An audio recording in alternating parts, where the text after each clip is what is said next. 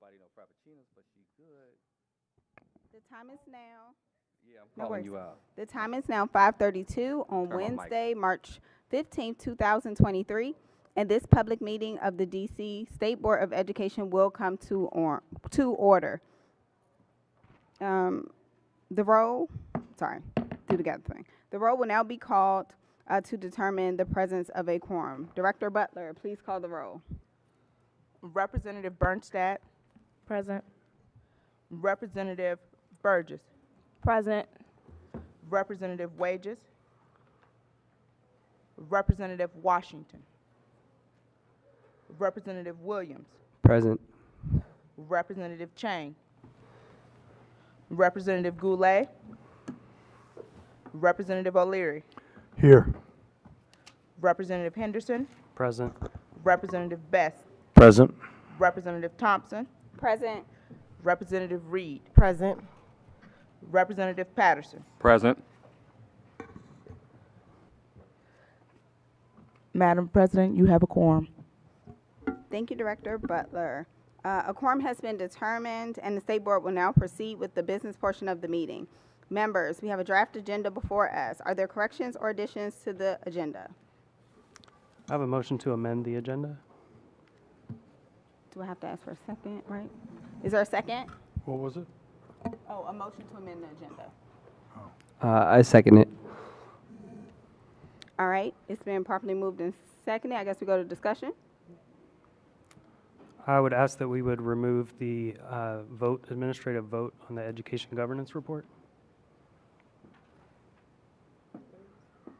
All right, is there discussion? Yes, so I'll just open it up. I'd say there's a lot more consensus than I think is being lost in the process right now. And I think with an additional working session to continue talking with board members, we can come back feeling better as a board on where we want to go and what we're standing behind with regards to the vote. Okay. Any additional discussion? All right, I'm going to close discussion. I'm going to call for the vote. I thought so. That's what I'm checking for. It has to be a roll call vote, so I'm going to go to Director Butler to do the roll.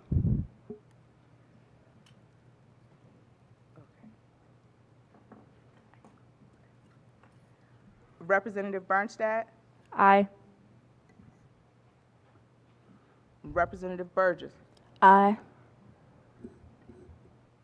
Representative Williams, Aye. Representative O'Leary,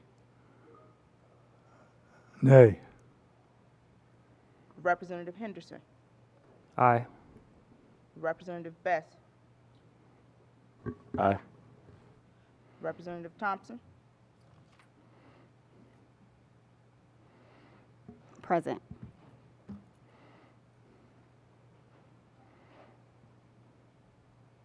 Representative Reed, Aye. Representative Patterson. Nay.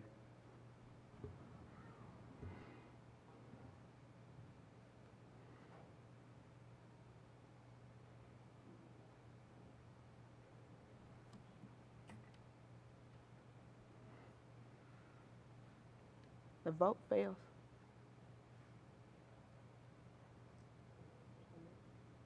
Yeah. You need- Could you provide the totals, please? Oh, okay. Representative Bernstadt, Aye. Representative Burgess, Aye. no Wages, no Washington. Representative Williams, Aye. no Chang, no Goulet. Representative O'Leary, Nay. Representative Henderson, Aye. Representative Best, Present.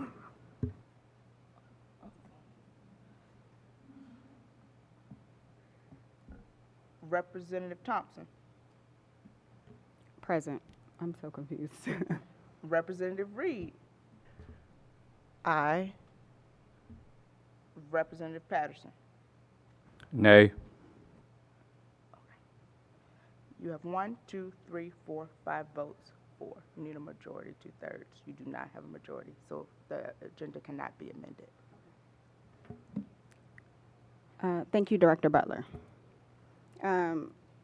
Seeing no other changes, I will entertain a motion to approve the agenda. So moved. Is there a second? Second.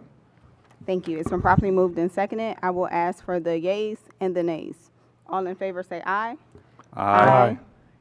Any opposed? Nay. Opposed? Nay. Any abstentions? Oh, we don't ask for abstentions, sorry. All right. The motion is approved. We now have the minutes of our March 1st working session.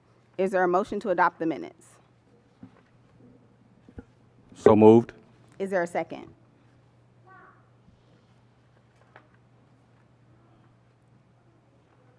Second. All right, being properly moved and seconded, is there a discussion on the March 1st working session minutes?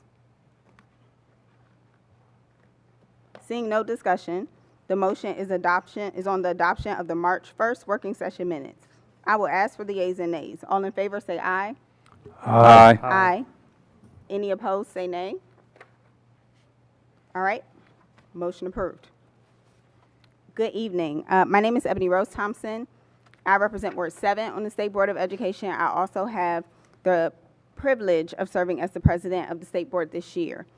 On behalf of the DC State Board of Education members, I want to welcome our guests and our viewing public to our public meeting. The State Board plans to continue this in-person posture for our public meetings. The board holds its regularly scheduled public meetings on the third Wednesday of the month at the Old Council Chambers at 441 4th Street Northwest. The meeting is being broadcast live via the District Knowledge Network. Before I get to a discussion of the items on this evening's agenda, I wanted to take some time to share a few updates and highlights from the past month. Since we last met, the State Board presented its FY 2022 performance oversight testimony to the DC Council.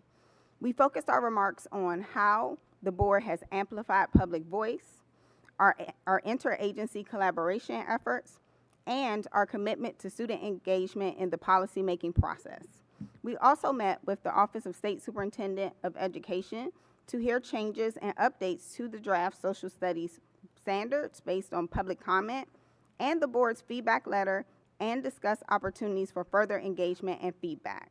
The State Board held a spring member retreat on March 4th, where we focused on team building, work prioritization, and helping members understand SBOE's full capacity.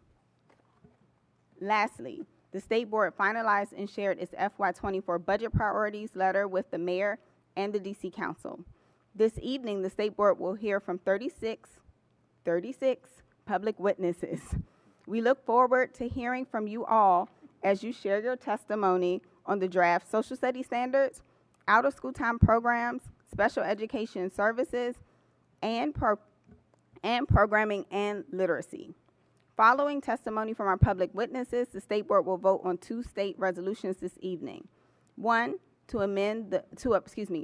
approve the menstrual health education amendments to the DC's health standards, and another second resolution appointing board members to committees. The next official meeting of the State Board is our working session on March 29th, 2023 at 5 p.m. I want to now turn to our State Superintendent, Dr. Christina Grant, at this time for any statement she has tonight. Thank you for being with us, Dr. Grant. Thank you for having me, President Thompson. Can you all hear me? Okay, good evening. It's good to be with you twice in one day. I'm pleased to be with you all and the members of the board to provide you with some timely updates on some of our shared priorities, including an important vote you all are going to take this evening on menstrual health, an update on our social studies standards, as well as timely updates on special education. This evening, the State Board will vote whether to approve an addendum to DC's health standards to include vital information on menstrual health for public school students in the district, regardless of gender. These proposed standards provide learning objectives, to ensure that students can learn and appropriately communicate about the menstrual cycle, as well as menstrual pain management, hygiene, disorders, and menopause. The standards will support the students' access to important health information and promote healthy behaviors. I watched the Rich conversation, and it is, Vice President O'Leary kind of like named it. It's such a long way away from even where I was when I was a young learner. And so I'm thrilled that we'll be leading the nation in this work, and making sure that all of our students understand this critical information. While I maintain unmitigated concerns about the legislature dictating what standards the district should adopt, getting today's vote will be an exemplar of what can occur when the district state education bodies come together to advance a shared objective on behalf of our students. Once the council passed the Expanding Student Access to Period Products Emergency Act of 2022, which required OSSI to establish menstrual health standards by March of 2023, our Division of Health and Wellness conducted a landscape analysis to determine what other states' menstrual health standards looked like, and were surprised to learn that there were no comparable standards to draw upon. Consequently, our health and wellness staff turned to outside experts, including professors from Columbia University and George Washington University. These conversations helped provide our staff with a baseline from which to build our draft menstrual health standards. In January, we presented these standards to the board, and you asked for additional time for reflection and public engagement before bringing the standards for a vote. Then the state board provided specific constructive feedback on the draft standards language. OSSI received this feedback as well as similar feedback collected through our public comment process and used it to improve the standards, making the standards measurable from within classroom settings, increasing the rigor in higher grade bands, and adding additional exacting language. I've been so pleased to see how our agency has used its internal expertise, its outside experts, public feedback, and the expertise of the state board to improve and revise our proposed standards. And this improved standards language will benefit the students of Washington, D.C. While you can overdo the revision process in this case, the iterative evolution of the standards language has been truly productive. The focus on menstrual health is an area where I have also undergone a personal evolution. I was a little girl sitting alone in the library because my parents didn't let me attend health class, and that might be true for some of you.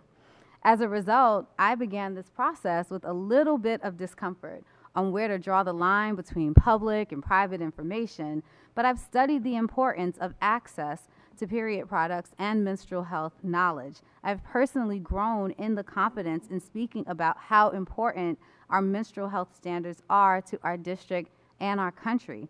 And with your approval this evening, DC will become the first jurisdiction in the nation with specific statewide menstrual health standards. And every child in the district will learn to grow their confidence and their comfort in speaking about menstrual health, just as I have done. And so I thank you all for the commitment to this work. Speaking of iterative improvements, let's now turn to social studies. As requested, OSSI released the revised draft standards for public comment on December 16th in time for the state board's public meeting on December 21st, 2022.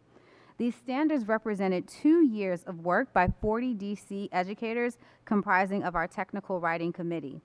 As we stated at the time, though the standards were not yet in finalized form, they represented a huge improvement over the status quo by centering historically marginalized voices, reducing the quantity of standards to a manageable number, increasing the rigor of the standards, and focusing on historical reasoning rather than rote memorization, a sentiment seconded by our expert reviewers and the many of the public comments we received. Nonetheless, we recognize that additional improvements would be necessary, which is why we were pleased to have such thoughtful public feedback. The state board's robust, specific, and insightful feedback was particularly valuable, and do want to thank the great work of your standards review. We outlined the changes that we're making in response to the public comment at your last working session, including adding a global strand to the Action Civics course, and a comprehensive reworking of the World History 2 standards. We appreciated the board's response to our transparent and collaborative approach, and OSSI commits to sustaining this collaborative approach as we continue to go through the standards revision process. The Technical Writing Committee and our outside expert reviewers are currently revising the standards in accordance with the principles we outlined for you, and we will present revised standards to the board again at the next working session in the next 2 weeks. Yet, as educators and education policy experts know, strong standards simply lay the foundation for the implementation work that actually builds the structures of knowledge that students will obtain. The implementation work, which we are committing $500,000 in recovery funding to support, kicks off in earnest at our upcoming March 28th LEA convening, where we will share OSSI's plans for developing supporting materials, identifying additional needed supports, providing sample implementation plans, and assist LEAs as they begin to map out the changes needed to implement new standards with fidelity. In the spirit of transparency, we have extended an invitation to board members to attend this convening. After the board has voted on the revised standards and the school year has concluded, OSSI will engage with DC social studies educators to align curricular resources, teaching practices, and model unit assessments to the revised standards. This is the most exciting part of this process for most teachers and for my team in the Division of Teaching and Learning, as we will get the opportunity to focus on materials that will be in front of our students and in classrooms. Recruiting educators and experts, developing supports, and creating professional development is a lengthy process that we cannot begin until we have a final set of standards. And I look forward to continuing the collaborative, iterative standards revision process for approval with you all this spring. Since the board will be hosting a special education panel this evening, I also wanted to provide you all with updates on some of the work that OSSI is doing to support students with disabilities in the District of Columbia. First, on transportation services for students qualified, a topic which I have been updating the board on for the past 2 times we have met, and which I extensively discussed at our recent performance oversight hearing before our council, I did want to share the progress that we have made and the challenges that lay ahead.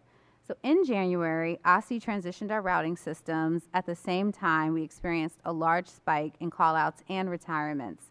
The confluence of these factors did result in significant service disruption, with an average of 12 down routes per day and many more significantly delayed.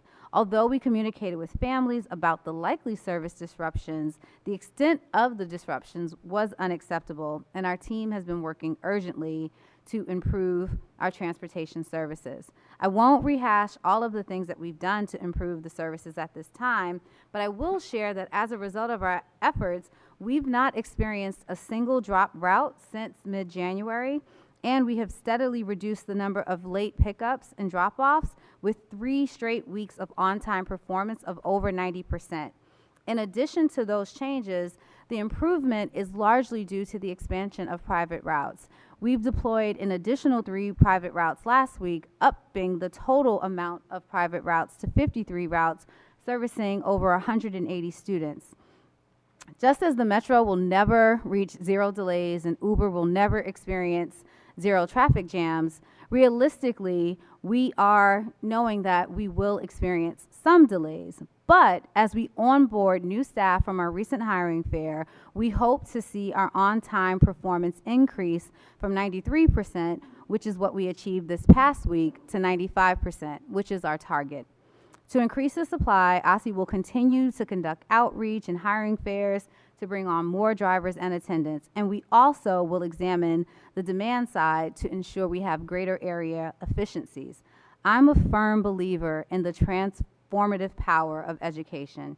It's why I do the work, and it's why I want to ensure that students are in school for every single minute of every single day, every day. Anytime a student is late to school because of our transportation services, I feel that deeply. And it's why I've worked really hard to improve our services and push really hard, especially when we are serving this most vulnerable population. Yet transportation is just one of the areas of OSSI's work in supporting students with disabilities. I wanted to take a quick second and update you on another area of work where OSSI is making significant improvements in our educational services for students with disabilities. Our revised IDEA monitoring framework, known as SEPR. Beginning next school year, the revised framework will provide families and LEAs with transparent data on special education programs at each LEA to inform educational support strategies and to inform parental choice. SEPR incorporates local priority areas for improvement, including early childhood special education measures, least restrictive environment components, and dispute resolution. We are excited to implement the new framework next year to drive data-informed improvement for students with disabilities. And I see Faith in the audience, and that's work you began, and so we're really excited to be at this point. These are but two of our many efforts to improve special education. We're also standing up special education micro-credentialing, dyslexia supports, related regulations, and more. In fact, I could talk with you all evening about ways that we are seeking to improve special education support in the district, but I know you have a panel waiting and votes to take, so I will conclude my remarks by first saying thank you for allowing us to speak this evening. I really am excited to have this trailblazing work occur this evening on menstrual health standards. I do hope that the vote goes well and it's approved. I look forward to the courageous work we're doing on creating social studies standards and the supports that could be a national model for centering historically marginalized voices and rigorous and historically accurate information. My team and I look forward to your panel on special education this evening. And again, thank you for allowing us to give you some updates. As always, thank you for joining us, Dr. Grant. We absolutely appreciate OSSI's continued partnership on so many policy issues of importance to our students in schools. And we are also very much looking forward to our panel and our public witnesses. So I'm going to give a moment to transition.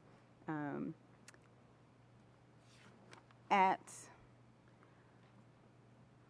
our November 2020 public meeting, the State Board hosted a panel on special education in the time of COVID-19. That was the title of the panel, where experts expressed concerns and challenges that special education students and their families faced during the pandemic, and later passed a resolution on supporting students with disabilities. As a follow-up, the State Board has invited an expert panel of 5 invited witnesses who will share their thoughts on special education and lessons learned during the pandemic and solutions to specific problems in special education. We are excited to hear from Africa Battle, special education teacher, Roosevelt High School; Maria Blauer, Director of Programs and Outreach, Advocates for Justice and Education; Julia Camarada, Executive Director, DC Special Education Cooperative; Jessica Gonzalez, Director, Inclusive DC, also known or formerly known as School Talk; LaJoy Johnson Law, a Ward 8 parent. I ask you all to approach the table now.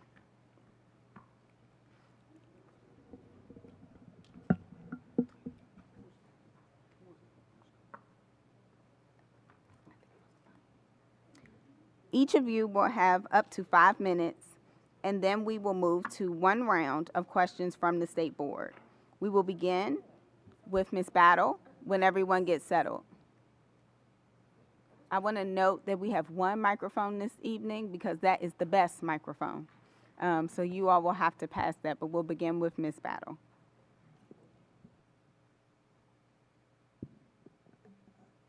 Good evening. So, good evening.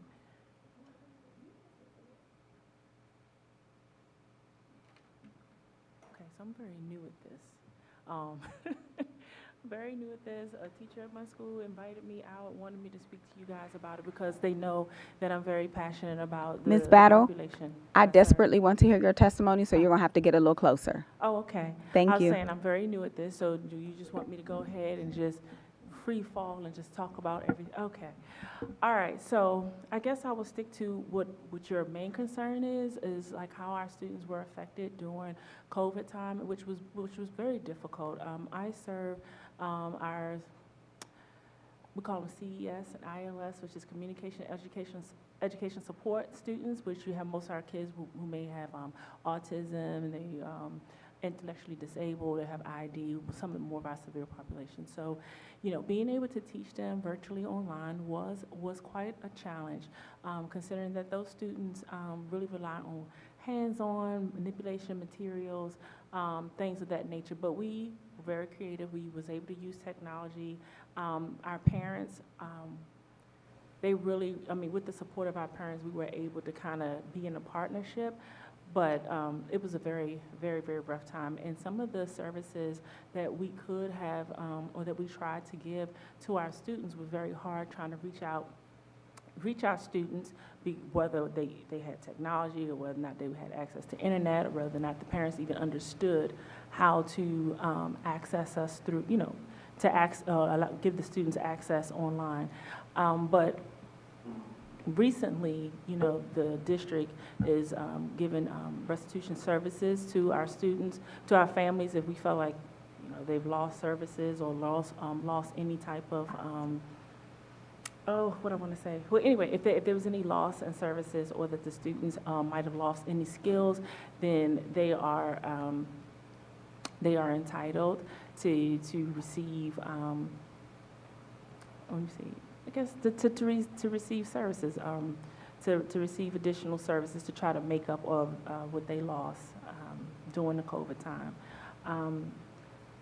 But my main issue that I have and that I see that is a struggle is how we are working with our students through transition and helping them transition out of high school, and making sure that they have programs in place for them to have valuable work. I mean, as we know, special education is a wide range, so we do have students who are able to go to college. We do have students who may be able to go get technical training, and then we have those students who may need to just go be on the job. But also the supports. Some of them may need a job coach. Some of them may need some pre-ETS services.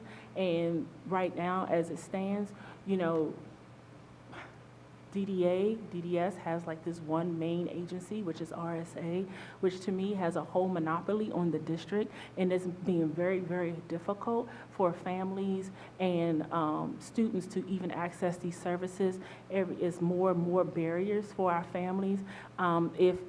If they cannot reach out to students or families in 3 tries, they drop them off the case. They close their case.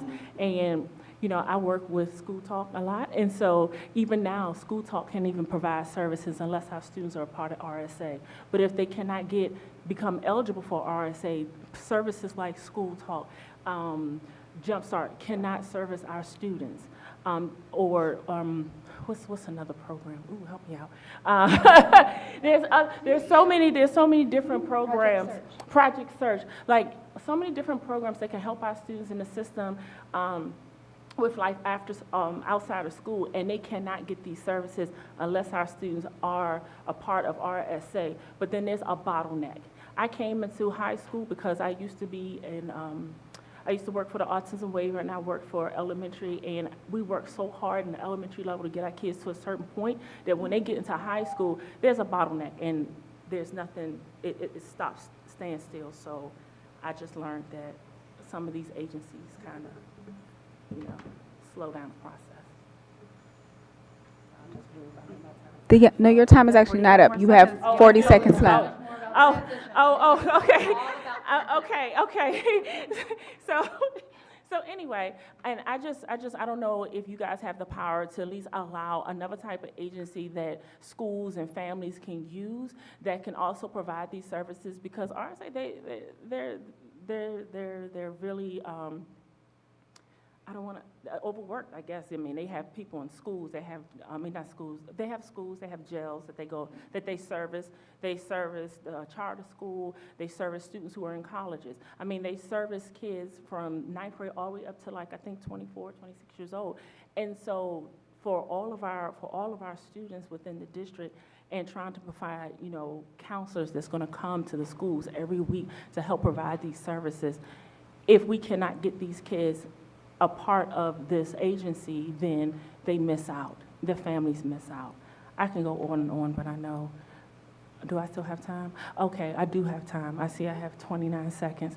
And another thing I want to just add is like one of the big barriers is that they require to have social security numbers, even for pre-ETS services, which only pre-ETS services may be like teaching a kid how to create, write a resume, to interviewing skills, just even little small job tasks. Our families, as they should, are very protective of the student social security numbers. They don't know where the stuff is going to, but if they don't provide that, then the kids they cannot get those services.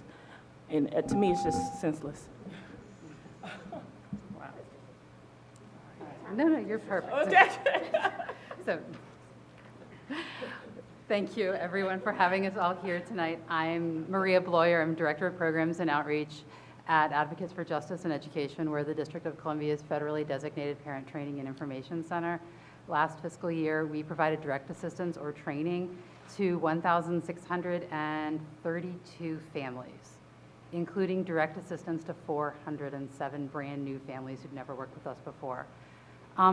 And one of the big things we talked about was exactly what Ms. Battle talked about. And I'm going to underline and highlight what she said, especially because transition is where the civil rights reality of IDEA becomes real, right? It's been an ongoing source of disappointment to me that OSSI has not elected to follow the example that other states have offered by offering extended eligibility to our students who missed so much. These are our most vulnerable kids who really struggled during COVID. Students like the ones Ms. Battle is teaching, and they're the ones where extended eligibility would have been hugely beneficial. I'm happy to talk to you more about that and send our previous testimony around it. But extending eligibility for IEP services till age 23 or 24 could make a huge difference for these kids. And the district has, or more specifically OSSI's, declined to do that. Again, everything she said about RSA and the bottleneck, very, very true. I want to acknowledge that RSA has improved tremendously over where it was 15 years ago, but they are single-handedly responsible for a great deal of my gray hair. And that is very real. Families exactly do. They get dropped if they don't answer the phone 3 times in a row, and they have to start the process all over again. So I really want you to hear what she said and hear the impact that it has on families, because it goes to the ability of IDEA to do what it is supposed to do, which is prepare our students for independent living, further education, and employment. I'm also going to talk tonight generally, in addition to highlighting everything Ms. Battle said, is talk a little bit about where I think OSSI and particularly you all can have an impact, and areas of need that I think are very, very real that the state board could address. You have, I hope by now, my testimony, which also includes some testimony and supporting documentation from my colleagues. I know it's something like 60 pages. It is okay to drop me an email if you've got questions about it, and I'm happy to meet with you. First, regarding just highlighting some things from OSSI, and I don't think this is a surprise, transportation remains a tremendous concern. I appreciate everything Dr. Grant said. However, I would remind you all that the problems did not start this calendar year. They started at the beginning of the school year.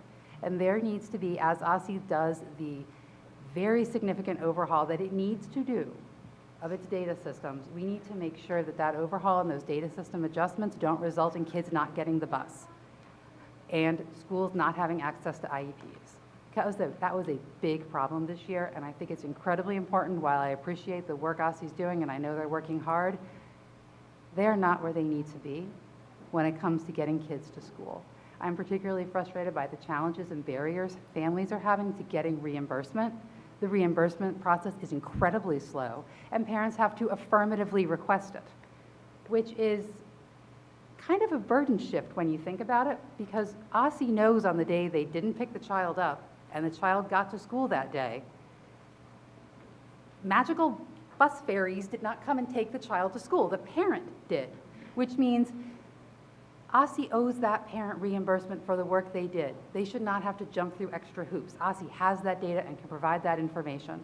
I also want to talk a little bit, and I would encourage you to push your colleagues at OSSI about this, about the fact that there are still no home and hospital regulations for our kids in the district. The council passed a law. OSSI was supposed to pass regs. They haven't done that. Again, I remain very concerned about the monitoring and oversight that OSSI's doing. I understand the feds have mandated a different system. I think that's great and important. However, I would encourage you to really talk to them about what differentiated monitoring looks like. How do they use negative hearing officer determinations? For example, did you know that there's no affirmative plan around if a hearing officer or OSSI itself, state complaint office, determines that one child in a classroom was denied FAPE because there wasn't a teacher? There's no affirmative plan to make sure that every other kid in that classroom who was also denied a teacher but their parent didn't have the resources or the knowledge to know to file a complaint. Why are we forgetting all the other kids in the classroom? Why are we only making sure the kid who has the money or the time or the resources to afford an attorney gets the compensatory education that they're entitled to? I also have some comments about the public charter school board's oversight around special education. I would just encourage you to look at the capacity in the charter sector and really listen to what Ms. Camerata has in that space. And I will leave the rest of my comments for your reading pleasure.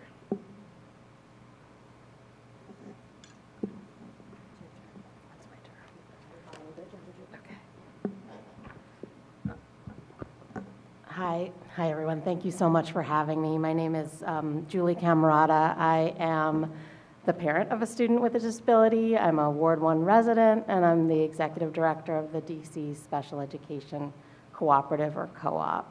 Our vision is that all students with disabilities in the district receive a rigorous, individualized, and inclusive education that prepares them for post-graduation success. And I just have to say hi to Ms. Battle. Like we've been the co-op has been talking to you as well about the needs, and I do have to say, as a former special education teacher and special ed director at a charter school, I think what's really challenging around secondary transition is people don't usually put it into IEPs, and so it doesn't happen.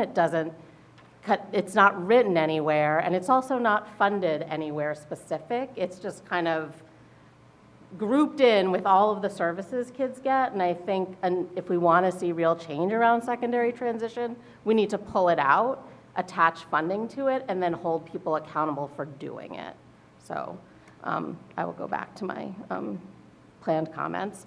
I do want to talk about our kids with disabilities in the city who we all know are languishing academically. Low rates of academic proficiency, chronic absenteeism, and low graduation rates point to a system that is failing students. To address this need, on February 10th, the co-op hosted a special education summit designed to build a deeper understanding of how to improve outcomes for students with disabilities. Leaders from 27 LEAs, Dr. Grant, Vice President O'Leary, parents, students, teachers were all there to discuss barriers and solutions, and committed to prioritizing students with disabilities in an intentional, strategic way.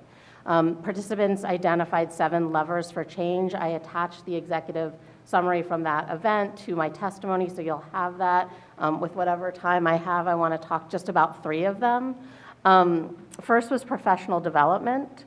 Participants agreed that every staff member, from school leader to teachers to instructional aides, should understand the needs of students with disabilities and be clear on the role that they must play. OSSI has done a really good job over the years of building a robust system of professional development that includes special education topics. We think it's now time to refine it. The co-op is recommending that OSSI conduct a thorough analysis of why its training has not resulted in better outcomes for students with disabilities. We at the co-op also do a fair amount of professional development for charters, and we're going to be reflecting on that same question as well and making shifts to our programming.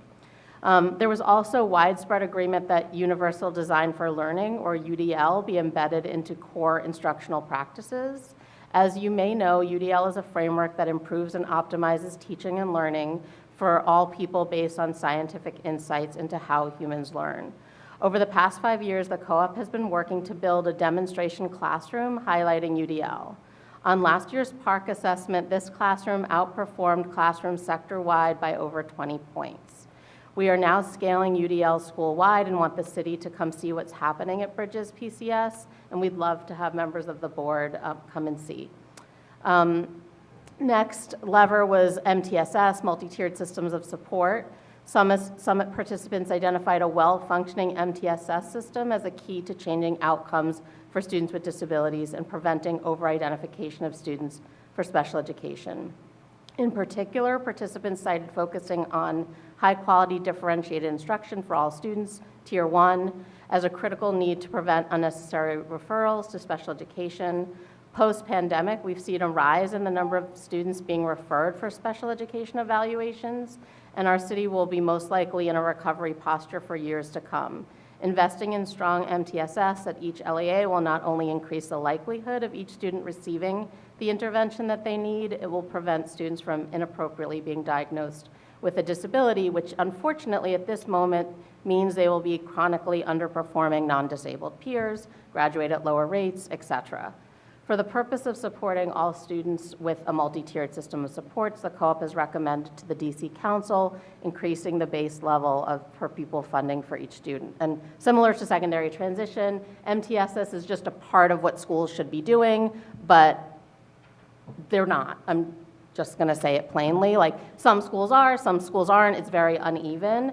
And so I think when things are funded and monitored, then we would tend to see better results with it. So if it's possible to do like formula funding for MTSS, that would be great. The rest was data literacy and quality, and I'll leave that for you to read. Thank you, I'm Ms. happy to answer any Camarata. questions.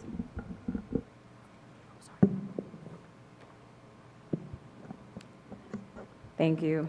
I would like to begin by thanking the board for allowing me to give my testimony. My name is Jess Gonzalez, and I served DC Youth for the past 10 years as a bilingual special education teacher, special education coordinator, and a school leader. As an Afro-Latina who grew up in Brooklyn, New York, I know many of the struggles our students are facing firsthand. My testimony is their testimony. I'm also the sibling to someone with special needs. I have been an advocate and a translator to her my entire life. The experience that I have early in my life have guided the way that I taught in public and public charter schools here in the district. Leading with compassion, empathy, and understanding, my work with School Talk is a culmination of my many experiences. School Talk is a DC nonprofit that collaboratively tackles complex challenges and creates practical solutions for helping all youth, including those with disabilities, to achieve success. We work with youth and family to provide inclusive education and restorative justice programming. We see many of the challenges students with disabilities face each day. Data tells stories. I once had a student who is an example of how a student-centered system can lead to favorable outcomes for students. My student came to me as a 7th grader who was at a beginner reading level and had documented behavioral issues. Creating an environment that nurtured his social-emotional needs first led to his own self-reflection and desire to improve his reading skills. I took the time to understand him, create a bond, and build trust. He was not just a number. He was a person who, like many of us, just needed a little help to see his potential. Over time, my student was proud of his personal growth. I helped foster an environment that nurtured his talents, feelings, and confidence. He saw his progress as an investment in his future. He was eager to come to school, and when the bus did not show up, he would call me first and inquire about the bus, location, or if someone, a staff member, could come pick him up. Progress can be made when paradigm shifts occur not only in staff members but students. As a result, I advocated for arranging private shared ride services to ensure our students who required transportation to and from school had one less barrier to overcome just to access their free and appropriate education. Special education staffing needs. All special education services delivery during the 2021-22 school year was affected by staffing shortages and continuous turnover. These shortages caused students with disabilities to receive services in larger group settings than outlined in their individualized education plans, IEPs. Increased mid-year staff turnovers rates disrupted staff-student relationships, impacting the capacity to support students' academic and social-emotional needs, and the ability to provide work-based learning opportunities. Current data illustrates that students with disabilities are struggling both academically and socially, have chronic absenteeism, and low graduation rates. Increasing the capacity to provide safe transportation for students. Many students with disabilities receive services outside of their neighborhood schools. Many students with disabilities cannot access the metro system independently. Students who can ride public transit often use routes impacted by neighborhood violence. This increased need for safe transit to special education services creates a strain on our current special education transportation system, leading to longer routes, waiting lists for transit options, and running out of youth transportation funds. The need to prioritize and limit the school bus usage and imposing upon public paratransit system to fill in for the gaps the education transportation system cannot meet. Secondary transition. Historically, students with disabilities have experienced more systemic barriers to positive post-secondary outcomes than their non-disabled peers. Federal laws and DC law mandates that students with disabilities have transition plans and services. The pandemic limited and continues to limit the availability of these necessary services that bridge the gap between high school and adult life. Moving down, improved relationships between the labor market and school communities. DC labor market currently comprises a majority of non-DC residents with bachelor's degrees or higher. Our students compete for entry-level positions with out-of-district individuals who have had access to opportunities that padded their resume and negated the need to network or build prior relationships with potential employers.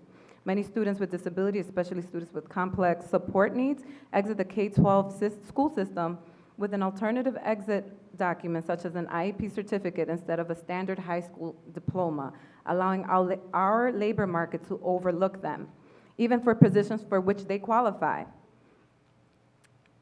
In conclusion, some solutions that make the community can partake in include identifying appropriate channels to elevate student voices. Thank you, Ms. Work with Gonzalez. community agencies to ensure transportation needs Thank you, Ms. are met. Gonzalez. Thank you so much.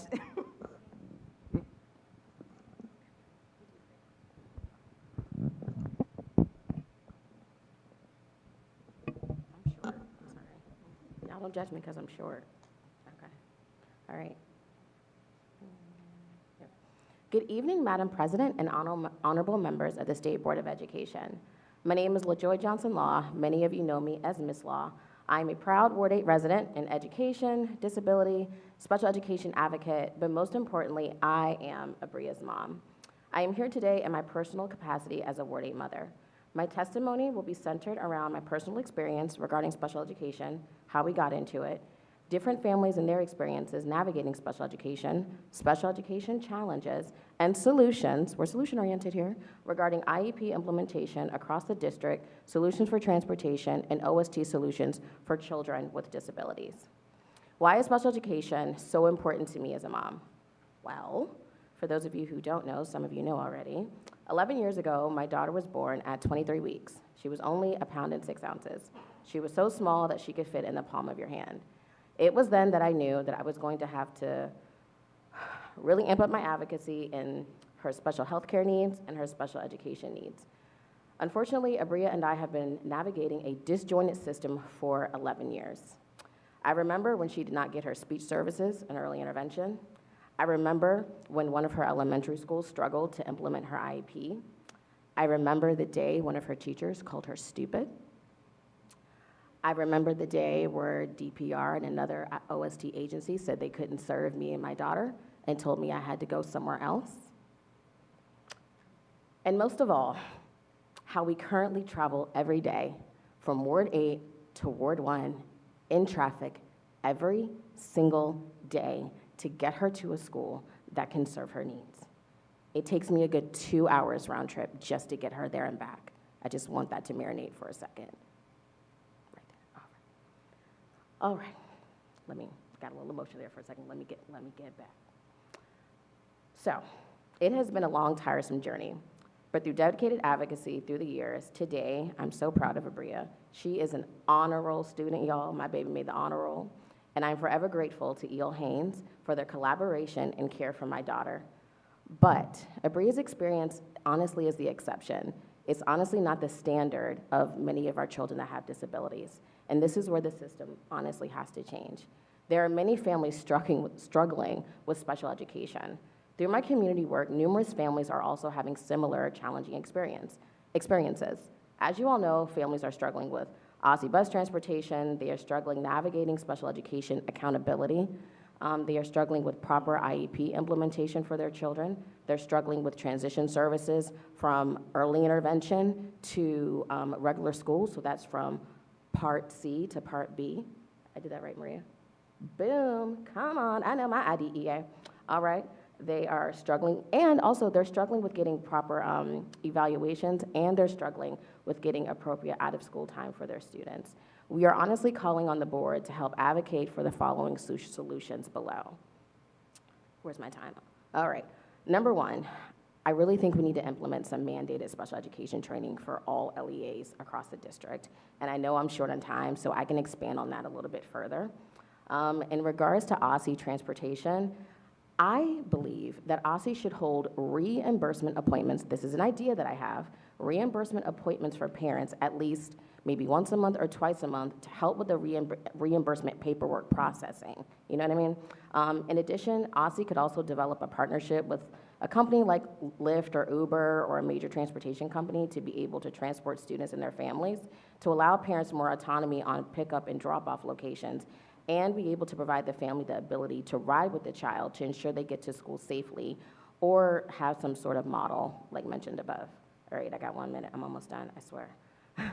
In regards to OST for children with disabilities, the DC Council currently has an OST amendment legislation that's under council review right now that was introduced by Councilmember Henderson. This is a good start, but, keyword on but, we really need more inclusion to out-of-school time programs for our kids with disabilities. And the legislation and programming are gonna have to be strengthened across DPR, CBOs, school before and after care, and summer programs, and honestly just all OST programs across the district to ensure accessibility. Supports for teachers. I know there's something right now that the council is working on to be able to provide raises for all teachers, but real talk, we really need to talk about increased wages for our special education teachers. I'm at 10 seconds, so I can talk about cross-sector accountability later, and thank you so much for your time. I'm gonna end at 3 seconds. Ms. Bernice is not gonna call on me.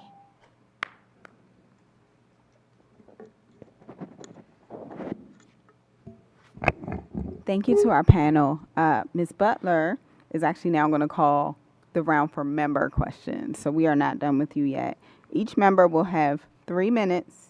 A reminder to members that the 3 minutes includes both the time to ask the questions and the panelist response. As much as I would like to give more minutes, we've done the math for all the panelists, and if we give everybody 3 minutes, like including the public ones, we will not leave here till close to midnight. So sorry for the hard today, but 3 minutes is a disclaimer. Director Butler.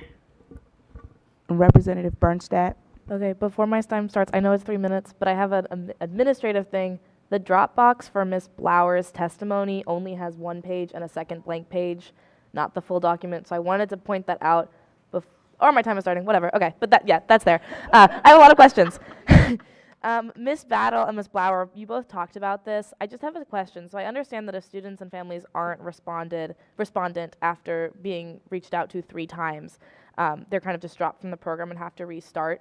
What kind of outreach is done there? Is it just phone calls? Is it door knocking? So to my knowledge, it's a phone call and maybe an email. And so sometimes, you know, phone numbers are transient. Sometimes, even if they were to mail them, I'm not sure if they do mail them, but addresses are sometimes transient because as a teacher, sometimes I even have a hard time being able to reach out, and we have to go walk in the neighborhood and try to do home visits. So that's as much as I have there. I know you have a lot of time. Okay, great. That was, perfect. Thank you. I just wasn't sure where that is. Ms. Blower, you talked about like how we have a lack of home and hospital instruction regulations. I know earlier this year, I don't know, maybe, or last year, I guess, was maybe October, OSSI passed an attendance thing that talked about like regulations for students doing distance learning. Where do you think that work on attendance helped to resolve some of the things, and where do you think we need more specific and targeted regulations? So, 2 points. I think that the attendance work has been helpful.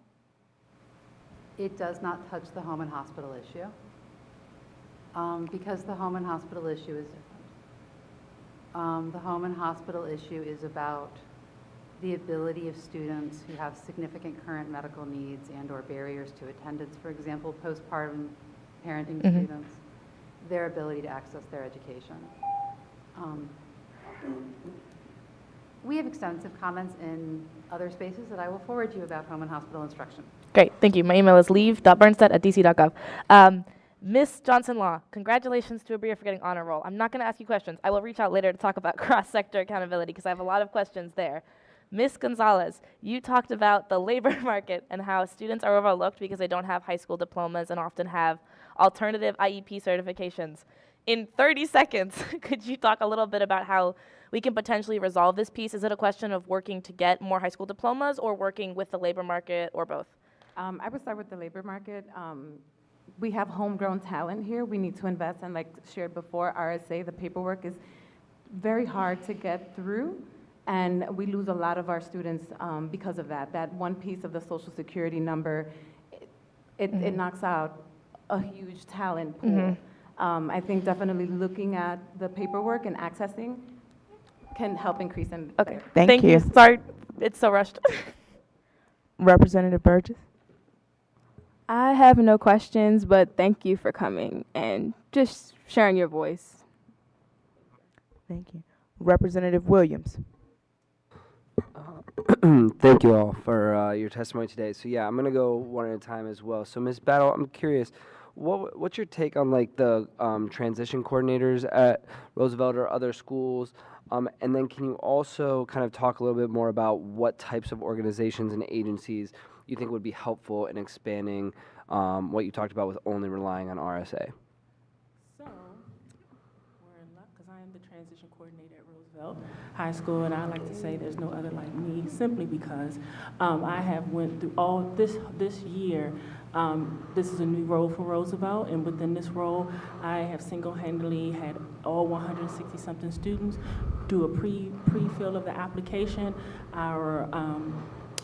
Our workforce coordinator at central office, in conjunction with him, he reaches out to the parents to make sure we can get these applications in.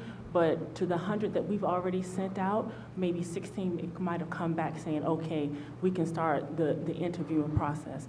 I also do the pre-ETS services for all my students, for all of our students by grade level, because RSA has only been, like, to my school maybe 4 times. So those services have not been, and I actually implement these transition services myself. I've been taking my students to 6 college tours, like the whole gamut. I've tried to do that at Roosevelt. I don't know what other schools are doing. Right. I'm told that I've been teamed too much, Yeah. and they haven't seen it being done the way that we're doing it at Roosevelt High School. That's helpful to know just the capacity challenges. And then I want to follow up with you more, but I only have a minute and 20 seconds. So, Ms. Blower, you had mentioned why, in your view, hasn't OSSI extended the eligibility for IEP services? I can share OSSI's statement to us, Yep. which was that it wouldn't be fair to extend eligibility to one class of students and not another. I can forward you the response we got. I don't want to misstate OSSI's position on that. So I will happily forward you the email on that. But can I highlight something that Ms. Battle said? Very quickly, I have one more question for Ms. Johnson. Ms. Johnson-Law. I mean, 167 is an awful lot of students for one transition coordinator. Yeah. I should point out that there's a data system issue with this phone number thing.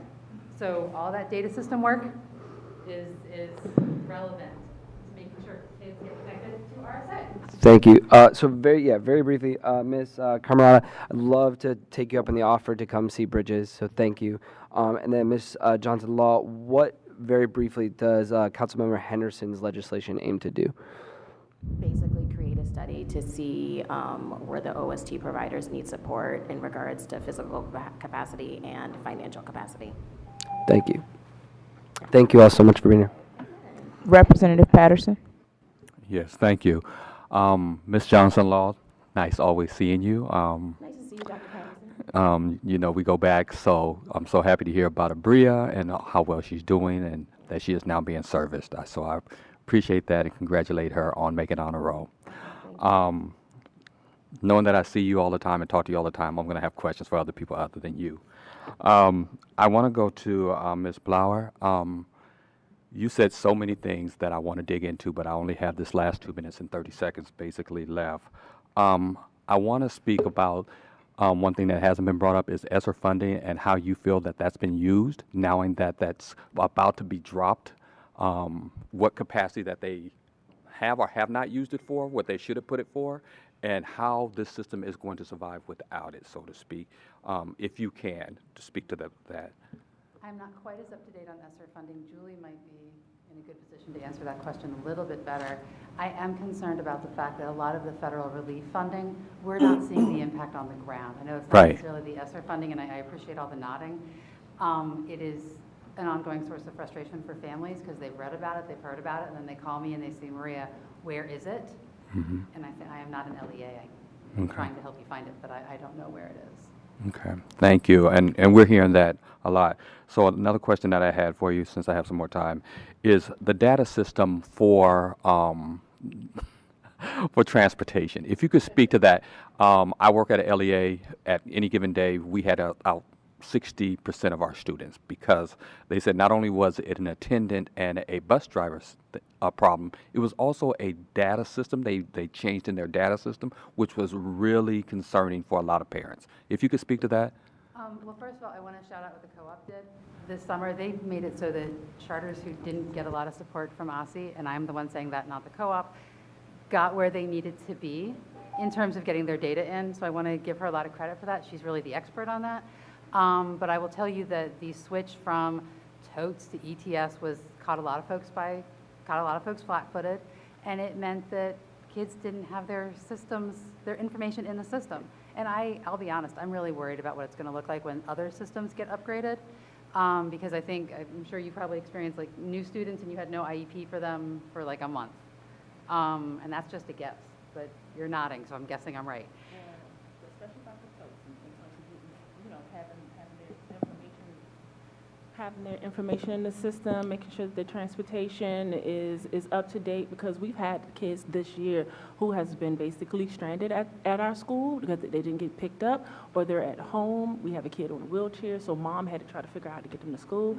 And our students have missed out on Special Olympics and the playoffs because the transportation did not pick them up. Yeah, so I mean, data systems are incredibly important, and I would point you to the auditor's report that I know you've already read. But, you know, spreadsheets matter. Thank you so much. Representative Best. Thank you all for your time. As a former special education coordinator, actually I remember working with Julie before. I think it was in my TOL days. As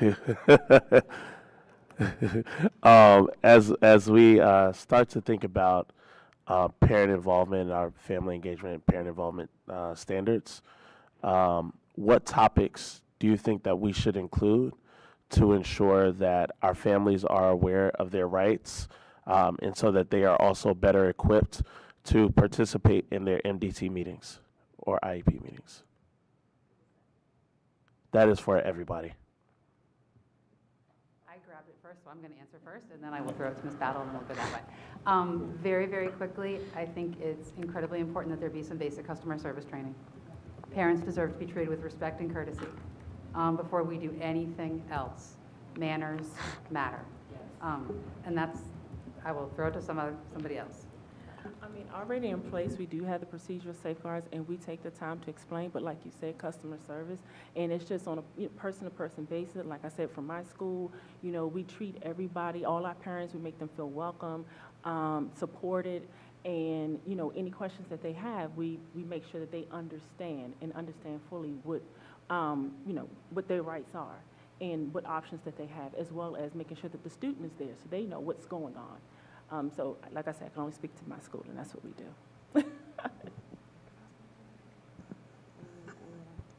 Thank you, Mr. Best. And also, too, just quick, look how crowded y'all meeting is. It's because this is about special education. So I just want to point that out, that this is a really big issue. In regards to the parent engagement standards, I think this is a time for the board to really partner with the PTI, so the Parent Training Information Center. You all could partner with them monthly to help have like a Know Your Rights session. You know what I mean? Because there are already, in the IEP, there's a section in there where parents can actually, under a related service, where parents can actually get training on certain different things. But a lot of parents may not know that information because it's not widely shared. We have information sharing problems. So maybe in the standards to create better collaboration with those who are already doing the work, like AJE, who's already the Parent Training Information Center. So that's my advice. Hello, Mr. Besson, thank you. I would also add language barriers, being mindful of that, providing the information in the language, but also people that they can interact, parents can interact with. We have to be aware that some of our families may not have the literacy skill to even access or understand these complex terms that are thrown around in special education and all these acronyms. So definitely from experience, like the relationships I created with my families was based on, because I was able to speak to them in the language that they understood. So just being mindful of that. Thank you. Representative Reed. Good evening. Mr. Johnson Law, I'm glad you started with solutions because I was sitting here sad. Like, you were here 2 years ago. I believe Ms. Bloor was here 2 years ago too. Julie, I'm not sure if you testified. No, okay, I know Sharoma Rue was here. And I'm curious of what progress has been made. Yeah, Julie, I see your face.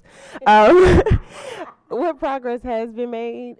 Because it just doesn't feel like it. I also thank you, Ms. Johnson, for plugging. AJE is DC's Parent Engagement Center, OSEP funded by federal dollars. I also have to plug, though the majority of their funding, I believe, is also philanthropic. It's not just OSEP money, meaning you all also get like donations to kind of, you don't, minimal donations. Okay, so it's mostly OSEP funded, but they pull the bulk of the work in regards to parent engagement in the sense of, I love your suggestion about pairing with AJE because there are a lot of stories from parents that reside there because AJE is federally funded to do the work. I also get the local political will behind special education because you have states like Michigan who are doing transition through 25 yes.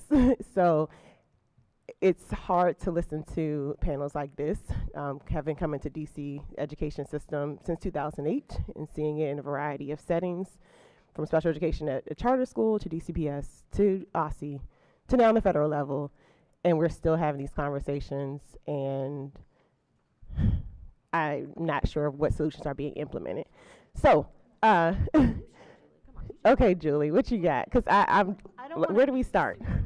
Okay. Like as a system, right, we're not seeing it, right? Okay. On the common metrics that we all look at, our kids are floundering when it comes to park. They should be doing a lot better.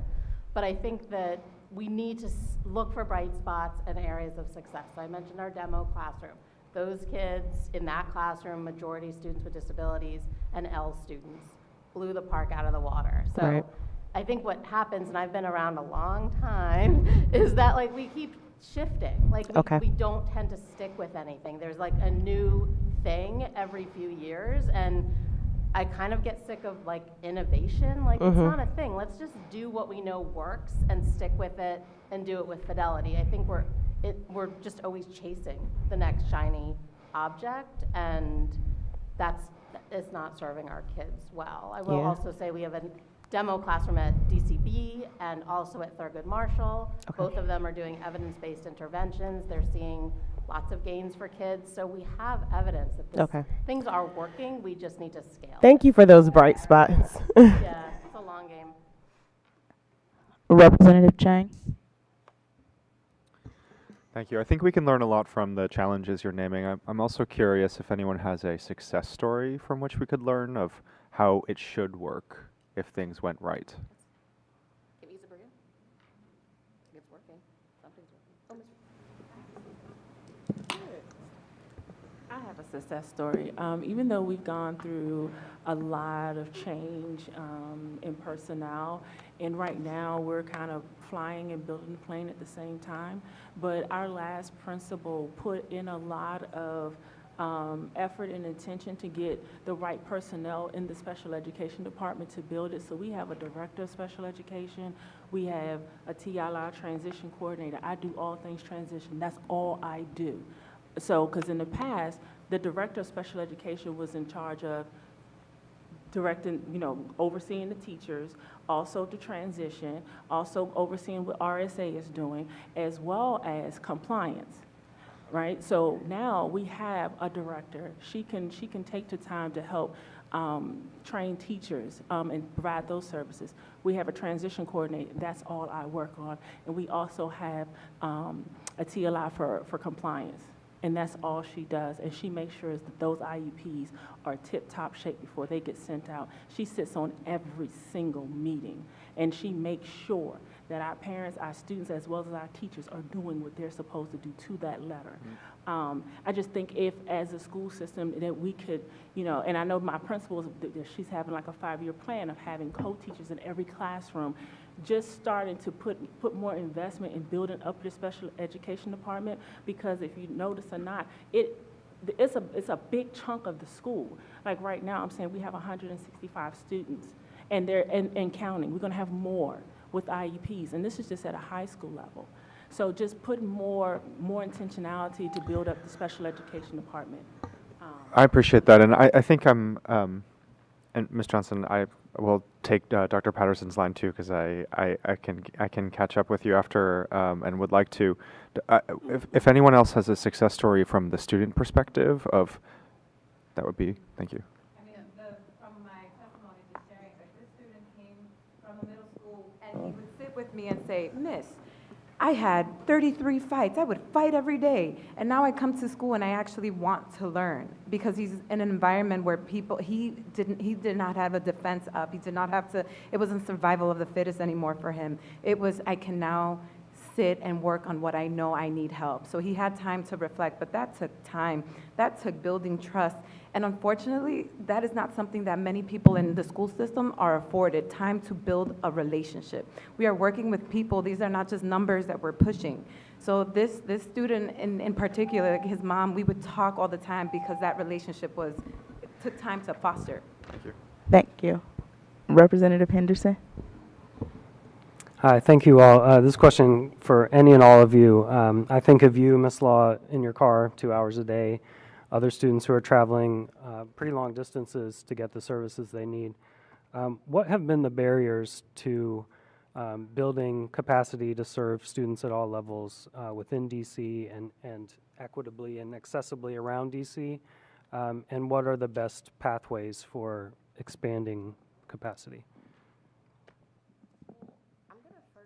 Start out with, I don't know if y'all know, but DCPS in particular changed its feeder pattern for self-contained classrooms, and I see Dr. Reed, and it was not clear as to parents what that was going to look like. So Abria just got to middle school, so when I was trying to figure out where she needed to go, I went to her neighborhood school, great school, loved the principal. She wasn't able to go there. They took the program that the special education program that she needed wasn't there. And then on top of it, they're underfunded.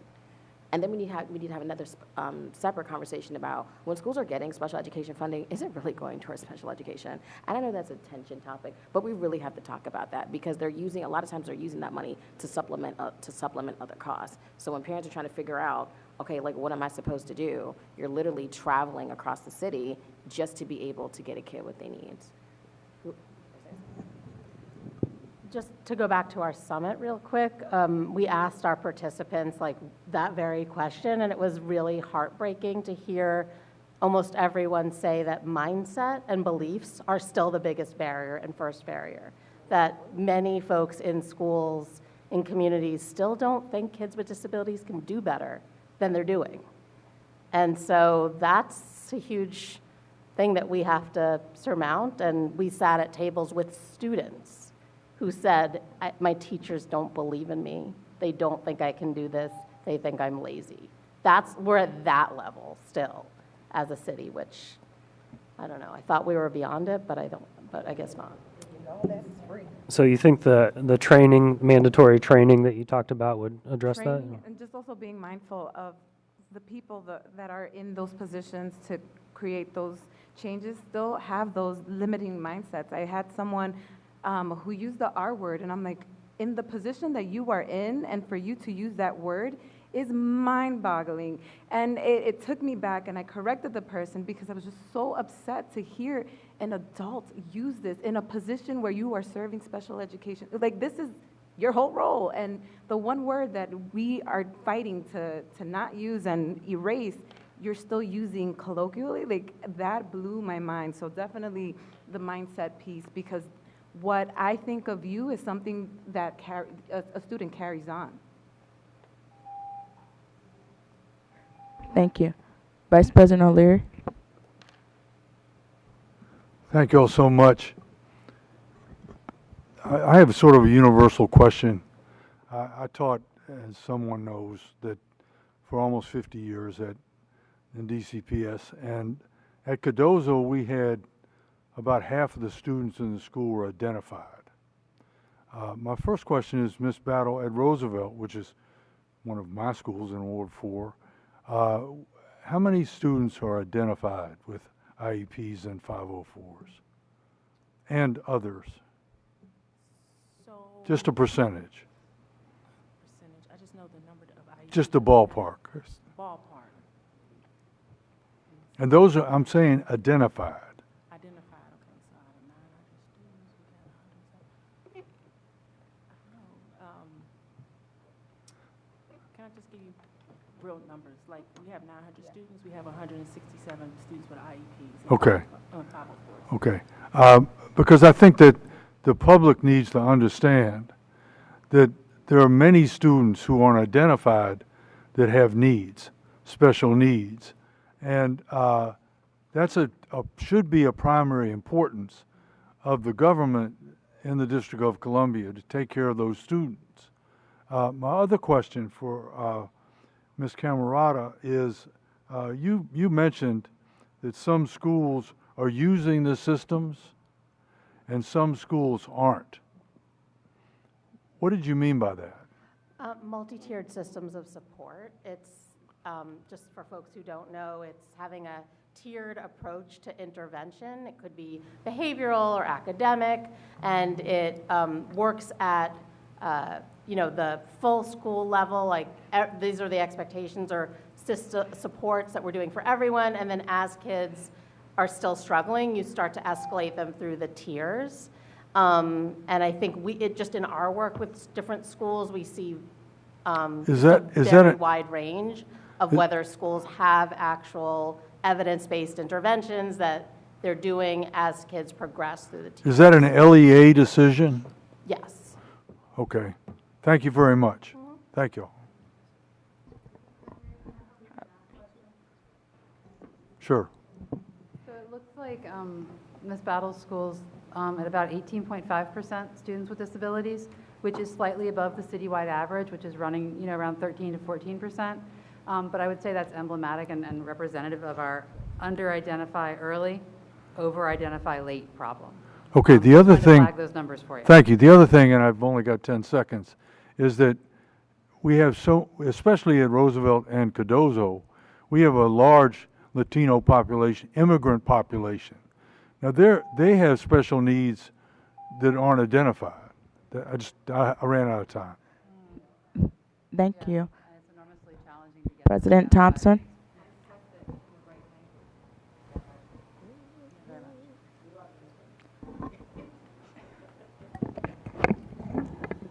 All right. I want to thank the panel for all the things that you are brought today. I also really appreciate the members' questions so far. I want to drill down a little bit more on understanding transition because I'm about to give it to you. So what I heard, I think it was either Ms. Gonzalez or Ms. Camerata talk about was that the transition services are not specifically called out in IEPs. Talk to me about like what that, if you could reorganize it, what it should look like or could look like and why like that's important. So there are goals for secondary transition in the IEP, but when you have to go and calculate the number of hours, which is how we work funding in the district, you don't put secondary transition on a line item. So it would be specialized instruction, but I think often schools aren't accounting for the time that it's going to take someone like Miss Battle, like this child is going to need 4 hours a week of secondary transition instruction. So that doesn't then calculate into the hours, and then that school doesn't get funded for that position. I would argue that it really needs to be pulled out entirely so that we can make sure that there's maybe like a flat or base level funding that goes to every secondary transition aged child, and then the school would have a pot of money to actually hire someone, because many schools don't have transition coordinators. So, and that's a huge problem. No, that's really helpful, because I suspected that it was going to mean more hours. As you do, okay. So that I didn't want to make that assumption. And then I also heard your testimony, Ms. Battle, about all the work that you do being team too much. And I would assume if it's not called out and the funding isn't attached, then of course someone can say it's too much because it's not explicit. I have a River Terrace Education Campus in Ward 7, and I know that a lot of those students don't just they also have developmental, physical disabilities, and actually none of them, I've been to their promotion ceremony, leave that school with diplomas. And so I would love to connect with you all around what that looks like. I suspect there are some things they're doing that are really good, but I also want to understand what great looks like. So thank you all.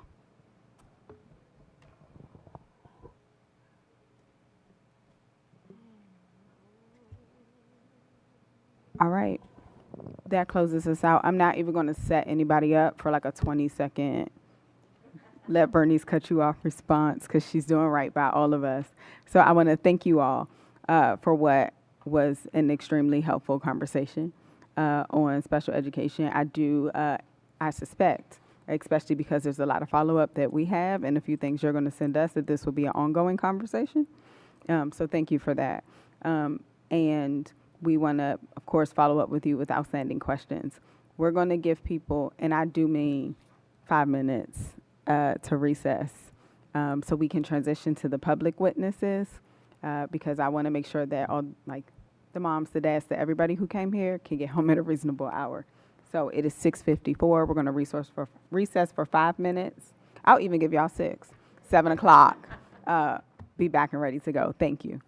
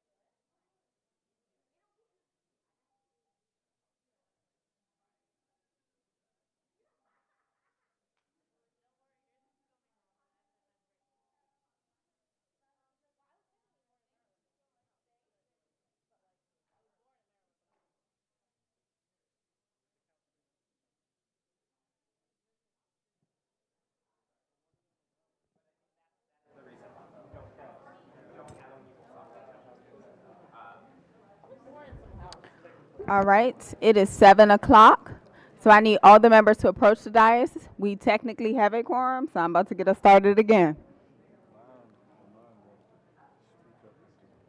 Okay. All right.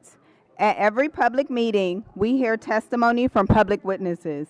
Your comments become part of our official record. If you would like to speak at a future public meeting, please sign up on our website at sboe.dc.gov or contact our staff by email at sboe,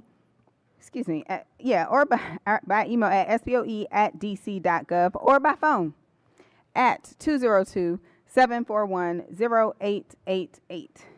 We have 36 individuals present to share public testimony. We will hear from those in attendance in panels of 6. Each witness will have up to 3 minutes to provide comments. Please note that you must use the microphone at the table. We have put our best microphone at the table so we can hear you. It will remain on the entire time. The timer light on the table will be green for the first 2 minutes of testimony, yellow for the last 30 seconds of testimony. Yellow for the last 2.5 minutes of testimony, Yellow for the last 30 seconds, and red after 3 minutes have lapsed.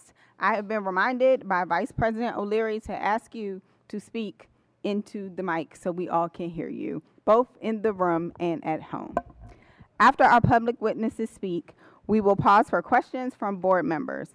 Members will have 3 minutes for questions for our public witnesses, and those 3 minutes do include question or comment and any answers. Ms. Butler will call the public witnesses to the table and the question rounds. She will also assist with timing to ensure our witnesses and board members stay within their allotted time. Please make that easy for her. Ms. Butler, you may begin by asking public witnesses to come forward to the table in, again, panels of 6. So good evening, everyone. I'm going to call the panel, the witnesses in order. If they are not here, I will go to the next person on the list. Tarek Masserani,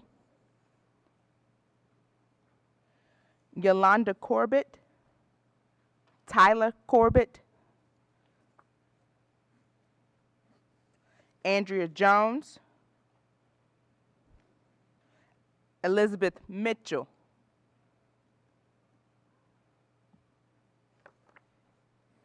Dina Tomic,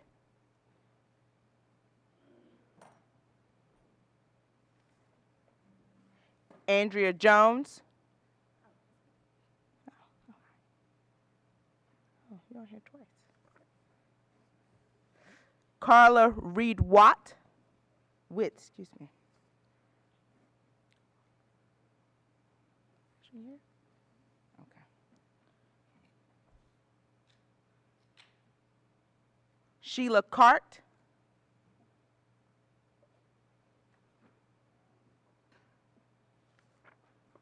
Lachelle Campbell,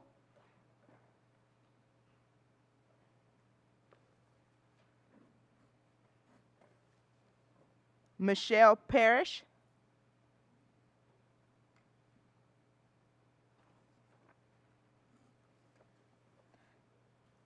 Lindsay Jones Renaud,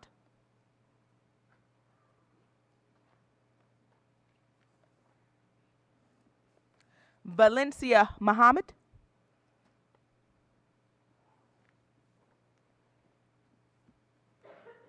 Renee Davis,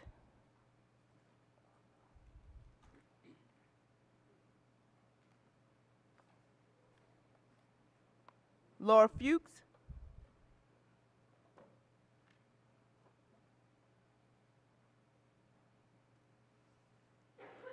we have our first panel of 6, and we will start with Tyler Corbett on the end.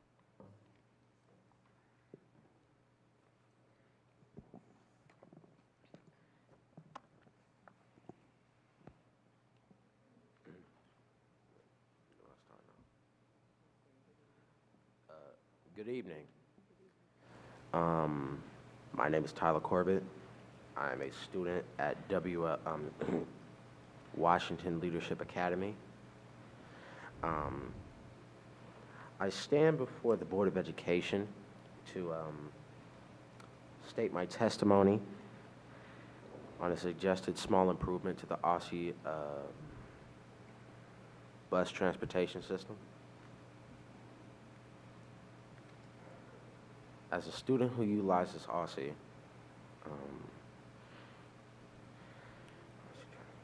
I wanted to take this moment to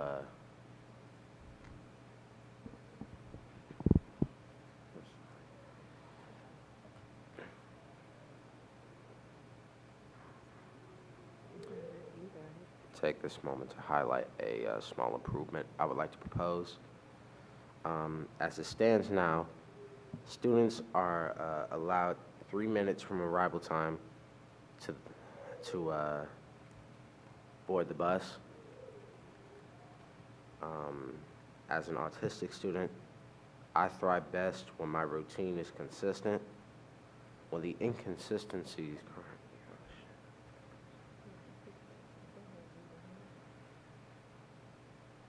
currently happening with the pickup and drop-off times, I believe that the time may need an additional 2 minutes.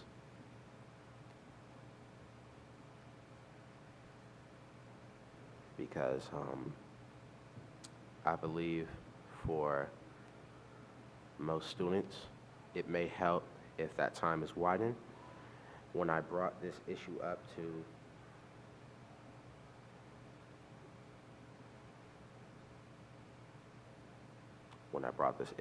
Aussie, my family was told that I needed to stand outside to be sure that I was not registered as a no-show. The area that I live in, the conditions are not great. So I believe that it will be a major help to most students and most students with special needs to have that little bit of extra time to get up and go, get on the bus, and be able to arrive on time, because I believe missing the school day will put a lot of people's schedules off kilter and may lead to inaccurate displays of academic success.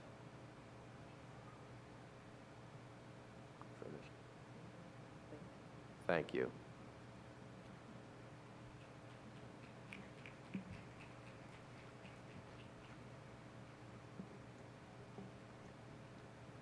Oh, yes, we can just keep going down the road. Okay, I didn't know.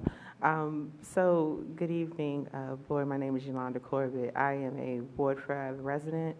I also am a parent organizer for Advocates for Justice in Education, and I have a slew of other titles that I won't bore you with.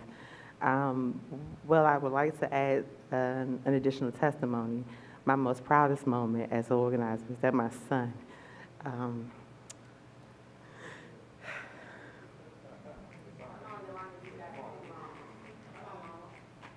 okay. My son is here to share his own testimony. Most times I'm charged with carrying his story with me and other people. So I'm just here to support him in charging you guys, to champion with him in this small request. We know that it doesn't lie specifically with you, but we understand that your charge is to be the voice of us in these spaces where these decisions are made. So I thank you for your time and hearing him out. And I'm open to any questions to further what he brought to the table today.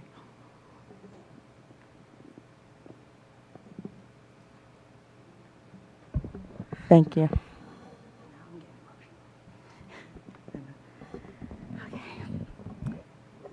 Thank you to the board for allowing me to give testimony this evening.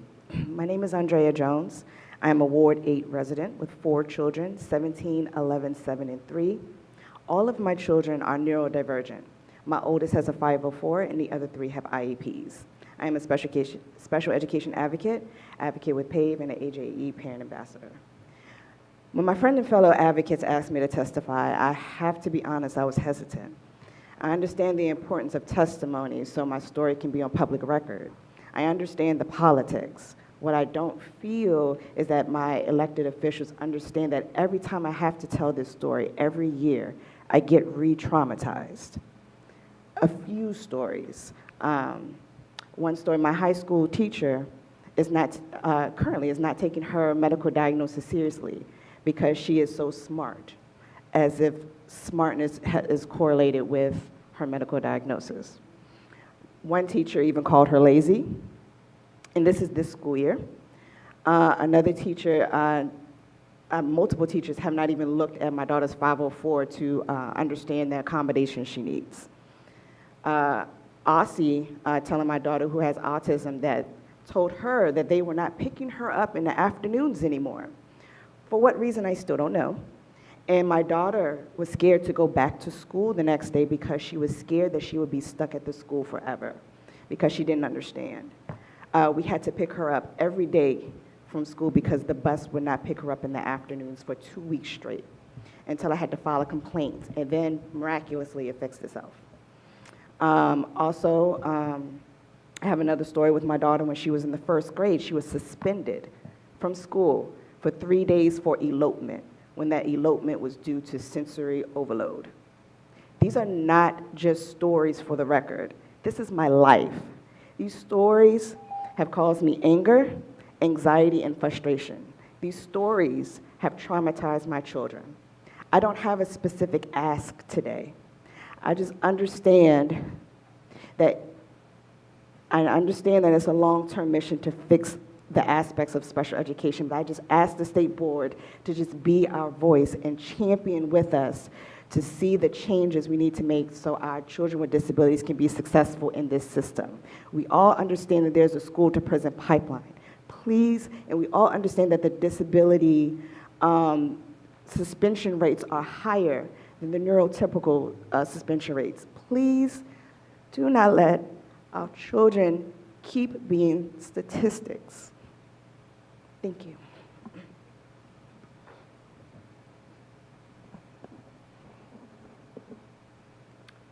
Hello, my name is Carla Reed-Witt. I'm a parent of children with disabilities. I'm testifying today to ask the State Board to tackle another issue on top of the many that you already do. I would like you to look into the impact of the charter school law and mayoral control on special education.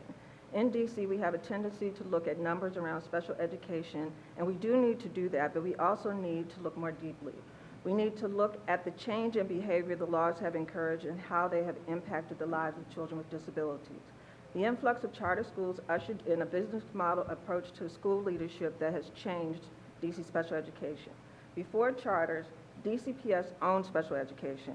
Now everyone owns special education, which means no one owns special education. Before schools began competing against each other for the business of educating children, DCPS tried to garner expertise in the service of children with disabilities. That had lots of problems, and there were lots of high-profile failures, but they tried.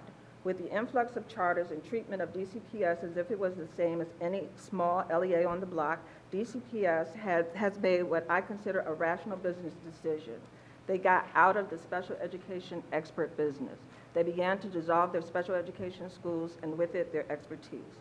Then, with the burden of standardized testing, score comparison, the creation of impact, and federal accountability requirements, it became economically feasible for DCPS and charter schools to work in a myriad of formal and informal ways to reduce the number of challenging students in their schools. This behavior is on top of the impact that these laws have had on parent behavior and their commitment to schools. A striking result of this behavioral response to our laws and accountability systems is that we now have schools where over 20% of students have IEPs. What does that mean? It means that these schools are not general education schools.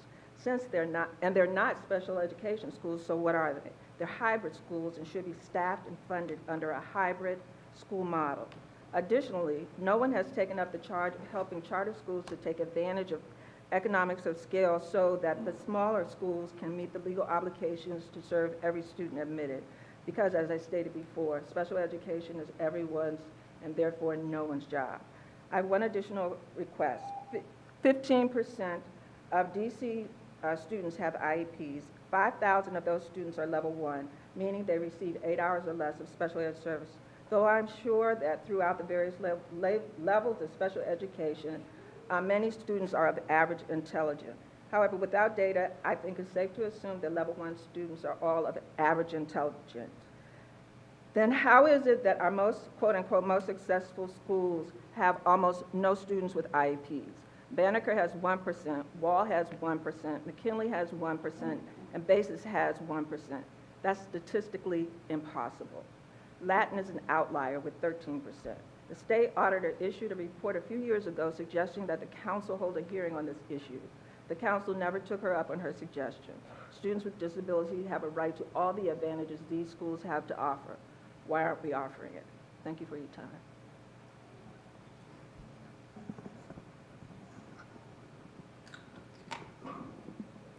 All right, hello, I'm Laura Fuchs. I'm a teacher at H.D. Woodson High School. I was going to testify at social studies standards, but I'll save it for next month.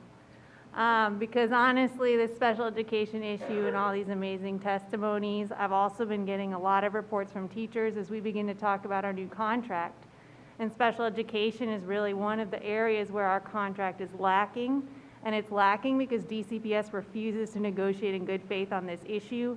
In fact, by all arguments from our president on down, they've been trying to make it significantly more difficult for teachers to provide services to students. And so we've kept the language the same, which includes offensive language in the contract, which of course we want addressed, but we can address because if DCPS gets to touch it, they're going to explode our special education to make it worse than it even is. Some of the things that we're looking for as educators is actual cap sizes on our classes that comply with the federal law. Oddly enough, DCPS isn't interested in that, and in fact wants to further blow them up. Interesting. I don't see how teachers can support students when they have to case manage and teach 3 classes a day. I have one job. I teach 3 classes a day as a general educator. I don't have all this extra work. I get the same planning as a special educator. We've been trying to advocate that if someone does case manage, they should have additional time to actually case manage.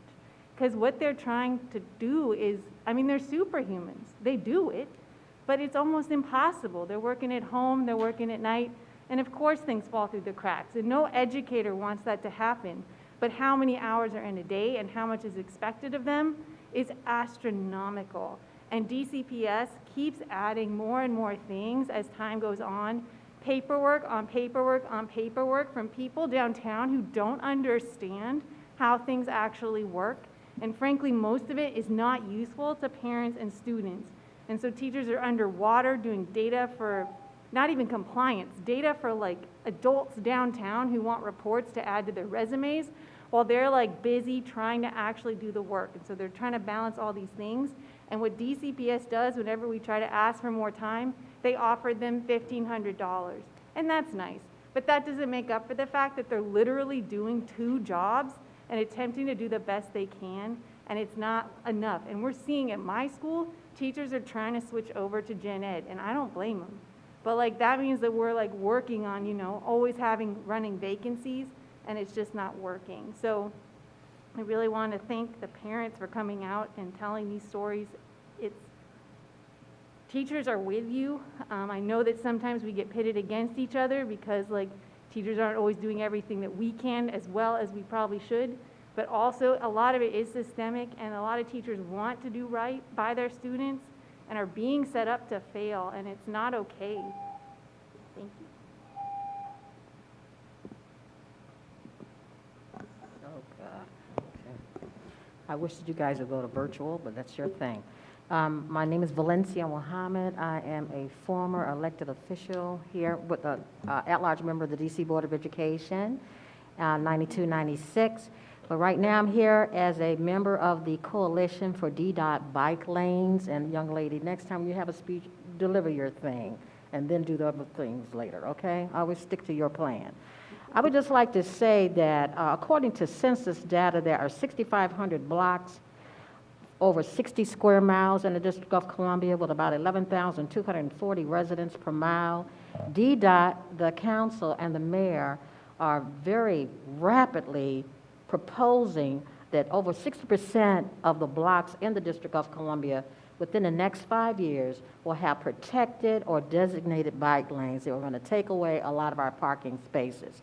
Okay, What we're saying is, I'm not here about whether or not you like it or not. I could care less. Well, I'm coming here as a former elected official for education. This is the time when we should be offering our students lessons, academics, right into the curriculum about bike safety and incorporate the regulations. So if you have to meet with DDOT and whatever's going on in this comprehensive 20-year plan to have 90% of our streets with bike lanes, this is an issue. They're telling you this is what we're going to be doing in the future. And our children are supposed to be ready for the future. Am I right, young man? This is important for them. I'm 71. I'm not getting on the bike. He might be on the bike. And so it's very important for them, for everything that's going to be regulated, our children be taught. And the other thing is, I'm making mine real short here.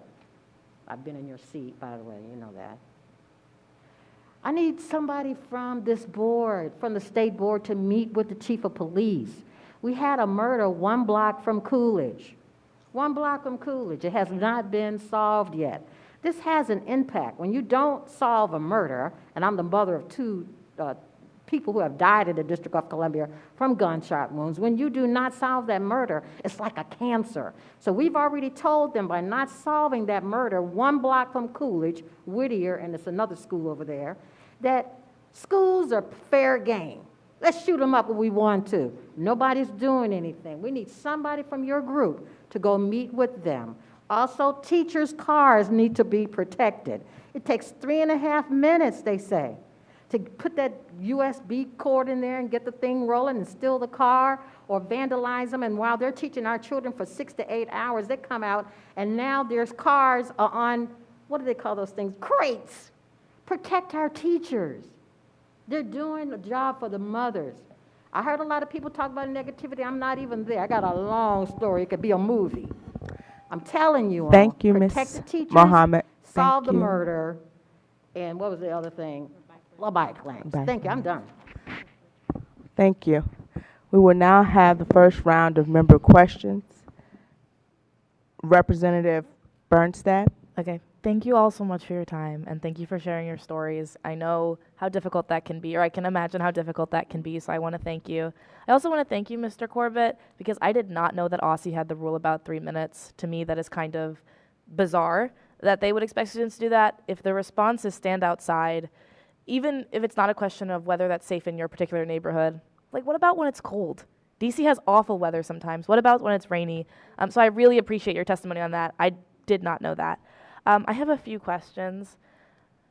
First, for Ms. Fuchs, I just wanted to get a little clarification. You talked about, and like forgive my ignorance, you talked about like that there's specific things lacking in the contract that make it more difficult for teachers to support students. I understand that one of those things is that special education teachers don't have like more planning time. Could you just expand on what other things those are? And also, before you answer, you say that if DCPS gets to touch it, they're going to expand it in a way that makes it worse. Can you just talk about like what that means so I make sure I have a more in-depth understanding? Yeah, I learned this year, so I'm also, I've been in the union a long time, so it was news to me. But basically, when an item in our contract gets put on the table to potentially be changed, it opens it so that both sides can offer changes. So they could either decide we're going to just keep it the same and not have this argument, or they can both decide we're going to open this up and we're going to make changes. But then that means both sides get to make changes. Okay. And the union believes, I'm not in the room, so this is just what I hear, that basically the changes were so bad that they'd rather not touch it at all than even attempt to negotiate with DCPS on it because the line they were taking was so awful. They would not give us details on what that was. I told them they should, like, expose them for it, but they didn't want it. Okay, that makes sense. Thank you. I just wanted to make sure I had that right. Miss Reed-Witt, I'm going to go back and reread your testimony, but I just would appreciate some verbal clarification. You mentioned that hybrid schools, that these schools, a lot of these schools are hybrid schools and should be taxed and funded that way. Can you just talk about, because I don't, like, forgive my ignorance on this, like how that is different from how they're taxed now, and like what might change under those systems when they're taxed differently? Well, I'm just talking, all our schools are, DCPS schools are funded generally under the same formula. However, when you have a school that has, I said 20% arbitrarily, but there are schools that are more. It's the demands that are being made on those schools and the needs of the children are so high that having, like staffing that classroom the way you would whatever, a regular classroom, it's not enough. It's not enough services for the kids. It's not enough staffing. It's not enough staffing teachers in the classroom. The classrooms really need to, in general, I'm sure a lot of things need to be fixed, but at a minimum, the size of the classroom and the teacher-student ratio should be different. Of course. Thank you. Representative Burgess. I don't have any questions, but thank you for, sharing your voice. And I don't know the names right now. I'm all over the place. But I'm hoping, I don't know. Okay. I'm appreciative that you came and spoke because you're a youth, and I appreciate that because I like youth advocacy. So, thank you. Thank you. Representative Williams. Yes. Thank you all for being here today and for your compelling and important testimony. I want to iterate what Representative Byrd said. Mr. Corbett, thank you for coming forward today and speaking so well on such a common sense reform that could help improve, your daily transportation and the transportation for so many people around the city. So I really love, I teach 12th grade, and I love kind of really common sense solutions like that. So appreciate the idea and for you being here today. Ms. Mohammed, I also appreciate the reminder and a higher standard around, solving crimes in our city. The murder that you referenced hit close to home at our school. I was with the man's son during basketball practice when he received the call and was at the funeral a couple weeks ago. And it's just tragic and continues to reverberate around the school community. So I think that those things do need to have a higher standard of being solved so that we make sure to get some closure for the people most affected. I see you moving the mic. I don't know if there's anything else you want to say to that. I just want to say that I've already spoke to the chief about this, that I think that all of our schools need to have cameras within a certain amount of the area. I don't know how many. I know they had the gun thing before, back in the 90s, and it expanded or whatever. But there needs to be and this guy worked for the SAFE program. Safe passage, yeah. I mean, this is devastating to our community. We just need to, it's like a bubble. Can we just have that around the bubble? Protect the teachers' cars, protect the students as they exit the school and they come to school. Everybody should know, when you come to DC public schools, you will be caught because we have technology that's looking at you, can ping on your phone and whatever else.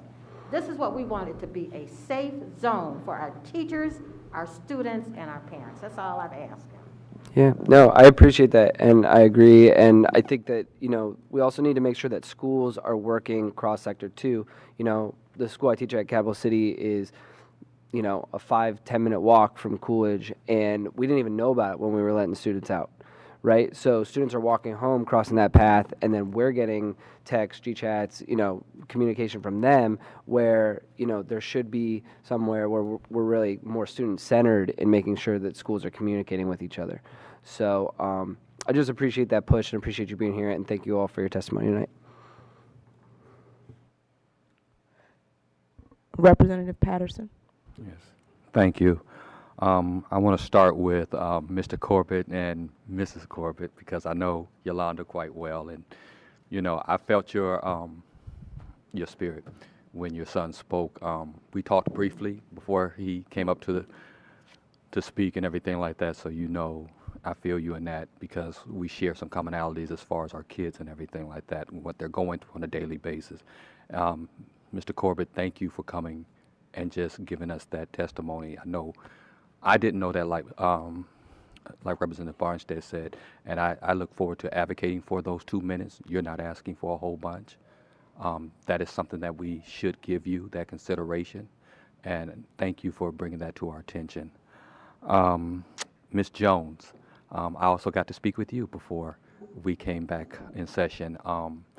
there are limited things I can do when I'm sitting on this dais, but there's a lot of other things I can do when I'm in my day job. And since we have commonalities there as well, I look forward to giving you my number, as I told you I would back there, and you becoming my special project to make sure your their needs are addressed. Thank you, sir. I appreciate it. Yes, so I look forward to working with you directly. I want to go to Ms. Carla Reed-Witt. Thank you, first and foremost, for what you said about capacity around some of the schools and where they are, the percentages, and then just speaking about some of the smaller LEAs that are not DCPS but are smaller charters and where they are and how they do an injustice, so to speak, to servicing kids with special needs and stuff. I would like you to expand a little bit on that for me, just to give us more of a robust picture of, there are a lot of schools that really aren't taking care of the kids that are within that are enrolled at their schools. Well, the challenge is that the law requires schools to serve all kids, and it's limitless, the combination of challenges that students have. So it's extremely difficult for any school, let alone a small school, to have the expertise, the staffing, the funding to be able to serve any kid. And so what happens is kids come into the schools and, teachers are well-meaning, but they don't have the resources, the knowledge, or expertise, and they don't have anywhere to go get them. And how best could we advocate for some changes, and that we know the schools are, funded by levels and stuff like that? What would you say in these last 20 seconds that we have of how we can address that? I actually thought when the charters came that, I thought it was going to be OSSE, maybe OSSE is not the place, would create an organization for charters to be able to fund resources, to be able to share staff and expertise so that they're able to serve kids. Thank you so much for your testimony. Representative Best. Thank you all once again for coming. It seems like we're in a space where there's so many of our youth that are being identified, and once they are in, it's like they're in there for life. It's like they don't get out. And DCPS has one of the lowest rates of exit rates, especially for black students and black males. This isn't a question, it's more of a statement. I think we just need to find ways of incentivizing exiting our students the same way our schools receive incentives to keep our students in, because we're not going to lower that rate until we figure that out. There are a couple things that you all stated that really resonated with me. I'm always thinking about like the re-envisioning schools, and when you're talking about like a hybrid model, just really thinking about like what that could look like, because that's true. Laura, there was something that you said also that resonates with our teachers, and when they're case managing and they have easy IEP, MDT meeting notes, engagement with families, co-planning with multiple teachers, and then teaching those same number of classes that others teach. It does become a lot. But I will ask the same question. I know I took a lot of time, but the same question I asked before, as we start to think about our parent engagement standards, what topics do you think we should include to ensure our families are aware of their rights and are better equipped to participate in MDT meetings to support their kids?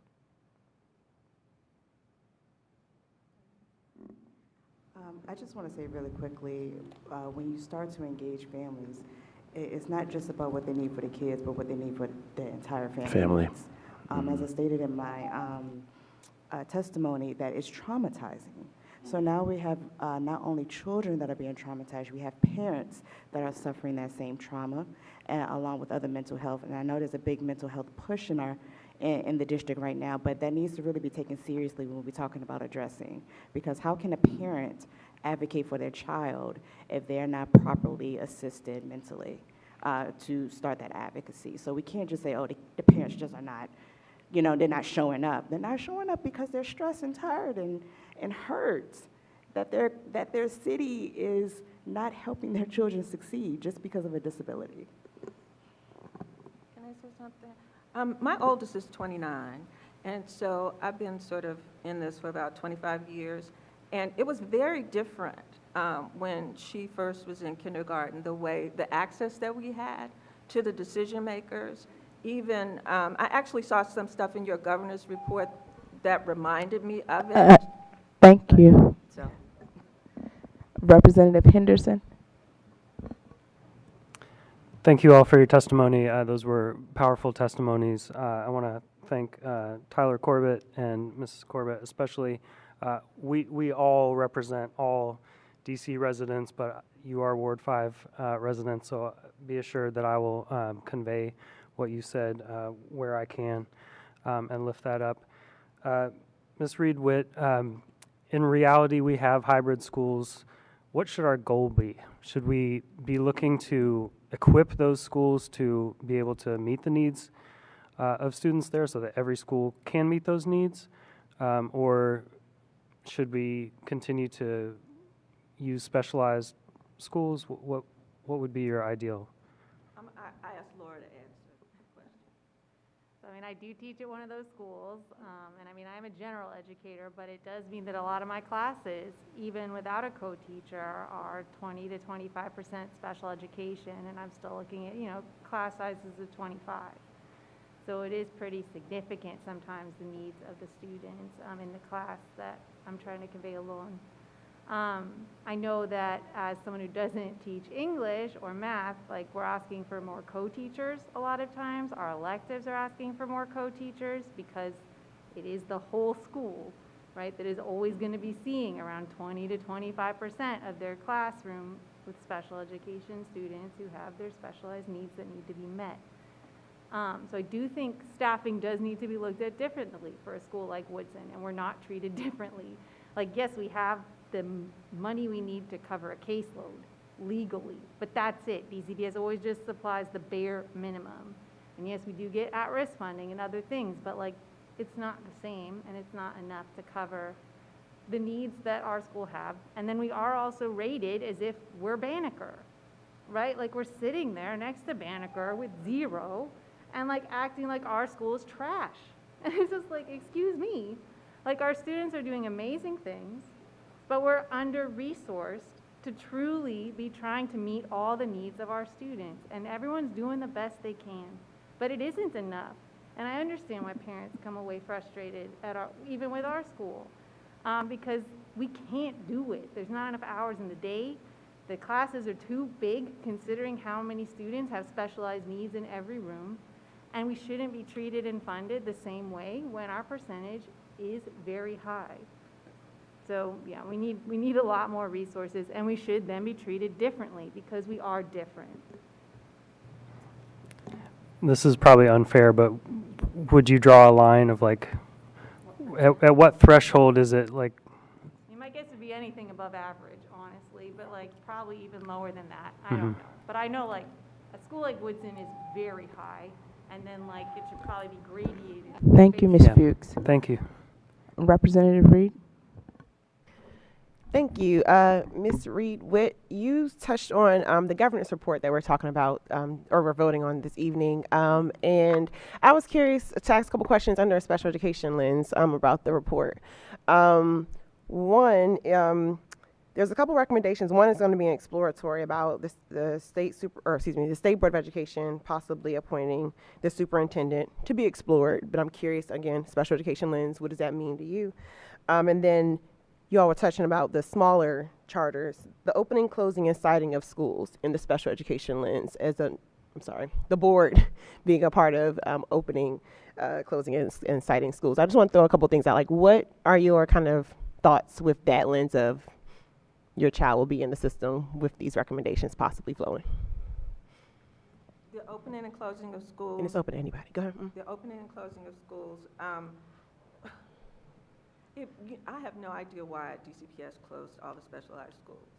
I mean, they had a lot of problems. It was in the paper a lot of times, but I appreciated the schools because it was a hub of expertise.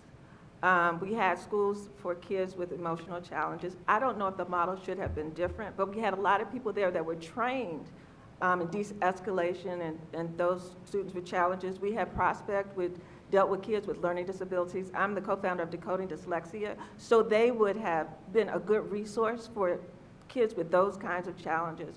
Then we had a school that dealt with kids with special health care needs, not necessarily intellectual disabilities. And so those schools just dissolved. And like I said, I get it. You know, why should we keep, they want to be slammed for that work and not get any credit for having done it. We have another minute. Anyone else want to chime in on the thoughts related to education governance and special education? I'll just say on the governance issue, I like some of the ideas you had in the report because, like I said, I've been around about 20 years. When we did have the local school, and I know you're not saying a local school board, but it was more democratic. Like there were other people we could advocate with to try to get things done. And it also, when you talked about the citywide board, you talked about people who actually are charged with it, have the time to actually go to the schools and see what the problems were. That's what we had. You know, I loved the local school board. That's what we had. There were people I could walk up to and speak to every month, and they would check up on it and come back. They could tell if parent after parent was coming with the same issues. They could see the pattern. Gotcha. Right now, we don't have a way to do that. I much appreciate that framing. Ms. Fuchs, the bikes in schools, is that still a thing? When they're teaching? Elementary level, I think so, but honestly, like many things with DCPS, things kind of ebb and flow. So like the initial money, I think is not there, but you do see like little tweets and posts about kids on bikes. But it is, I think, just Thank you, that one Ms. thing, Fuchs. it's not as holistic as was said. Representative Chang. Thank you. Similar question to what I asked earlier. If anyone has these are a lot of challenges that we're hearing, and I appreciate that. There's a lot to learn from here. Does anyone have a story of success or something that is working well that we should double down on, an investment that is working to share?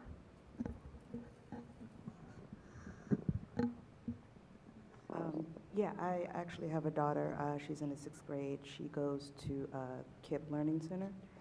And pretty much it's been open, it hasn't been 10 years yet, but it services children with IEPs that need additional support.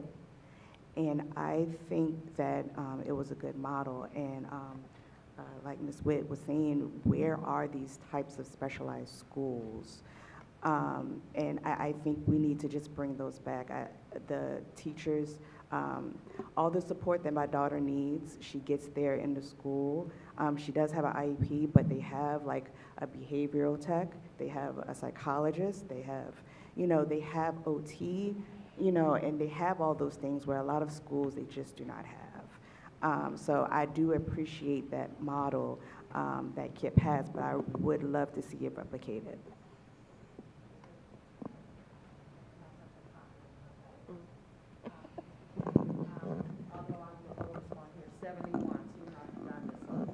I was going to say to you that there are a lot of positive things that I have to say about DC Public Schools. You guys have did a great job over the years. I think for me, the catalyst was once we had a member of our family to die from a gun violence, that shook all the other males in the family up. This is not the way we want to be. We were supposed to be walking the straight line. The teachers were absolutely great, the guidance counselors, and so all the boys in our family, other guys in our family got double masters, PhD, working on their law degrees. The girls have been in the Navy, Marine, officers or whatever. They have done well. DC Public Schools has done well with all the rest of my kids, and I think that was because they got the message. They began to listen. So a lot of this that parents put on teachers has a lot to do with, is that child listening, and are they going to follow the straight line? And it took tragedy in my family for the others to walk the straight line, and they tell it all day long. And now you guys, absolutely great. TAG was fantastic, didn't have to spend any money, and just great success. I want to commend all of the former members of the Board of Education and the teachers and the principals and the guidance counselors. Guidance counselors were absolutely perfect. Thank you. Representative Goulet. Thank you. Thank you all for your testimony tonight. I really appreciate you coming in. Just two quick follow-ups on the special education issues that were raised. I know back in FY 2012, we raised the rates for special education to try to encourage, some of our charter schools who previously hadn't had as many students with special needs there, to actually offer those services. And we'd seen before that an influx of parents choosing non-public tuition that was well outside the city. What I'm hearing, though, tonight is that maybe either we need to then raise, through the adequacy study again, those rates for levels 1 through 4 special ed, or maybe there's something wrong with the model that's not working. Can you help maybe just give some guidance on what we can do to provide better services, both at charters and at DCPS in that regard? So I sit on the LSAT board at my son's school, and we just had a conversation because DCPS, even though our enrollment has not decreased, the budget was cut. So what happened was the LSAT wanted to cut the special education coordinator. So these are the type of decisions that the schools are making. Of course that didn't happen, the principal overrode it and it didn't happen. But yes, they get extra money. However, how are these schools utilizing the funds that they receive? Is it going towards actual special education, right, or is it going towards office administration? So because the teachers are overworked, and they're underpaid, and the wellness bill that's coming out is great and all, but I have teachers who are great special education teachers that are just burnt out.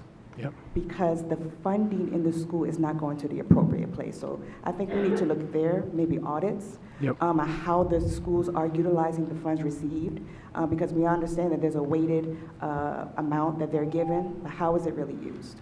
Thank you. That's great. I would love to follow up. And Ms. Fuchs, while you get in the mic here, I have a question for you also. You'd mentioned with the special education contract right now that they're afraid to even reopen it. Are they getting COLAs right now or any adjustments, or is it basically the contract's going year to year in arrears? Can you just add a little bit more to that? I mean, the contract is for everyone. It's just that the specific area on special education where we wanted to change some of the caseloads to match the federal law. Yeah. DCPS is using it to get around the federal law. They didn't want to touch that because that whole section, that would change the standards that they have to work under, and trying to get them the extra hours of time for case management and things like that. There's other things in there that DCPS would have also started to touch. So no, they still get all the same pay. All the other things teachers get, they get as well. It's just we weren't able to improve their working conditions the way that we had hoped. I'd love to. I'm just going to very quickly say the Aussie School report card. Change it so that our school isn't suffering, and other schools might make different decisions like charters because they wouldn't be basically penalized. Okay, thank you. Vice President O'Leary.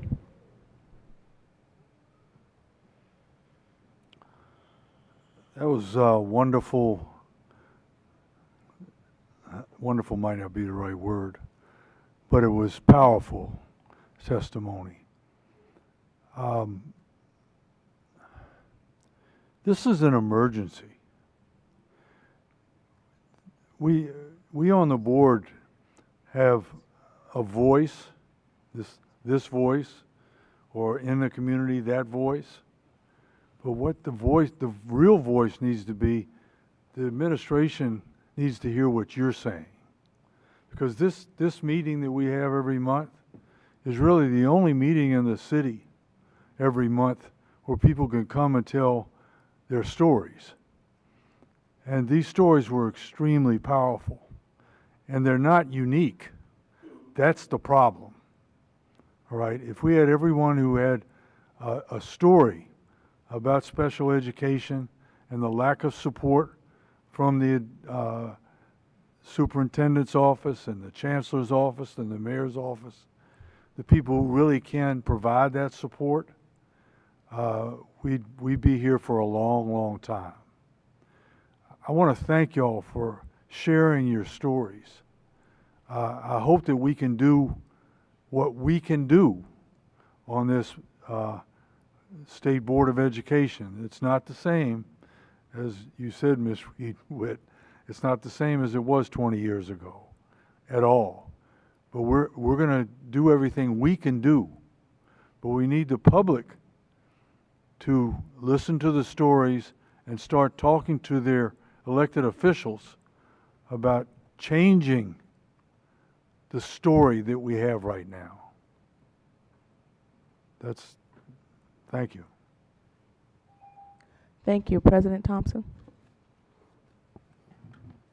First, I want to thank the Corbetts for kicking us off this evening.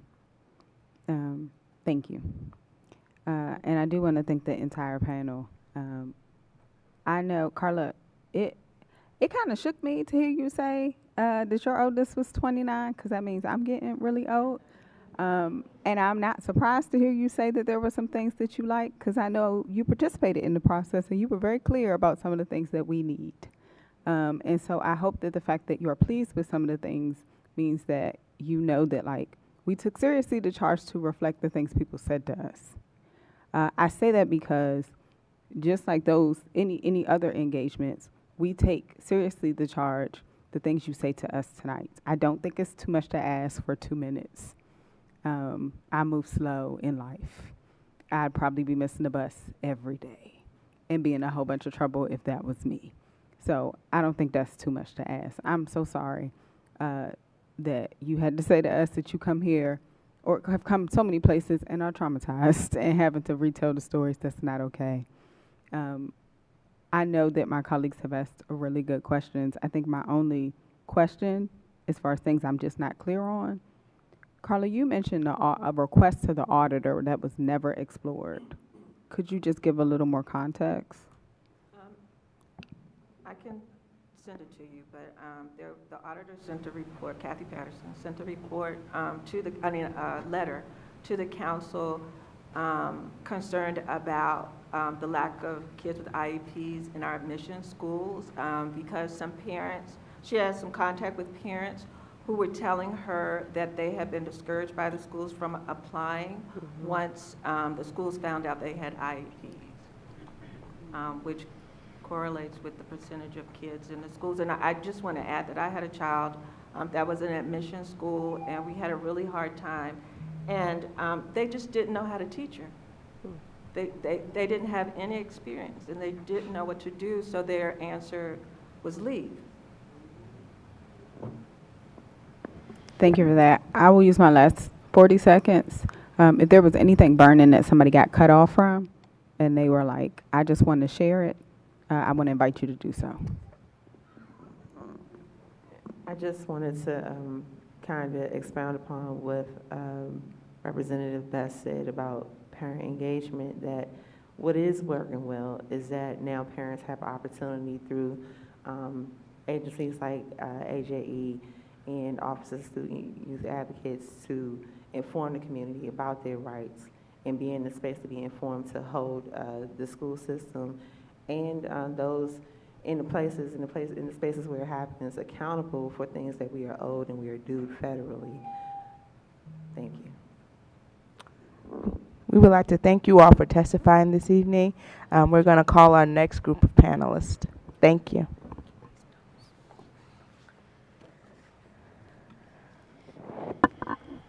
Next on the list, we have Scott Goldstein,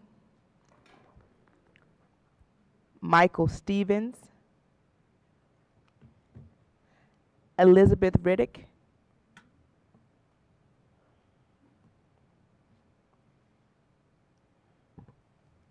Karen Kasserkirk,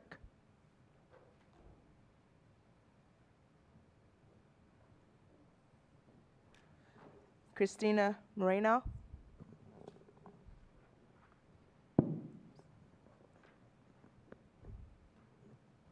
Nadia Roberts,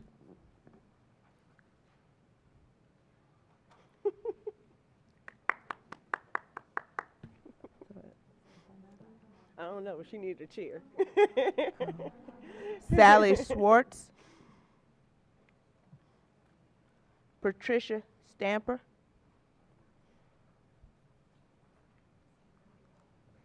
Amber Golden, Cheryl Blackburn, Crystal Gray, Deshaun Jones.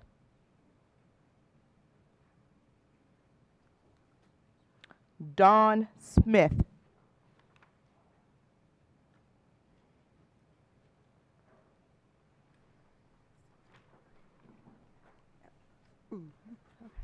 We're going to start with Mr. Goldstein.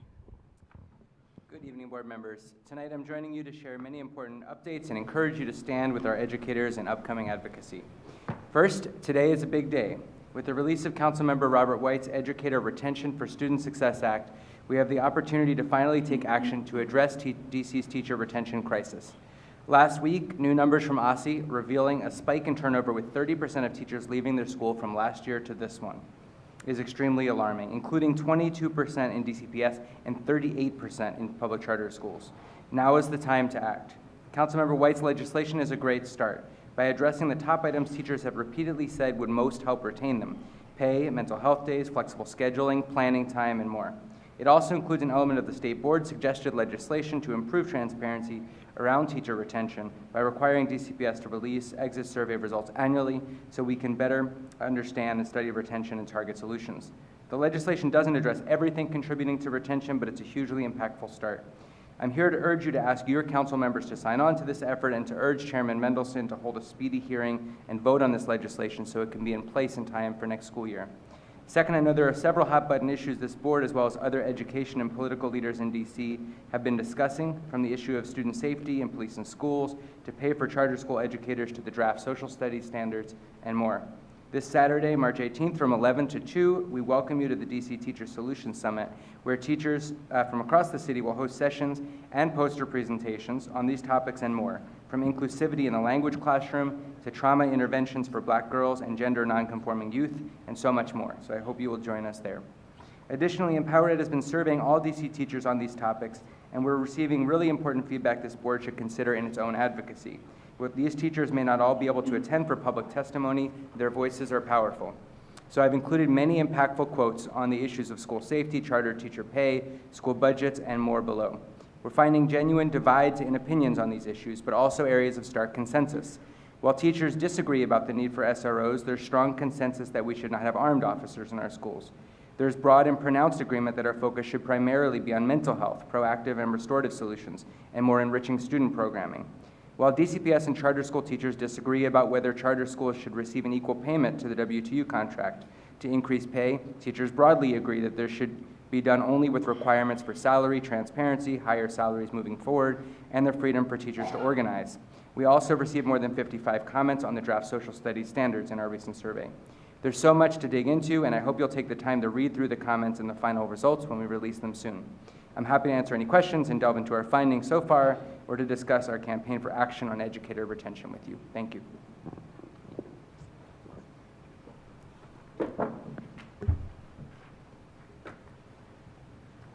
Good evening. My name is Michael Stevens. I'm the Director of Social Studies for Friendship Public Charter School and a member of both CISAC and TWC, where I served as a writer for grades 7, 8, 11, and 12, and recently supported the rewrite of the draft standards for grade 10. I am here this evening to advocate for SBOE to pass the current draft DC Social Studies standards. My advocacy is based on the strength of the draft standards, as well as significant and necessary ongoing revisions that are being made to them based on constructive public comments and expert feedback. My submitted statement includes several examples from the 2006 and current draft versions, as well as excerpts of public commentary and feedback. I've removed nearly all of these due to time constraints, but I'm eager to share them during questioning. Improved inclusion and representation of Indigenous, Black, and LGBTQ+ persons and prescribing members of those communities greater agency and autonomy represents a marked improvement in the current version and has accordingly received much praise.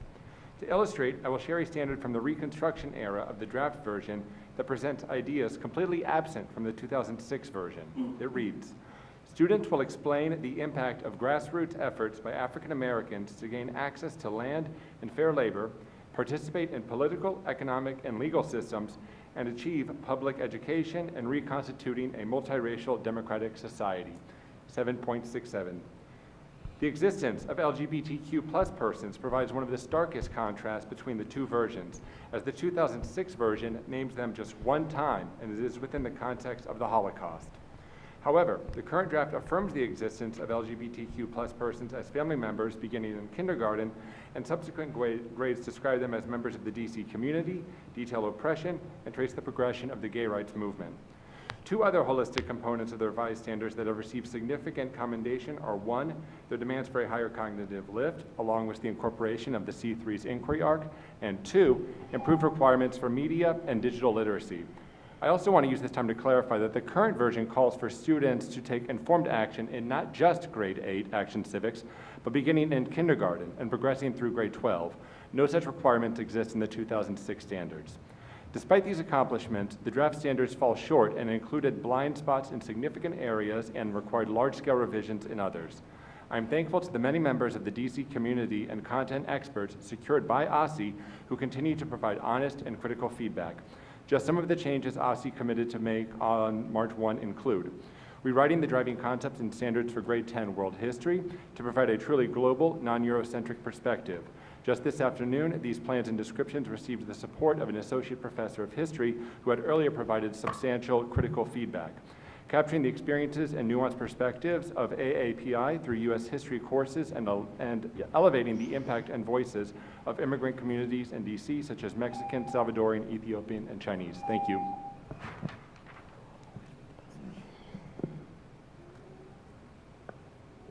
Good evening. My name is Karen Kassakert, and I am a Ward 1 resident. I am actually here to talk about asbestos in our school buildings. But before I begin my testimony, I would like to stand with the parents and students with disabilities that spoke before. I am a certified special education teacher who is no longer serving as a special education teacher in my school, and I would be happy to answer any questions on that topic if you'd like. Back to asbestos. I work in a building that is about to begin an asbestos project. According to the information shared, this is typical in DCPS. The contractors will abate the asbestos on the pipes in the basement next month. Next year, we are scheduled to have window replacements. We have been informed the glue around the windows may or may not contain asbestos. If asbestos is found, they will bring back contractors to do abatement. We were told there is probably asbestos in other places in the building. If, for example, the roof leaks and asbestos is in the ceiling tiles, we are to complete a work order for DGS and hope that they are able to come out and handle it quickly and correctly. In summary, our students and staff will have multiple opportunities for asbestos exposure over the next 2 years. I understand that asbestos is not a threat until it is disturbed. However, we know our buildings have issues based on the hours and hours of testimony that you and City Council have heard about the service provided by DGS. Schools have rodents that may be chewing through insulation, falling ceiling tiles, leaking roofs, etc. It is hard to believe that the asbestos is not being disturbed in at least some of the buildings where our children learn. I'm here today to ask all of you to advocate for a more proactive response to asbestos, including requesting the asbestos management plans for all DCPS schools. Per the EPA website, because I did some research, all schools should have an asbestos management plan that includes inspections every 3 years. Public schools are required to, quote, provide yearly notification to parent, teacher, and employee organizations on the availability of the school's asbestos management plan and any asbestos-related actions taken or planned in the school, end quote. This plan was not provided to my school community, and I am unaware of anyone in DCPS who has ever seen this. I assume Representative O'Leary has seen one at some point in his tenure. Outside of that, I don't know anyone who has seen one. I am hoping that the State Board of Education can request these reports so that the public can have vital information. Caregivers and staff should have this information to make informed decisions about their health. The city needs to reference these reports when considering renovations and budget. This wait and test plan is wild at best and dangerous at worst. The current method is not appropriate, comprehensive, or cost-effective, and it has caused significant anxiety within my school community. I am certain this problem is not unique to the school. I understand that asbestos abatement is costly. The threat to student and staff safely is more costly. As a wise SBOE member once said, DC has money. DCPS needs to be proactive rather than reactive with asbestos abatement in our schools. Thank you.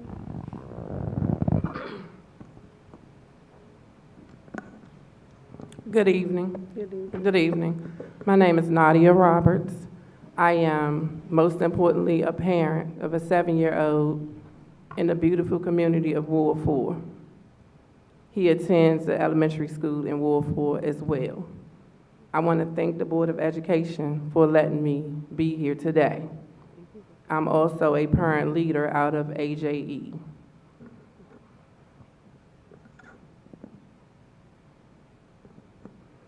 Child fine is an affirmative obligation. My son has never had an appropriate IEP. The school knew my son had a learning deficit because the school approached me about it. However, the school did absolutely nothing about it. Facts, it wasn't until I retained an attorney testing or evaluations ever began. The IEP team met back in December. We all agreed my son needed a more restrictive environment. Still to this day, my attorneys and I are fighting to have my son in a more restrictive environment. Just because my son has a disability doesn't mean he's unable to learn. Sadly, didn't any evals or testing get started until the end of the last school year. My son is beginning to show frustration while he's in school. This is how we lose children, interest in school. Let me end this by saying I appreciate the teachers for all they are doing and the little to no resources that they have to help my son. Overall, my son has missed 2 years of school. I recently filed a second complaint. Administration has the power to make the difference.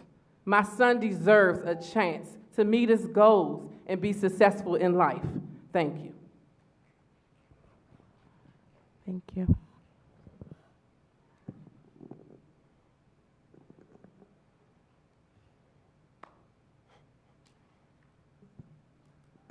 Good evening. My name is Deshaun Jones. I'm a constituent of Ward 7.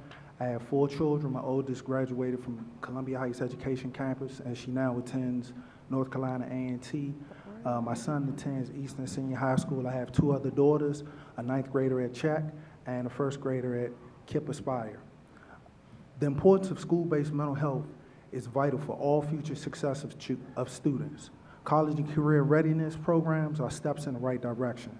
Some schools have made strides with XQ redesign, such as Columbia Heights Education Campus and Dunbar Senior High School, just to name a couple. The stepping stones for children's future success are predicated on college and career readiness preparation. However, school-based mental health services are equally important to develop tools that are important to build a well-developed social construct needed to succeed developing the whole child.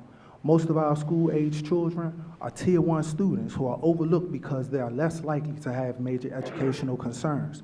The expectation is they are the most likely to have progress. My son is a Tier 1 student, having major challenges adjusting to high school, the freedom, autonomy, and a block schedule of 4 classes a day for 82 minutes a class. His struggles adjusted have increased to a detrimental level. Tardiness and course absences are drastically affecting his level of performance. My connection with PAVE have focused my values on such things as all families should have access to high-quality schools and the information they need to make the best decisions for their children, as well as all parents should have the resources they need to and the supportive services of their children at home and in school. Those values prompted me to ask questions of staff and administration, which led me to request MTSS meetings to access the services of supports professionals seeking possible interventions to assist me in supporting my son and his academic success.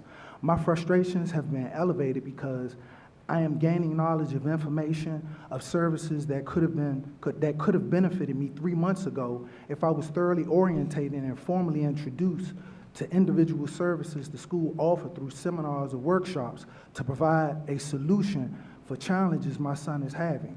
The in-house community-based organizations my son have been connected with are Access Youth and Community in Schools. But in my opinion, they are not promoted effectively enough, allowing immediate accessibility for issues and concerns parents are having. The MST process has been really, really slow. And the information that they've given me with referrals that they've made have not provided the outcomes that I'm looking for immediately at this moment because they aren't there. I just want y'all to Thank know, you, last Mr. but not Steve. least, SEL programs are evidence-based. Thank you. And we need to make sure that we incorporate them in schools with teachers and students. And Thank make you, it a part Mr. of the Jones. curriculum. Thank you.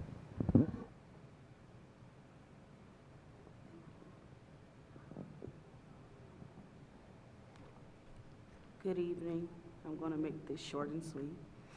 My name is Dawn Smith, and I'm a Ward 7 resident. My oldest daughter, Naya, is a high school graduate of Eastern Senior High School. My son, Nasir, attends Washington Leadership Academy, and he's a 10th grader. And my youngest daughter, Faith, is a preschooler at Apple Tree Southwest campus. The younger two attend public charter schools here in the district, and I currently serve as a paid parent leader on the Ward 7 board. I want to thank you for allowing me to share my story of parenting two children that are in school currently in the district. Both of my children have a 12-year age gap between the two. I want to talk about out-of-school time for my teenager and family engagement for my toddler. These two issues are vital, not just for them, but for me, emotionally and mentally. Parenting can be very stressful, having to juggle with schooling, extracurricular activities, and whatever may arise at the last moment. We need a community to help us navigate DCPS and DC Public Charter Schools, and PAVE is just that, and a helpful resource with voices, what is needed for our children, excuse me. Today, I am testifying on how out-of-school time and family engagement has changed my children's lives and mine in a city which crime has risen drastically.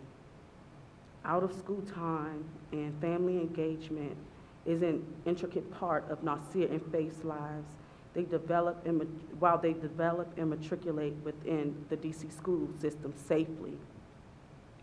This matters to me because without OTS and family engagement, it would be hard for me to juggle as a single mother and work a full-time job without the recourse of knowing that my children are safe and engage with my community in a positive way. Without the two, I probably would not be able to work full-time to maintain a home for my children. Families shouldn't have to travel outside of their ward to achieve support for their children or child within the District of Columbia. I'm appreciative of the schools that my children do attend, excuse me, and what they had to offer. I just want the comfort to know that it will be obtainable in the future, not just for my children, but for other children in the district as well.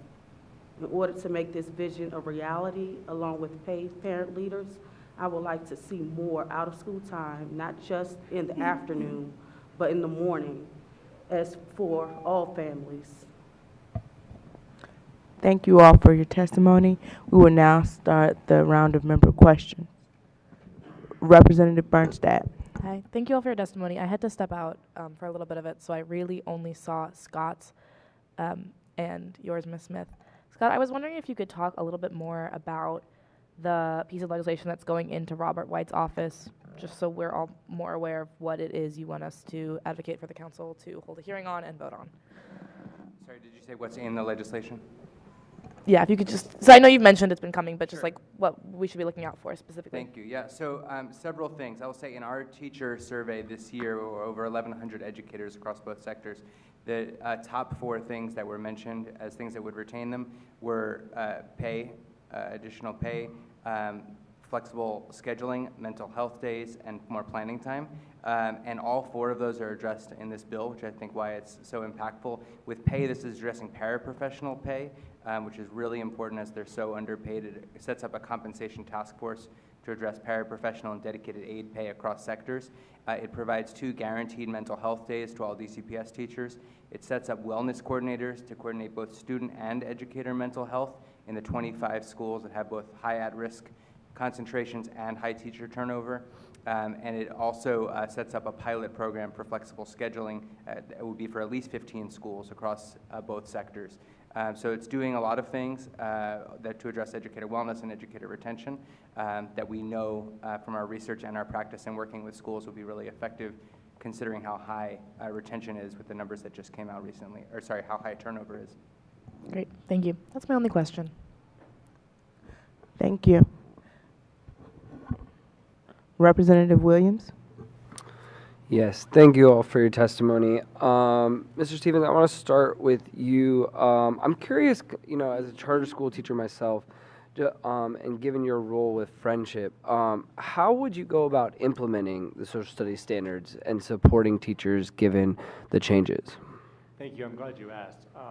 A lot of the feedback we did receive, which was overwhelmingly positive, did at the same time articulate concerns around implementation, given both the significant changes in terms of outdated, archaic content and the creation of new courses such as Action Civics, and then a lot of the lifts that just come through increased rigor and commitment to the C3 inquiry.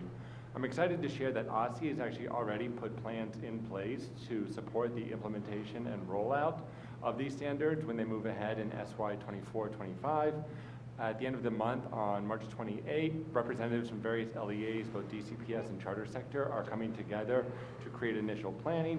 My understanding is from that point moving forward, there's going to be actually an application process for representatives throughout the cities that come together to create both ancillary resources and support, as well as sample content and concepts.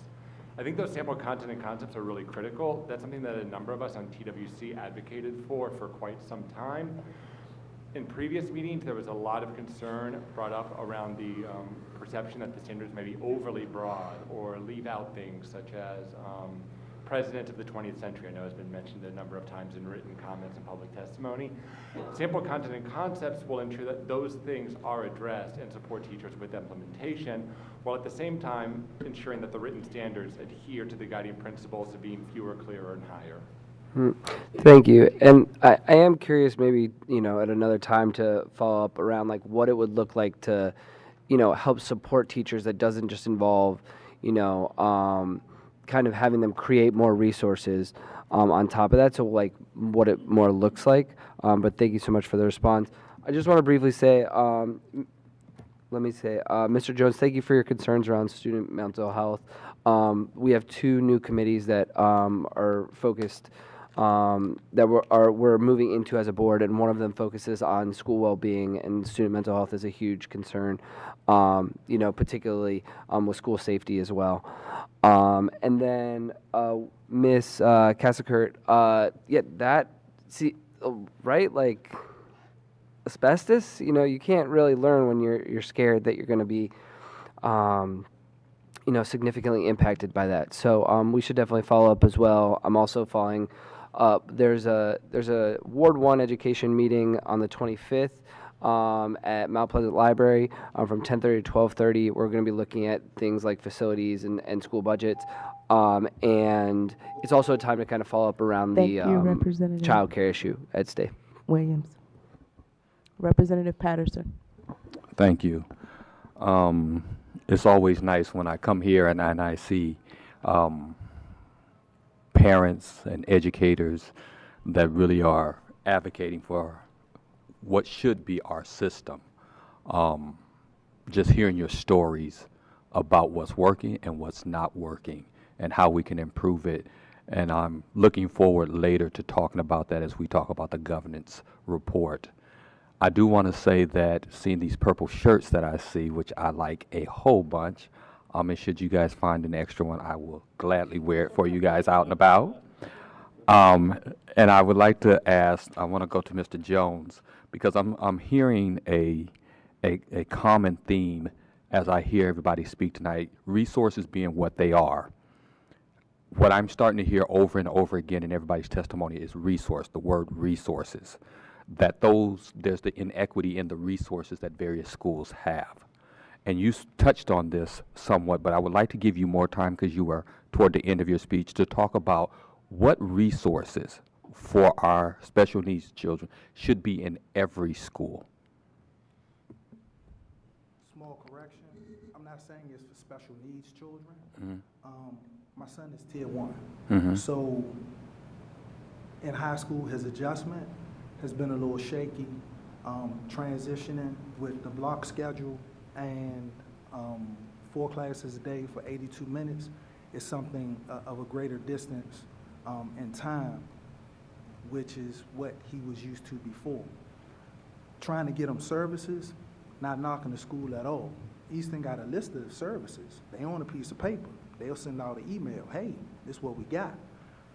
With back to school night, they may have a table with somebody there. But my biggest concern, just 2 things. I need formal introductions, make sure that the parents are well orientated. And then 2, we got programs like Transcend Children, Restorative DC, that actually teach a number of programs, SEL programs, to help the teachers, help the students. I honestly believe that, 1, that needs to be incorporated into a curriculum, at least for one of those half-credit classes, and constantly introduced to parents so that the school and the parents can be able to talk the exact same language so that there won't be a disconnect. And our tier 1 students, they suffer. And they suffer to the point that they believe all of them should be able to succeed. His mom and I, we do it as best we can to try to help bring our children along in separate homes. We're divorced, but at the exact same time, we stay connected to the school. And we would love for the school to make sure that they incorporate some workshops or trainings. Thank like you, formally and Mr. Jones. Thank you, sir. I appreciate it. Representative Best. To our families, thank you for your advocacy. Your stories are unfortunately all too familiar and frustrating. Someone mentioned earlier today about special education training for all teachers, and I agree. The number of times I've heard or seen teachers say or do things that are counterproductive to the academic or social emotional growth of our students and our families too, in our communities is kind of ridiculous. So I don't have any questions, but I just want to say thank you for your continued advocacy and support. I've also been looking at the revisions, and I thank you for bringing to light some of the difference between the old standards and the new ones. The feedback process, I actually agree. I think that's it's been pretty awesome to see the difference just within the last few months. Once again, I don't have any questions, but thank you for bringing that up. I do have a question for you, though, Scott. When I was younger, teachers were teaching for 20-plus years, 30 years, and now it's not as much the case. Some of our best teachers are leaving to become administrators or move to central office because that's the way the career trajectory goes, unfortunately leaving our teachers at the bottom. We often ask other professions to respect our teachers, but our current systems don't even really seem to respect our teachers. So we need to find a way to create a growth trajectory within the profession of teaching. How do you believe that we can keep our most senior teachers without it coming at the expense of our schools, thinking of budgets and how they penalize our schools for keeping our most senior teachers? Really good question. There's actually some new research that was done, I'm forgetting who it was, but put out, I think, last week about really failed policies that have prioritized veteran educators for departure. And obviously some of that is financial incentives, but we can't do that. So we have to create career trajectories. And actually one of the things included in our flexible scheduling report was differentiated schedules by point in your career, so that we're focusing on your point in your development, so that new teachers, for example, might have a lighter schedule while they're learning from more veteran teachers, and mid-career teachers are focused on their professional growth with their schedule, and veteran teachers are focused on their career trajectory moving up into leadership positions, also keeping a foothold in the classroom. So that's our priority. And I just want to mention really quickly from what Mr. Jones said, that flexible scheduling is also really connected to serving our students with disabilities, because he talked about the block classes not working, and that kind of attention span that's required for 82 minutes. And so I think there's a lot more to explore there. I love the idea of flexible scheduling, but I also want to think about how we incentivize pay for our teachers so they don't feel like they have to leave teaching in order for that career trajectory to be different. Yeah, and so the budget picture has to change so that there's not a budget incentive to cut the most veteran educators. Thank you, Mr. Goldstein. Thank you. Representative Henderson. Thank you all for your testimony. It does really fill in the blanks on the work that we do. Ms. Kassaker, we are doing work on healthy school buildings, and certainly asbestos-safe schools should be part of that definition. So thank you for that push so that we include those environmental hazards. Mr. Stevens, thank you for all the work you've done on the standards so far. I always hesitate to ask teachers to do extra work, but I do hope that you'll look at the revisions when they come out, hopefully at the end of this month. I would definitely like to hear your thoughts on the revisions to the world history. Just to clarify, I'm pretty intimately familiar with the revisions. Well, no, I mean the rewrites, the next iteration. I hope you'll take a look at those as well. Mr. Goldstein, what is not, the bill is exciting. What is not in the bill that, remains, that maybe even the state board could push on? Well, that's a tricky one, but the elephant in the room is impact, the teacher evaluation, which is that we know from the state board's own research that was of recently departed teachers, the survey, it said that was the #1 reason teachers left DCPS, and this doesn't address that. So that's something I hope other council members and state board members and others will find ways to address. What we've suggested on that is that you set up a task force that includes all the union representation, of all the different unions, DCPS, give them a time-bound calendar, right, to come to consensus around reforms to the recommendation, to the evaluation system that they would be forced to implement within a time frame following the consensus of that task force, and then also, going forward, allow WTU in future contracts to negotiate it. Yes.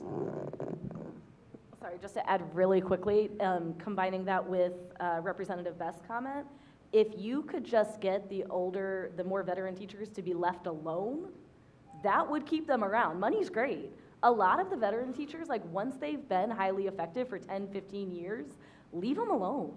It would work wonders. Thank you. Simple. Doesn't cost anything. Yep. Thank you for that.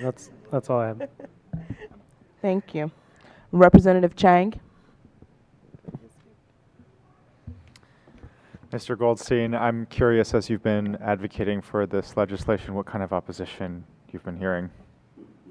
So on the ideas that are in this legislation, very little, right? Because this isn't tackling things that are hugely controversial. The question is sometimes just whether it should be legislated, right? It's not actually oppositions to the ideas themselves. And so I think that that's where I'd focus. I think that everybody agrees on the need for educator wellness. People agree with the idea of flexible scheduling. People agree with mental health days.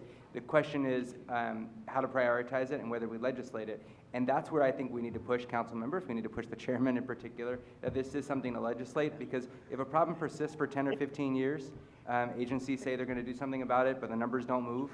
Legislation is the only option left in some cases, so that's the gap. And just want to applaud what Karen said, because I think that's so important. Also, I would just add to that for veteran educators, giving them the choice of what they teach, because at that point in your career, you're like, I've taught AP government for 10 years. This is what I want to teach. Let me keep teaching AP government. This is my jam. This is what I love. So give me that degree of discretion. And Mr. Stevens, thank you. You are, I've been waiting for someone to come testify in favor of the standards, and knowing that we have heard many written positive feedback, but still have not been able to actually just have a conversation with someone. I will offer explanation, not excuse. Please. My wife gave birth to our son on January 15, which was 5 days, I think, before the BOE. Congratulations. So Congratulations. I'm glad to be here now. Why do you think that is? Where are the teachers who do like this, and where can we get them to come in to talk to us about the new draft? I mean, I think that has just been well articulated throughout the night. Teachers always, but I think especially in this post-COVID world that everyone here can relate to, are really hard-pressed for time and availability and flexibility. And I think that's evidenced by the fact that a number of them did contribute to public comment and provided critical, hard feedback, as well as appreciative, positive feedback. But if the question is why is it hard-pressed to bring people in here, I would just say probably maybe the combination of intimidation with this process, as well as we're talking about a school night at 7 o'clock at night. It is. It's late. And when we look at the new draft, what would be the best way for us to feedback from educators then, given what you just said? Yeah, I think that zeroing in on the things that received the greatest pushback and concern, and then highlighting, articulating where those differences and improvements have been made and responses to them, and then asking people to reply to those adjustments, revisions, and rewrites.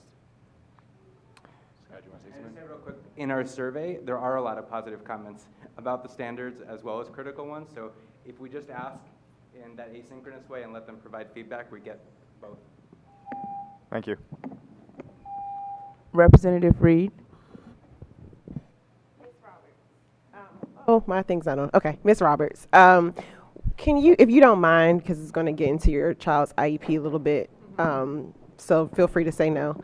What is the barrier with they made the recommendation for moving to a more restrictive environment and then it actually happening? That's the thing. We agreed in December, moving forward, the school has done anything, you know. Again, like I said, the teachers are still doing what they can, which is very little. When we just had the, you know, like parent-teacher conference, they can only do what they can. But that's what we're trying to find out, what's the holdup. I'm wondering about a thing. Is that environment in the school, the current school?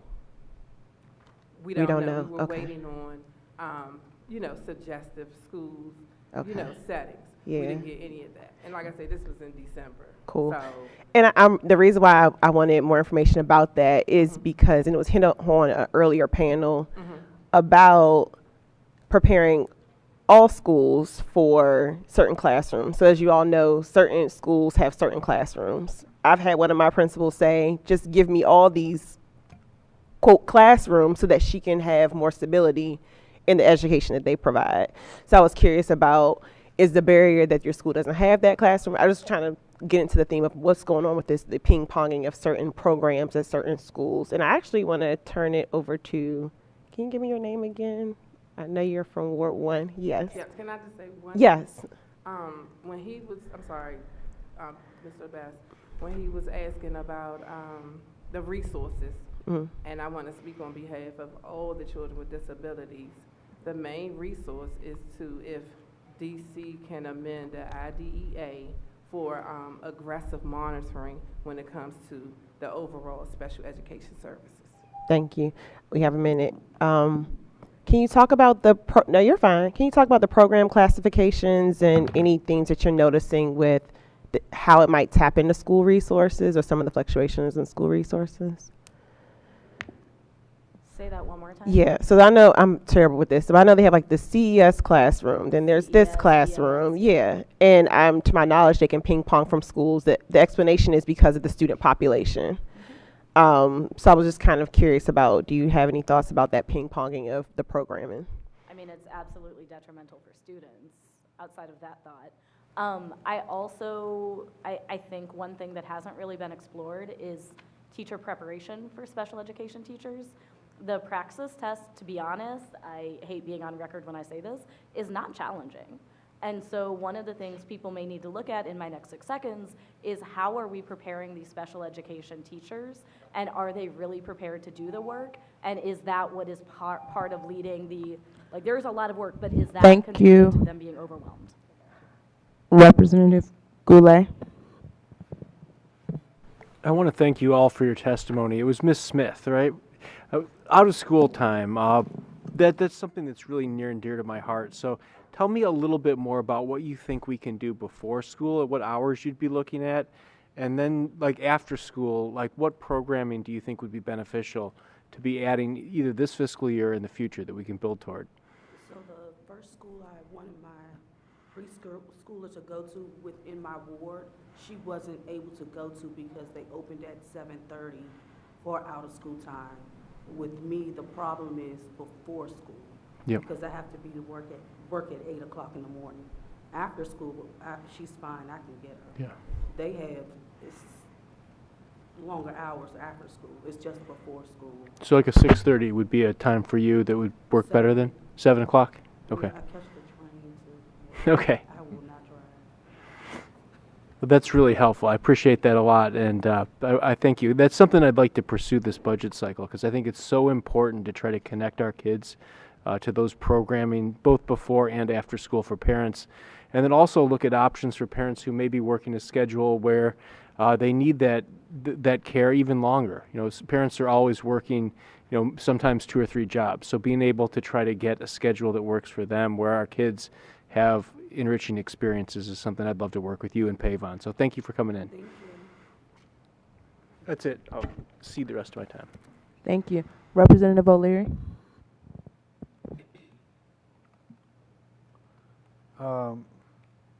Ms. Caskert, could you give us a 1-minute description of your school and what's wrong with it, and tell us where you are? I would love to. I work at Roosevelt Day Opportunity Academy. We are an alternative school setting for ages 16 to 24. Most of our students have not been successful in traditional education or comprehensive schools. Our school population is, at this point, about 50-50 DC resident, well, everyone's a DC resident, but we do have about 50% ELL or Latinos. Many of them are new arrivals to the country who came in. Many of them may not have had their transcripts when they fled whatever country they fled in many cases, and so they are with us. They're overage and undercredited. We do receive a high number of special education students, a high number of language learners, a high number of students who have experienced behavioral issues in the public schools, and we... Thank you. Don't stop. Now could you take a minute to describe what's wrong with the building? So the simple answer is that Representative O'Leary began teaching in that school, I believe, 50 years ago, and it hasn't been renovated since. That's true. There is not elevator access to the whole building. We are currently killing off the earth by having the boiler running, window units running, and the windows open because we can't regulate the temperature. Obviously, asbestos is something that we have explored recently, and we did, they're doing a facelift as opposed to a renovation or a modernization on the building, which means, in my mind, they're giving it a little bit of Botox, but they're not actually changing anything. So they're putting up some paint and cleaning up, but we are very happy to have our own building, but we do need more support in preparing it for some of our most marginalized students. Thank you very much.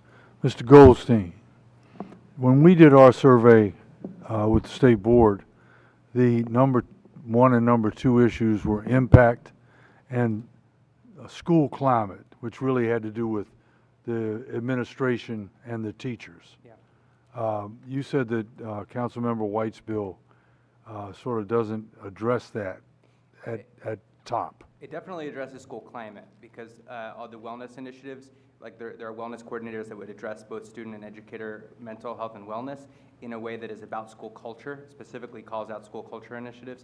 So I think it would address that part, but not impact explicitly. I do think that's something other council members are interested in pursuing, just not in this particular effort. And I will say that has come up in all the surveys, including the ones we've done. I know your survey was, though, of recently departed teachers instead of current Thank teachers. you, Mr. Goldstein. Thank you. President Thompson. Okay. I'm going to try to go for the speed round. Ms. Smith, I'm glad you brought up before care, because a lot of times when people hear out of school time, they think summer, they think after, and they don't think before. It's not a question, it's just a comment. I hear you on that, and I appreciate it. I would actually like to follow up to understand, because I don't understand how a kid is out of school for 2 years. I don't even know how to wrap my head around that, to ask an intelligible question to you, but it sounds kind of unconscionable. So I don't know if, but give me 1 second. Okay. The asbestos thing, Representative Henderson is absolutely right. We are looking at healthy schools. I have actually had the experience of working in a school building while they are remediating asbestos next to my office. I'm happy to tell you about that one day. But we are actually asking DME to pull for us all of the regulations that are currently on the books. So our DME representative is doing that. So if you want to see what a plan looks like, thank you for raising it so we know what to look for. Thank you. Perfect. I'm sure we will be talking about social studies for a long time. So thank you for all your work that you have done on the social studies. I do have a couple. Can I clear what I was? Sorry? I'm sorry, can I clear? Yeah, I yeah. wasn't speaking literally, I was meaning because he was identified Mhm. late. So being identified late and then, you know, still not receiving any testing, getting initiated until the end of another, you know, last school year. Okay. So that's why I said 2 school years. Two, You know. okay, so it's Yeah, not so like that's what- 24 yeah, months this child has been yeah, out of not school. literally, but Thank know, you, as a because I mom, couldn't. I'm like, he's missed, you know. I appreciate that clarification, because I was like, I don't understand. So this is a longer. Yes, yes. Yes. Okay, that was not.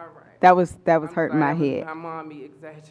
No worries. I appreciate it. I felt it. It was the right thing. I'm also happy to follow up with you, Mr. Jones, because Eastern is now in Ward 7. And I'm happy to piggyback with my Ward 6 rep to better understand what's going on. Mr. Goldstein, the question you asked, the question you said, which was, people asked if it should have to be legislated, is exactly the question in my head. And so I do want to acknowledge that. I'm curious if, like,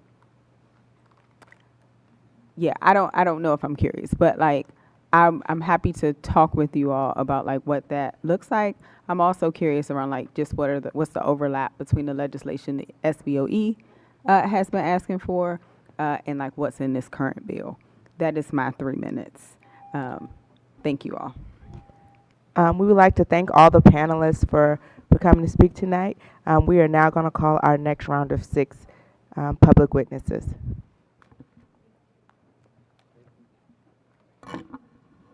Gabrielle Alston, excuse me. Mabel Hernandez.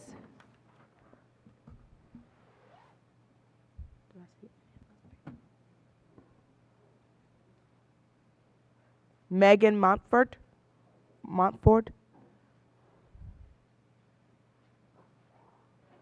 Simone Scott.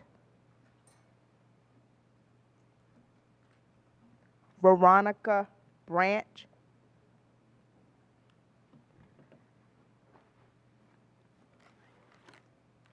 Shanola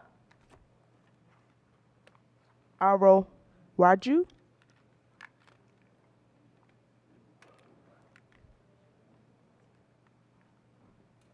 Ruth Wattenberg.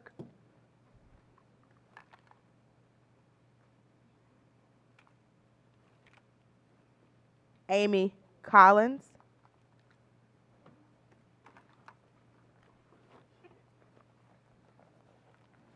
Rochelle Moore.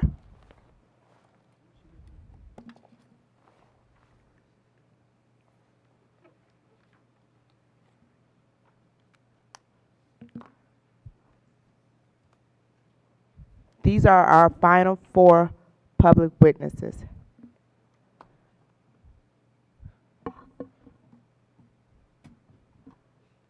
We'll start with Ms. Wattenberg.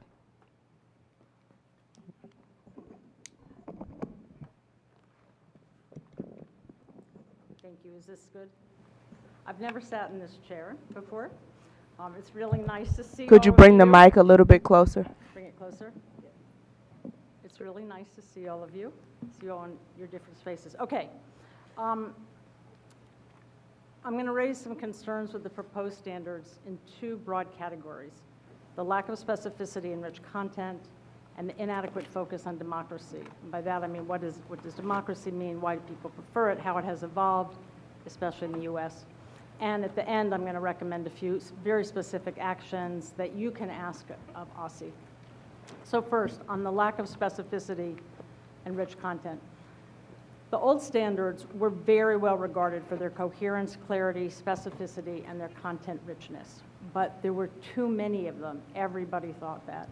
And they were clearly outdated. They needed to be revised, but not replaced. That was the explicit recommendation of both the State Board of Education and the Social Studies Standards Advisory Committee. Instead, they were wholly replaced. If you can get people to go back, that might be worth doing. Broadly, these proposed standards lack the coherence and rich, clear content of those that are in use. In their response to this concern, OSSI wrote in its comments, quote, "The standards intentionally move away from the content approach to social studies and towards the critical thinking approach to social studies, with the idea that we'll teach you how to interrogate the content, we don't have to worry about the content." But that's not how learning works. Critical thinking of any sort depends on content knowledge. Of course we want kids to have the skills, but critical thinking depends on content knowledge. You can't think about what you don't know. The idea that background knowledge is necessary for reading comprehension and for critical thinking is one of the most robust tenets of cognitive science, and these standards marginalize that key idea. This approach goes backwards. Reminds me of what's going on in early reading, where the learning science just gets ignored. So we need to focus on that. The loss of content in world history is a special problem. The world history sequence was explicitly expanded to 3 years in 2006 or just before to make sure there was ample time to learn about the history and culture and predecessors of the world's major civilizations. The proposed standards return to the old 2-year sequence, and the result, as you've heard from many people, is you lose the specific rich content, you lose the backstories about the people, the cultures that produce the people that came here from different cultures. You end up not talking about other cultures before they're sort of the targets, the subjects of Americans. European imperialism, and Europeans, the only story for them really is that they're the imperialists. Okay, well, maybe you'll ask me a question, I'll give you things to do. Thank you so much.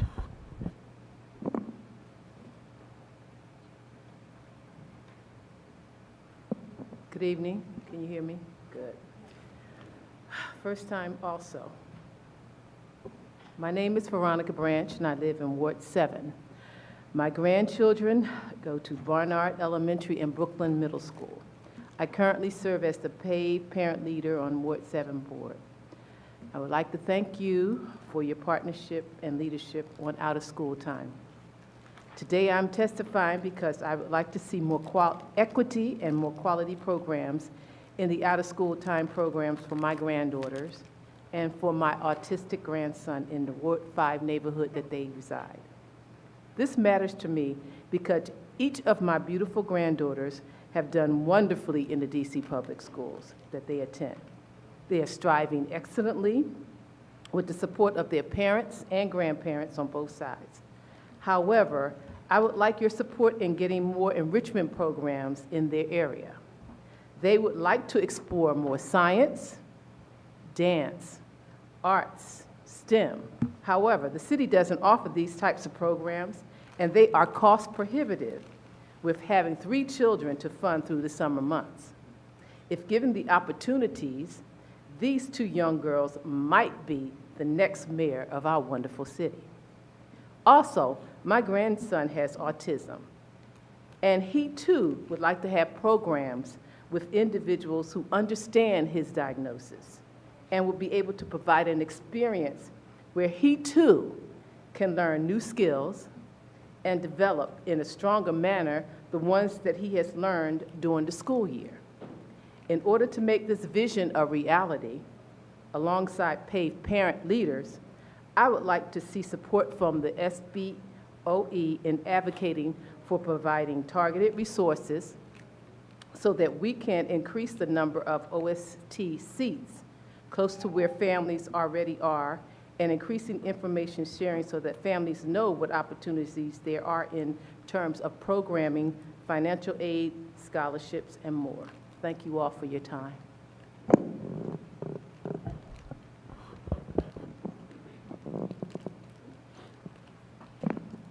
All right, thank you. Can you hear me okay? All right, perfect. My name is Simone Scott. I am a native Washingtonian, mother of two, a thriving sophomore at Digital Pioneers Academy, and a kindergartner, loving her learning experience at iDream. Both are public charter schools east of the river. Additionally, I'm also a dual parent board member with DPA and Ward 7 PLE member of PAVE, Parents Amplifying Voices for Education, with limited time. As a social impact entrepreneur graduating the district's first DHS Business Entrepreneurship course 5 years ago, I am spearheading the need for business entrepreneurship, one, as a vendor accreditation as a second generational activity for those residents that it serves, and second, to provide a distinct difference with the district that the difference between job readiness and career placement and actual true career readiness and placement. And I would love to at another time discuss what that is. And so that is not fully supported here in the district. So although college readiness is our academic mission, I find many of our kids, as well as our residents, are craving a more creative, rigorous curriculum. In addition, reintroducing vocational trade learning back into our schools is critical. As our scholars earn their credits required for graduation, these experiences of business entrepreneurship and those relationships build more life skills and accessibility to sustain any continuing education and career path. So to close, students have also shown schools that expanded meditation such as transcendental and mindfulness practice during the school day have also proven to lower hyperactivity, increase focus, and stimulate creativity within their scholars and school staff, promoting overall school-based mental health.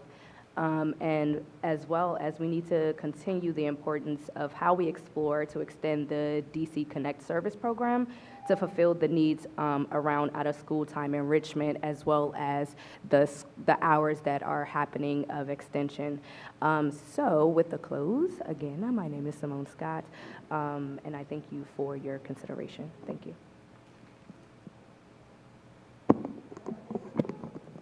Can you guys hear me good?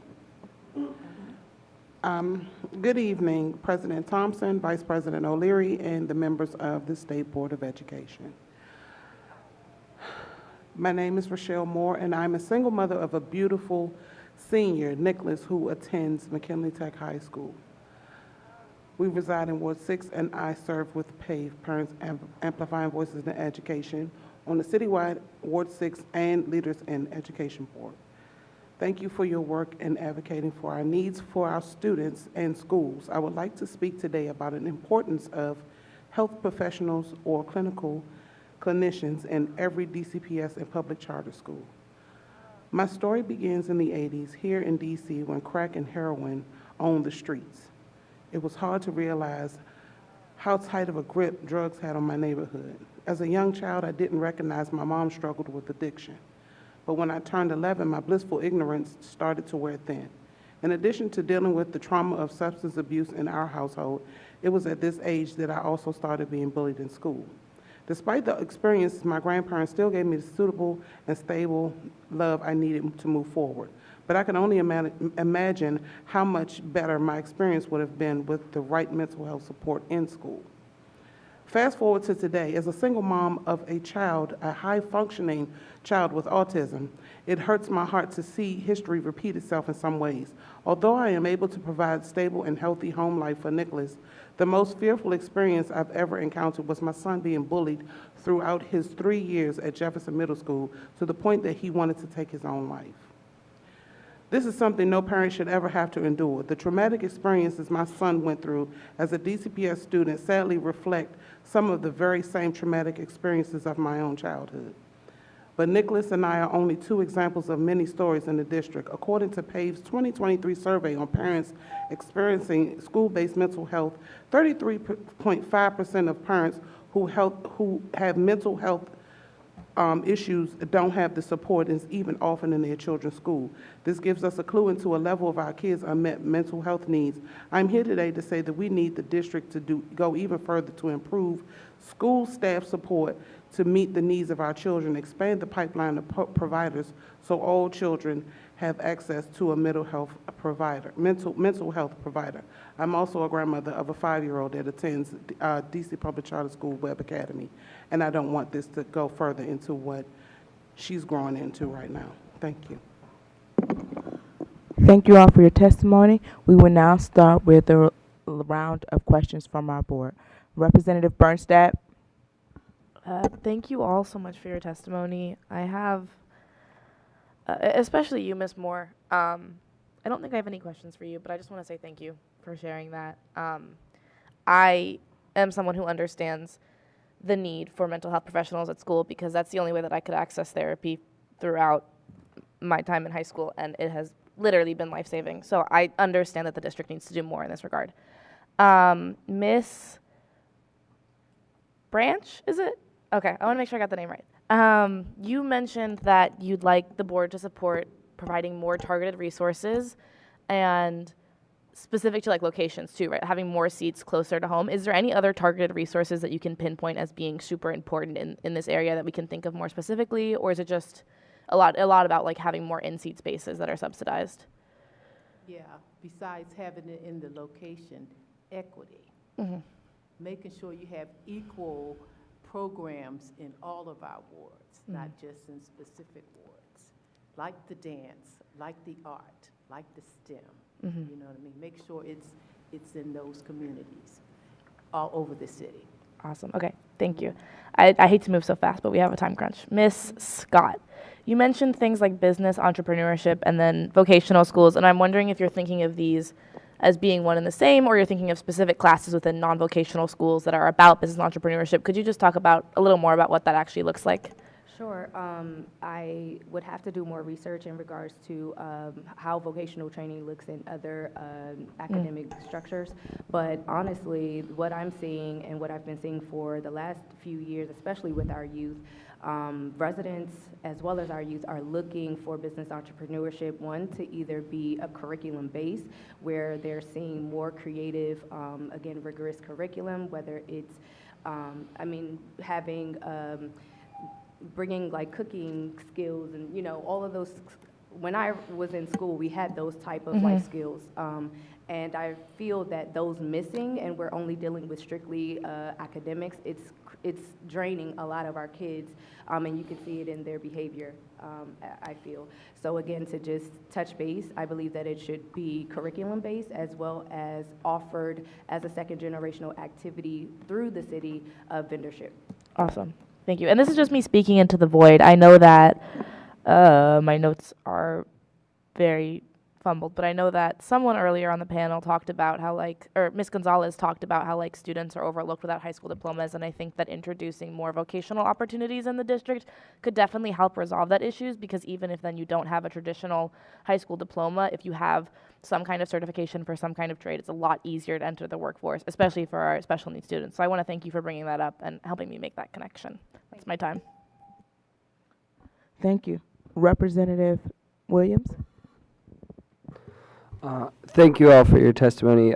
Ms. Moore, I wanted to let you know that I share your vision that every student should have access to mental health care, and I think we need to do more to make sure that people know how to use those resources. You know, even students knowing who to go to, destigmatizing mental health support.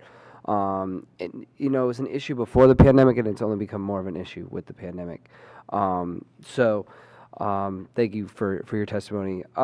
Ms. Scott, what I'd like to see, and I'm curious about you, do you feel like parents know how to access what schools have particular vocational trade programs? Because I feel like we have them kind of scattered throughout our city, and people, it's really hard to know kind of where to go for what your interests are. So I'm curious if you could comment on that. Absolutely. I think a couple of testimonies spoke on that in regards to just the diminishing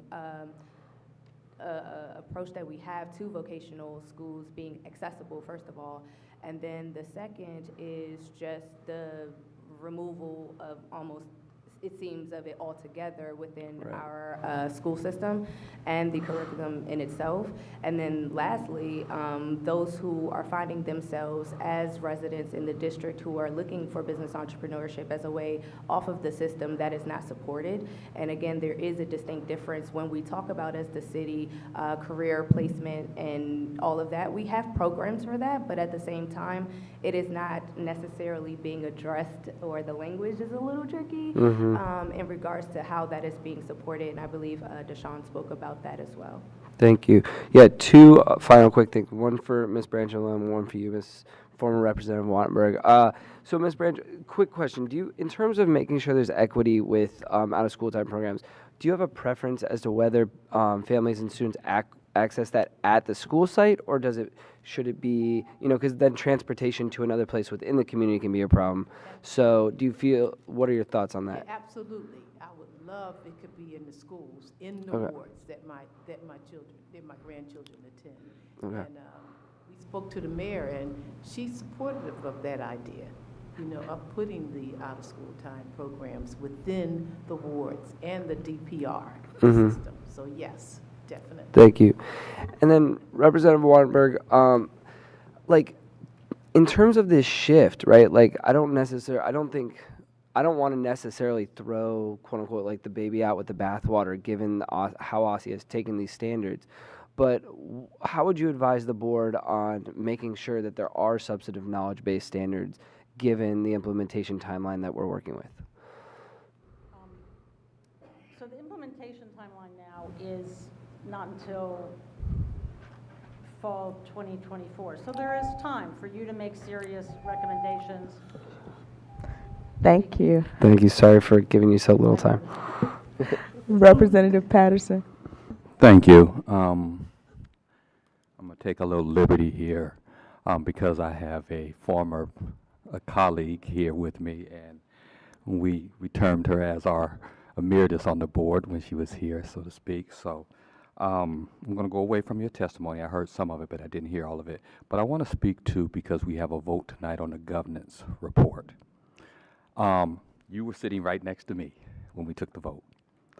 And I am the only member that is sitting on this dais at this current time that voted against the resolution.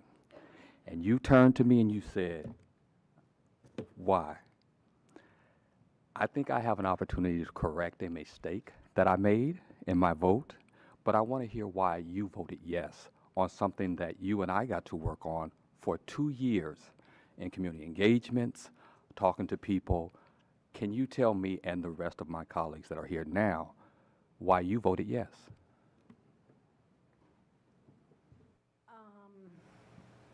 Maybe.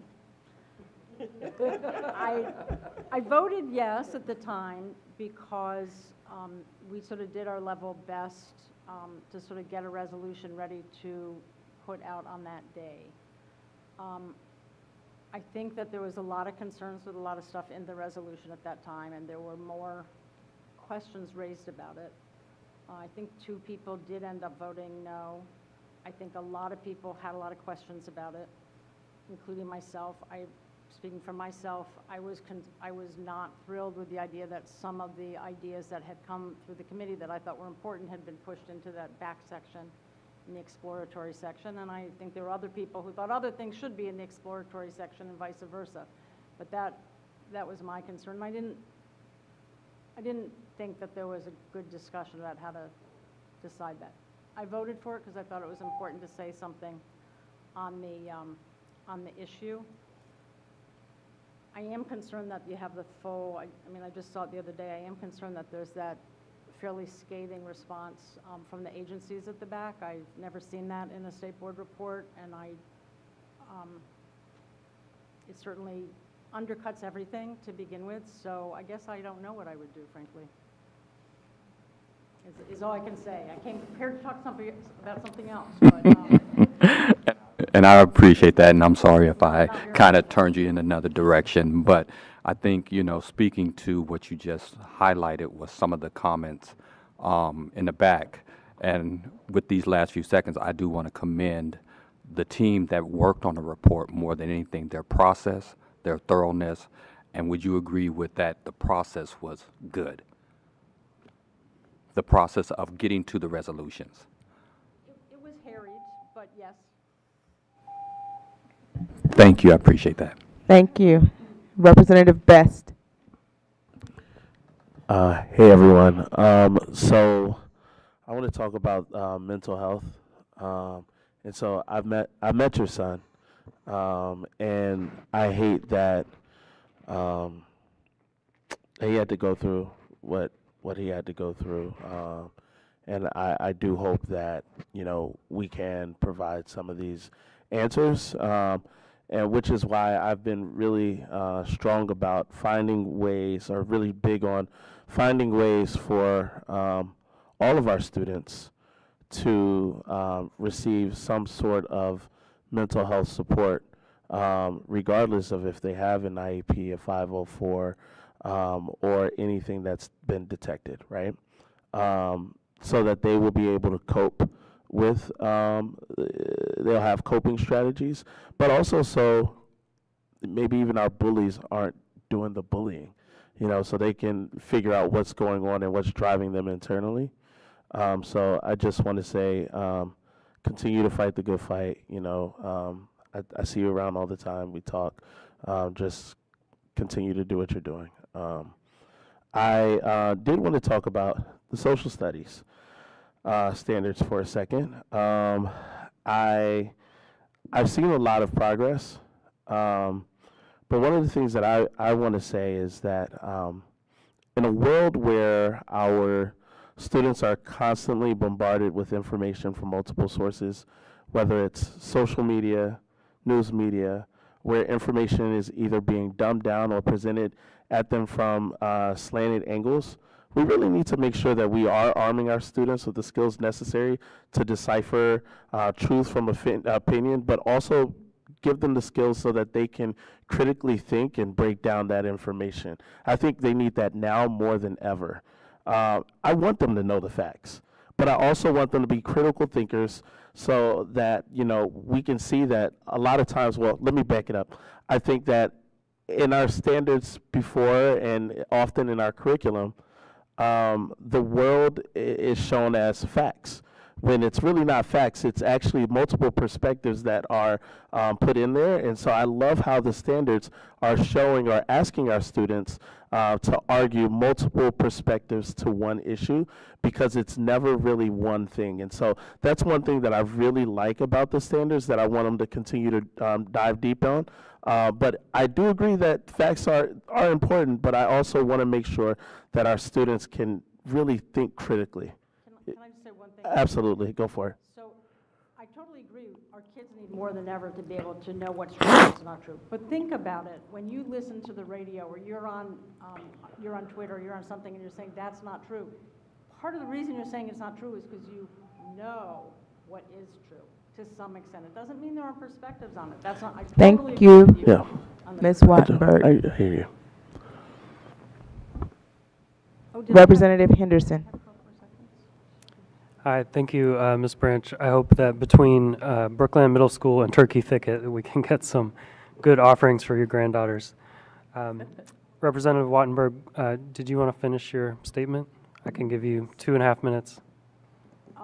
So I think I responded to Mr. Best on that. I mean, I think being able to decipher what is true and what's not really depends a lot on what you know. And if you think about it, I used to give a workshop, and I would start to read like the beginning of some medical journal about some new drug. And it's like, can you think critically about that? Oh my goodness, you can't understand half what the words mean. Of course you can't. So all the skills in the world don't help. And if you read just the front page of the newspapers today, think of somebody that I work with on what we call Education for Democracy, a historian, talked to me about history is analogy. That's what you learn in history, and then you're able to look at this whole Ukraine situation, and you're able to sort of say, oh my God, that is kind of like World War II, and you're suddenly in command. You have an ability to think about that critically. You can then say, oh, it's like Ukraine this way. It's not like, it's like World War II this way. It's not like World War II this way. If you don't have that analogy, it's a lot harder to think about it. And that's true. You just, you think about what's going on with voting rights. I mean, it's one of the critiques I made of these standards is there should be a strand about voting rights all the way through here. This country started out as it was a democracy, but it was the only people who could vote were white men with a lot of property. And now all of us can legally vote. Now, I'm not saying everybody can do it every time, because we know what's going on with voter suppression, but how did we get there, right? What are the events that allowed us to get from where we started to where we are, and what are the things that we still need to do to get to a place where there's real, more fair representation at the polls and equal treatment under the law. People need to understand this. They need to be able to know what happened before, to be able to say, wait, I know they took voting rights away after Reconstruction. We can't let that happen. You want people to react with shock. And when I read the Reconstruction standards, which, by the way, was one of the things we most needed updated in the new standards, sorry to keep looking at you, Olivia, is that there wasn't enough of that shock value, I thought. There wasn't enough about all that had happened that was good, and so not enough shock about what was taken away and what that has meant ever since. So that's just an example of it. And I was going to answer Ben's question more specifically, but I'll talk to you next time. But thank you for that chance. Representative Reed. Sure. Did the parents on the panel know that we're reviewing social studies standards? Just curious, just yeah, no. Did you know that we're reviewing social studies standards? No. Okay. That's not my question, but I'm glad you're passing close to Ms. Scott, because it's coming to you. Thank you for coming. This is the second meeting in a row. Yes. Cool. Hopefully one day we can come to you. But thank you for coming back 2 days or 2 meetings in a row. The question is, I'm going to ask you a question that has been haunting me. Actually, Councilmember Trayon White asked this because I was pitching vocational schooling in his youth forum. And he said, well, what is preventing students from accessing vocational programs? And the example that he gave was currently our cadet academy. I think they have a room for 20 students or something like that, and only 6 are being utilized. Another haunting thing from another community member is some of our students who are in our vocational programs are having a hard time passing the exams to become, which you mentioned, career ready? I can't remember but okay. Can you talk about any of the things that resonate related to like those 2 points that, access and when they get in, be able to finish and actually create careers? Well, the first thing I would say is correcting the challenges in post-education, getting them as early as we can in the early years of development, I believe will transition how we see our students connect to the curriculum, as well as we're connecting and making sure that at that early stage we're creating the pipeline so that our kids or our scholars are graduating where they are. And I believe that with that, of course we want to address there to be vocational training for students who may need additional help outside of the traditional school setting. But the problem is how did they get there? And so I feel that if we can address the challenges as they are happening, many of us as residents, we're coming and we're testifying about school-based mental health. We're talking about out-of-school time programming. We're talking about special education. And things like these are primitive when we're talking about why our kids are not focused, why they aren't staying in school, why they're not connected to the information. And that, I believe, as well as what you were speaking of as far as bullying and things like that, we're losing our kids faster than before. And I think that it's important that we gravitate and we figure out why that is and we address the issue head on, than trying to figure out how we create other programs and other programs. And that's great, we need that, but what really is the program, and are we really facilitating that program to fit and meet the needs? Thank you. Thank you. Representative Chang. Ms. Scott, I also have questions for you about vocational training. I'm curious what subjects your kids may be most interested in if it were offered. My son, he's actually a Tier 1 as well with DPA. He is STEM all the way with anything regarding coding. We have AI technology right now. So Digital Pioneers being a computer science, the first computer science immersion school period in the district, I feel is helping my son develop himself, as well as the fact that it's a small school, where being able to have more of a one-on-one connection or a smaller classroom size in order for our kids to be able to have that, that type of structure.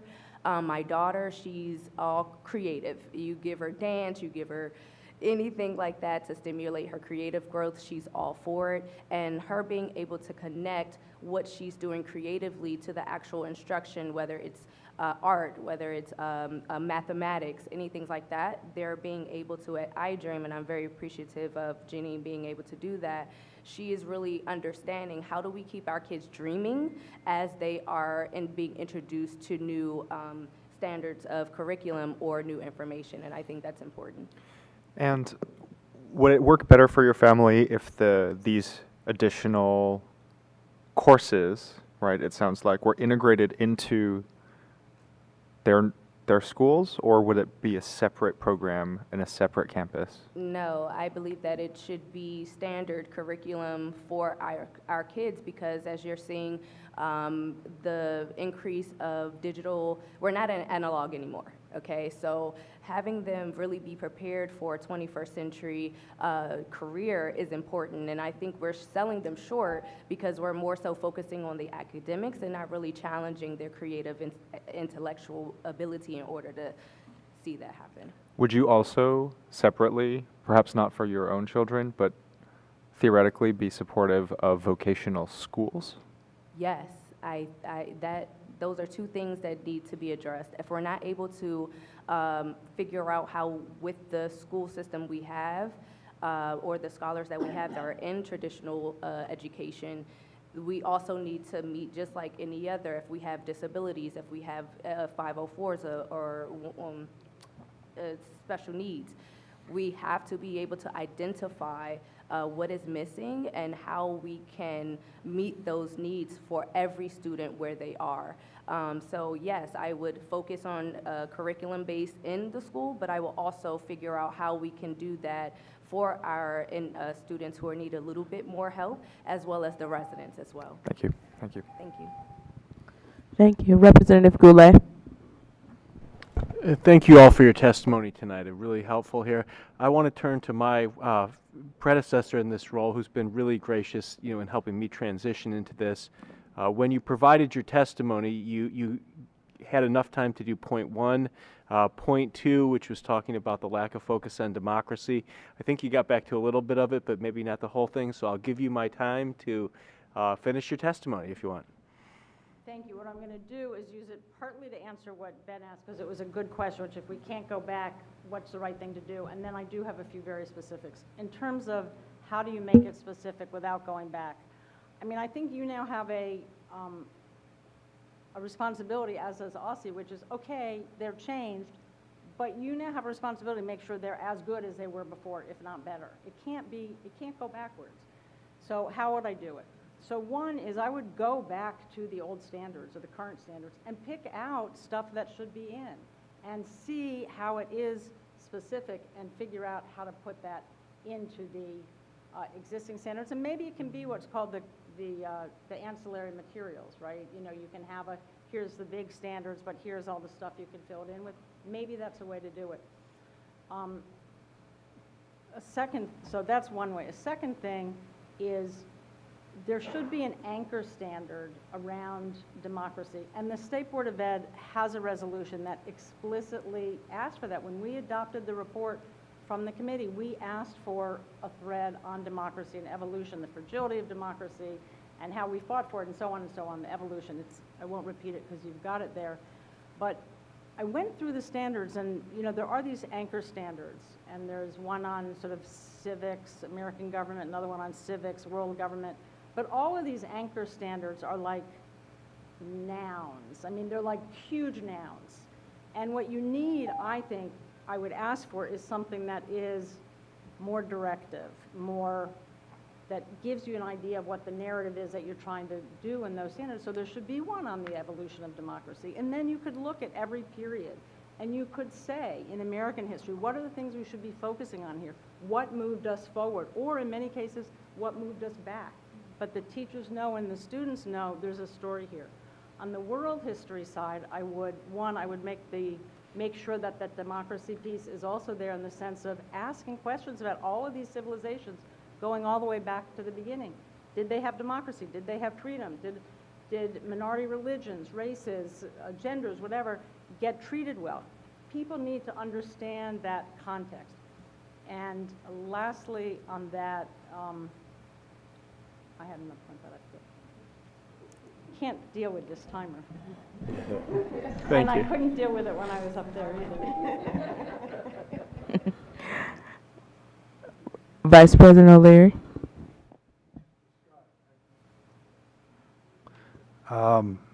This is a commercial for UDC. UDC has a new biomechanical engineering department where students are building robotics and prosthetics. It's got the professor who's running the department got a $20 million grant from the National Science Foundation. Sounds like your son might be interested in that. That's just a commercial. I will hope to get more information about that so that we can look into it. Thank goodness we are part of Marion Berry's Summer Youth Program for the first time, and we actually got, he just had his induction for National Honor Society, so we're very excited. Oh, good. But so just, it's a fabulous program. Okay. And the amount of money that the students, when they graduate in 4 years, are making is phenomenal. Yes, I will hope to bring that into our schools for our college, for our high school graduates, where when they're graduating, they already have acquired accreditations, whether it's for college or whether through business entrepreneurship. Our students need to either be able to own, operate, or have continuing education, life skill services that can prepare them to pay for school if by chance their parents can't do it and they don't qualify for grants. Great. And Ms. Branch and Ms. Moore, I just want to mention autism. In 2000, I was, an autistic student was put in my classroom in my AP language class. And I didn't know who he was or anything. I didn't know much about autism at all, much. I didn't know anything really about autism. He wound up as the valedictorian of the class at Cardozo 2 years later, got a full ride to go to St. Mary's College in Maryland, and then he got his master's degree from George Mason University. He's over 40 years old now. And what, I guess this is what people that don't know anything about autism think that it's something that you can cure, but that's not what autism is. And the system doesn't really, I mean, there were a lot of teachers at Cardozo when they found out he was going to be the valedictorian that said he can't be the valedictorian because he's special ed, because he was the first special ed student in the metropolitan area that was a valedictorian. And I just wanted to, I appreciate what you all said about your children, and I just wanted to say it so that maybe it's out there in the ether about that autism is a very special education. Absolutely, totally agree, totally agree. Totally. Thank you. Thank you for that. President Thompson. First, thank you all for, I guess, rounding us out for the evening. You know, you gotta have a strong finish because these meetings are long, and so thank you all for sticking with us, and thank you for showing up. Ms. Branch, you said you live in Ward 7, but your babies, your grandbabies maybe, are in Ward 5. Yes. And I just want to make sure I fully understood when you said you wanted because what I heard you say was, yes, I want that when you were asked about the school, the out of school time being in either the school or either the rec center? And because you said in the school, but then you said close to me, and then I was like, wait, close to her is Ward 7. So I want to understand, like, from your point of view, Where they reside, in Ward where they 5, yes. got it. In the DPRs or in the schools. You know what I Okay. mean? Make it convenient for the parents so you don't have to transport 3 children all over the city. Okay. You know many for out of school time programs. Okay, Yes. thank you. I just wanted to clarify because I don't want to assume. I want to get what you said right. And then I think the other part is it's not so much more hours because like we've heard like rec center and granted I have 3 that are opening at the end of the month and they're first with more hours, which is important. But you're talking about like the quality of program. Correct. Okay. Yes. The equity and you're right. The Okay. quality of the programs in the wards. Okay, I just wanted to drill down on what you meant by more. Okay, that's super helpful to me. Representative Wattenberg or former Representative Wattenberg, we know how to get a hold of you. I am sure that if there is a thing that you're like, we absolutely should know, you will let us know. Because I've seen the emails on the social studies. So thank you for that, and thank you for your testimony tonight. Ms. Moore, I'm just so sorry that was your experience. I don't really have a question about that. I'm just sorry that was your experience, and I want to acknowledge that. Yeah, and I think you gave us some recommendations for how it could not happen again, but I don't know if you had others that you did not get to share around like what we need to do to make that not true moving forward. Well, when it happened with my son, it wasn't nothing was done about it until I said I was going to get a lawyer, and I was going to sue the school. So then something happened. But by then it was too late. My son was getting ready to graduate, and he graduated 4th in the class, might add. You know, so he's still thriving, and yeah, he's top tier. He's an honor student, has been an honor student for a very long time. So yeah, thank you very much. Thank you to all of our public witnesses for this evening. Thank you all for coming out to share with us. President Thompson, I turn the meeting back over to you.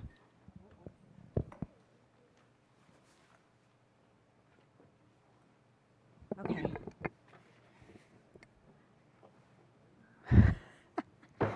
All right. I want to again thank all of our public witnesses for their comments tonight.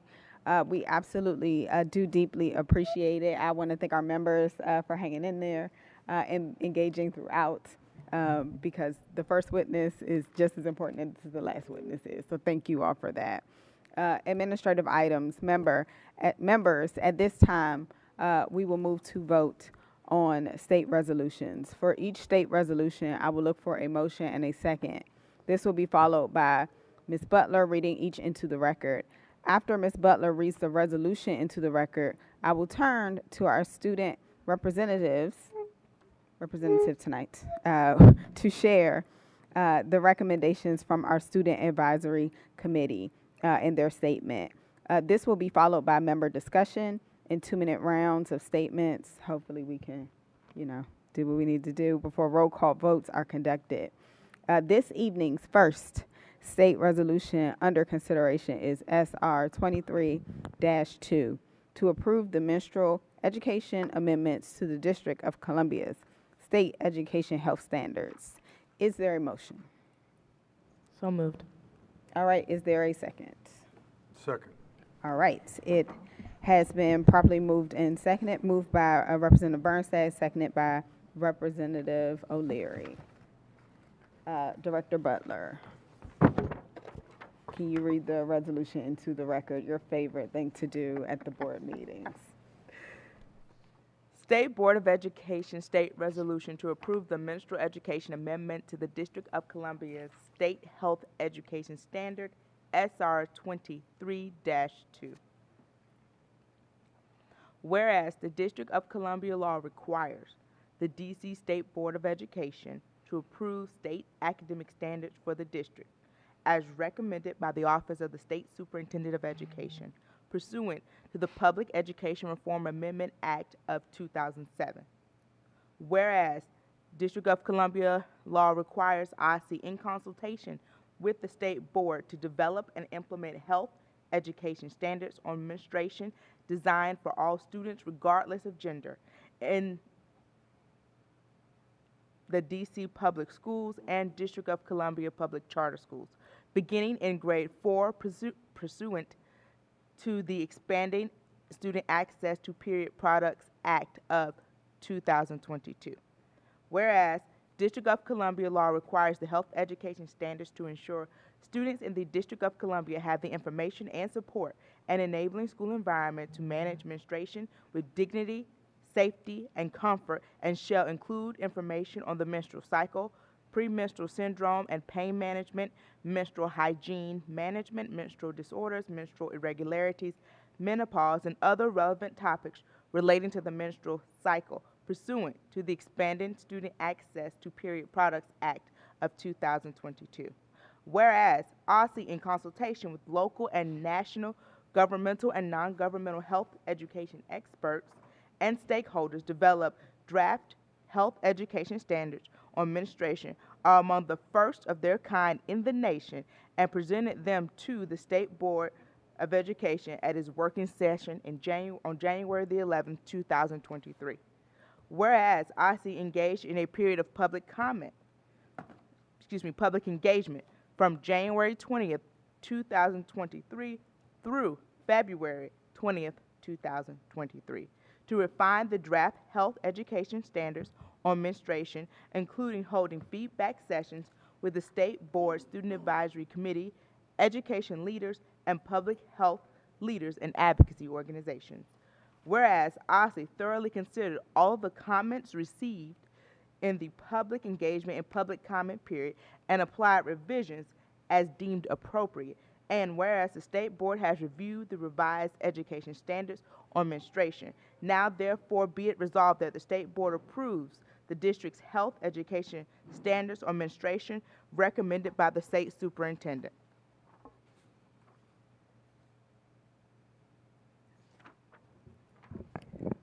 All right. Thank you. Is there a statement from our Student Advisory Committee? There is. In response to SR 23-2, to approve the menstrual education amendments to the District of Columbia State Health Education Standards, the Student Advisory Committee votes in unanimous support of the passing of this resolution. Thank you. Is there further discussion on the resolution? Vice President O'Leary. I would just like to reiterate about how pleased I am that it's to all genders, because I think it's very important for young males to understand the whole concept that it's teaching, and young females, but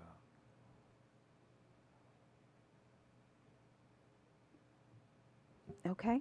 Seeing no further discussion, the motion is to adopt SR 23-2. Ms. Butler will call the roll. Representative Bernstadt? Aye. Representative Williams?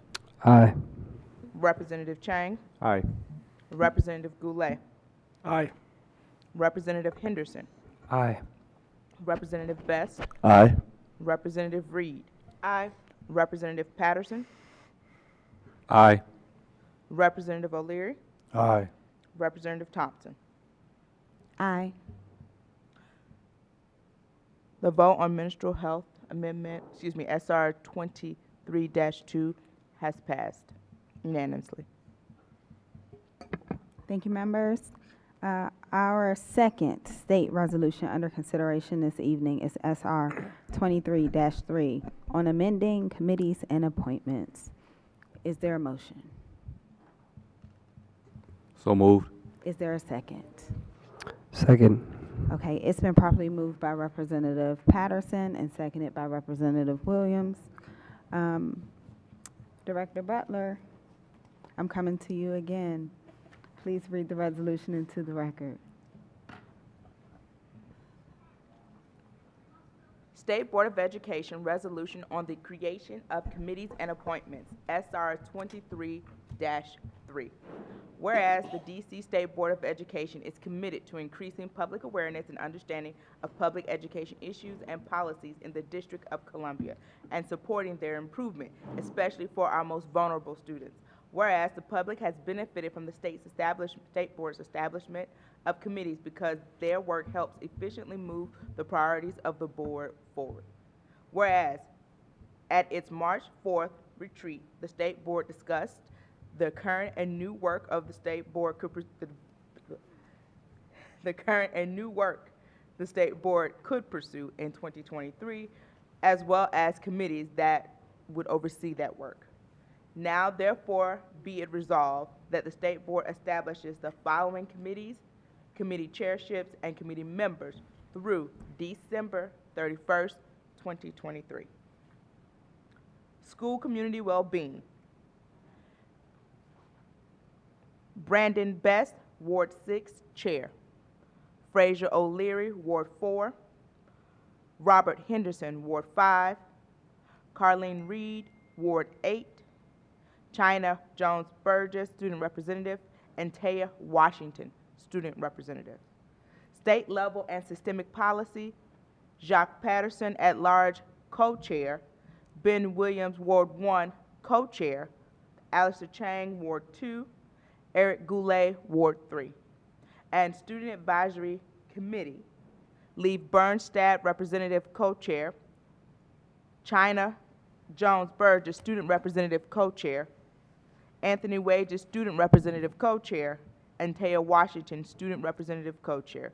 And be it further resolved that the State's Board Ad Hoc Bylaws Committee, as established under SR 23-1 on committees and appointments, shall continue its work revising the State Board's bylaws and developing standard operating procedures beyond its original deadline of April 26, 2023, with an updated sunset completion date of June 30th, 2023. All right. Thank you, Director Butler, for reading the resolution into the record. Is there a discussion on the resolution? I have a committee statement that I can read, and then I can share my piece. Okay. Sorry, that was missing from my script. You're good. And I'm speaking. It's really short. As always, in response to SR 23-3 on the creation of committees and appointments, the Student Advisory Committee votes in unanimous support of passing this resolution. That's the SAC. Can I give my little comment? Okay. I am super duper, and this is my most professional language, super duper excited about the fact that the SAC is now a standing committee, because I think it's really important. The staff on the state board and the other members of the state board are really excellent at ensuring that student voice is on the board. The reason that the SAC is a standing committee is important to me is because that ensures that in times of transition on the board where maybe some institutional knowledge is lost, or just in times where things get really hectic, that board stays around and continues to get support. Because since the student reps change every year, or most of the student reps change every year, we have some people that repeat, it's important that it is there, because that means that there will be follow through on it, right? If something's in our bylaws, we have to follow through on it, which I hope means that, and I hope that with our standard operating procedures that we're writing for the board as a whole, and that the Student Advisory Committee is thinking about working on for just our committee, this can be made a little easier so that student reps that pick up this position can kind of smoothly transition into it, so that, I don't know, they have the support they need to run the committee smoothly, because I know that sometimes that can seem like a daunting task, but it really is important. Like, I think this year shows we've had after COVID dipped our attendance, from my understanding, from what it was before, and we've kind of really built it back up. I think we can keep doing that work, such that the Student Advisory Committee keeps existing in the way that it exists now. Thank you all. Is there further discussion? All right, seeing none, the motion is on the adoption of SR 23 dash. It should be SR 23-3. Ms. Butler will call the roll. Representative Bernstadt? Aye. Representative Williams? Aye. Representative Chang? Aye. Representative Goulet? Aye. Representative Henderson, Aye. Representative Best, Aye. Representative Reed, Aye. Representative Patterson, Aye. Vice President O'Leary, Aye. President Thompson. Aye. It's a unanimous vote to approve. Thank you. All right, next up is a vote to adopt the Education Governance Report. Over the last 2 years, the State Board has sought to understand the strengths and areas of improvement for the DC education system, After passing SR 22-17, recommendations on changes to education governance in the District of Columbia, the State Board now will consider its final education governance report that details the community engagement process, what was learned, and suggestions to successfully implement recommendations from the resolution around students, educators, and families' experience with the DC education system. All right. Is there a motion to adopt the report? Aye. So moved. Second. All right. It has been moved by Representative Goulet. It has been seconded by Representative Patterson. Is there discussion? Representative Goulet. Well, thank you. I appreciate your comments on this, and just for the perspective, I want to put on the record what we are voting on tonight and what we're not voting on. We're not voting on the substance of the report. We're not going back and making changes to the resolution that was previously adopted. I look through the resolution; it accurately reflects in this report what was adopted by the board. I think that's really important. Is that we are kind of in a little bit of a procedural oddity here to adopt language in a report that was adopted by a previous board. But what I looked at in terms of voting yes tonight was, did we accurately reflect what we voted on or what the previous board voted on? And we did. I think that that's really important. I would like to move a motion tonight, and I could do that right now, I suppose, under Robert's rules, to remove attachment C from the report. So I'd move. There's been controversy about attachment C. I think it was submitted after the board voted on this. This was the executive comment. I think that can stand on its own, and we could add that as a footnote. So I would like to, after making my comments here, put a motion on the floor to remove attachment C from the report, and so move on that. Yeah.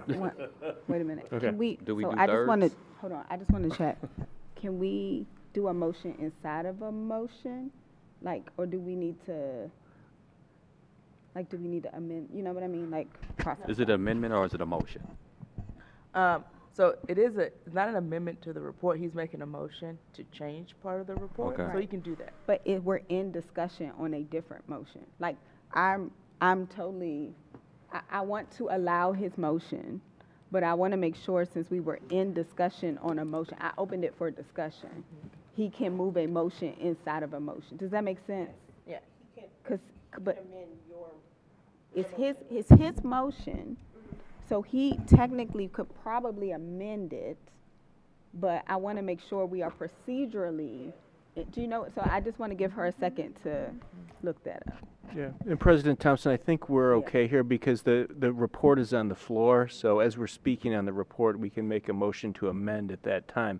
I don't think there'd be a second-degree amendment to my amendment, but I think we would then have to dispose of my amendment and then vote on a further amendment. So we'd vote on this amendment first, and then once that's completed, we'd come back and then continue discussion on the amended report at that time. That is exactly it. Right. That he gets to. Correct. All right, so the motion in front of us, the motion in front of us is on the amendment to remove attachment C. Second. Call the roll. Mm-hmm. Oh, wait, it's discussion.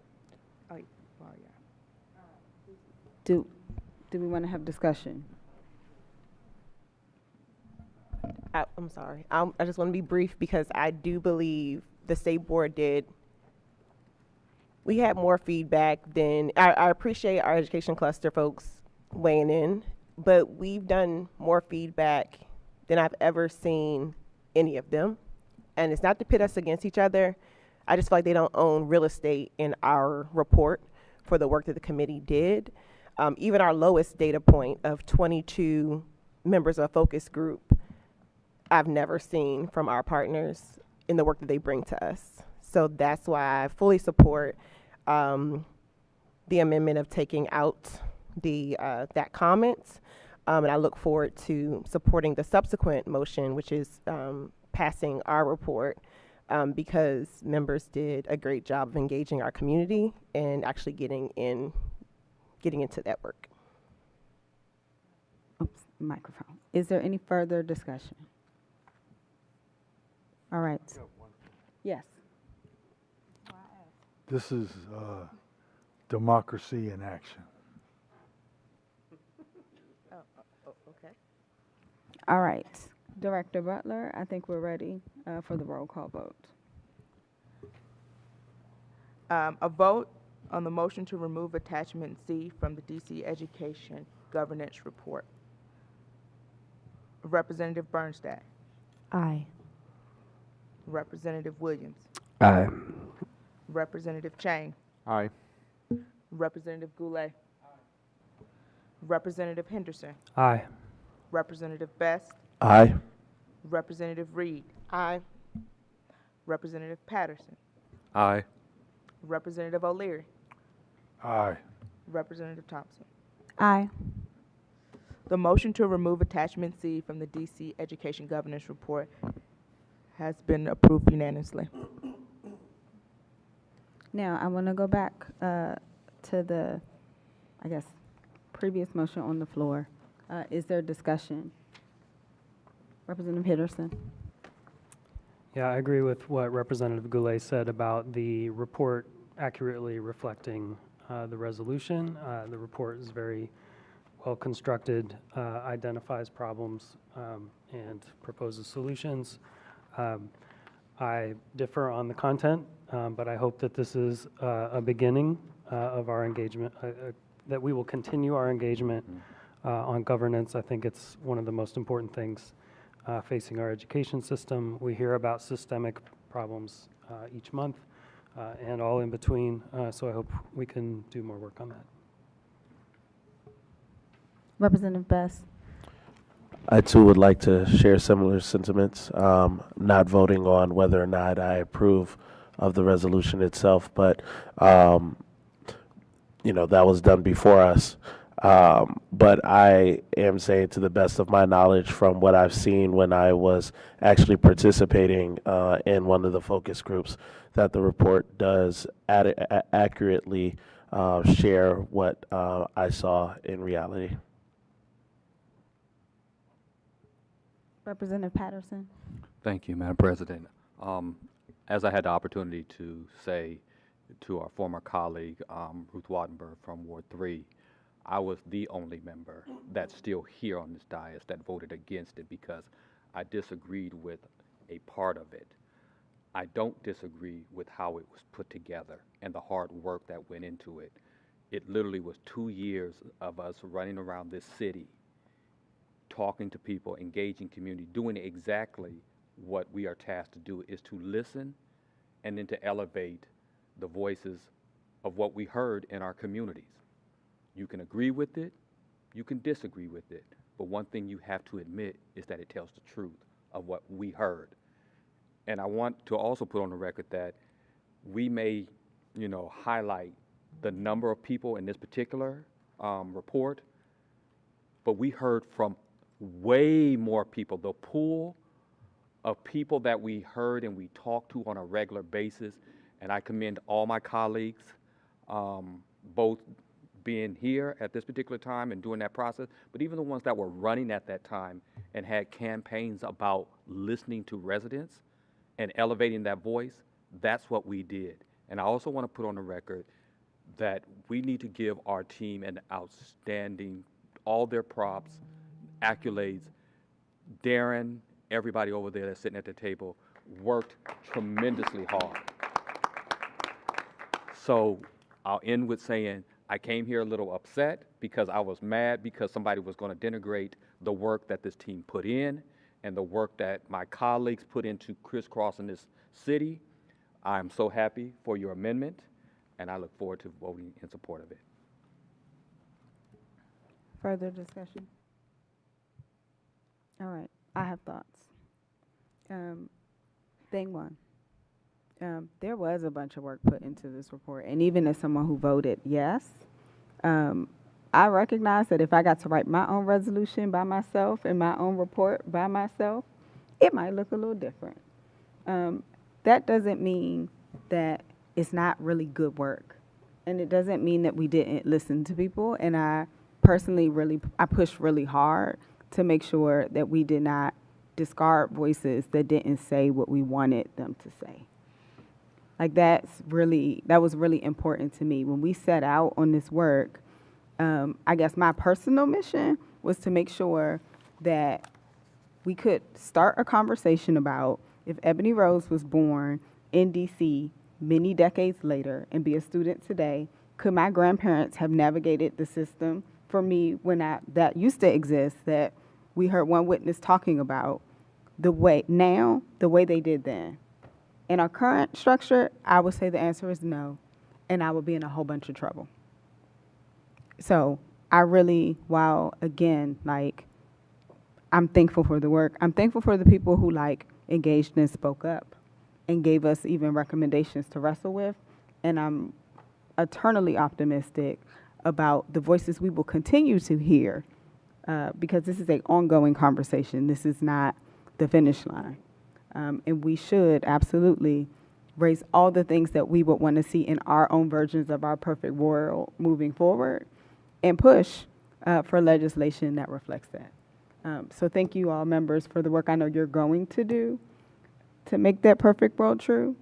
And those would be my thoughts that I would like to share this evening. If there is no further discussion, I'm going to call for the vote. I've elected you at this point. Director Butler. Motion to adopt the amended DC Education Report.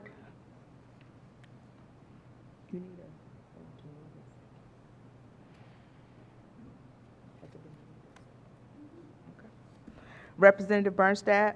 Aye. Representative Williams? Aye. Representative Chang? Aye. Representative Goulet? Aye.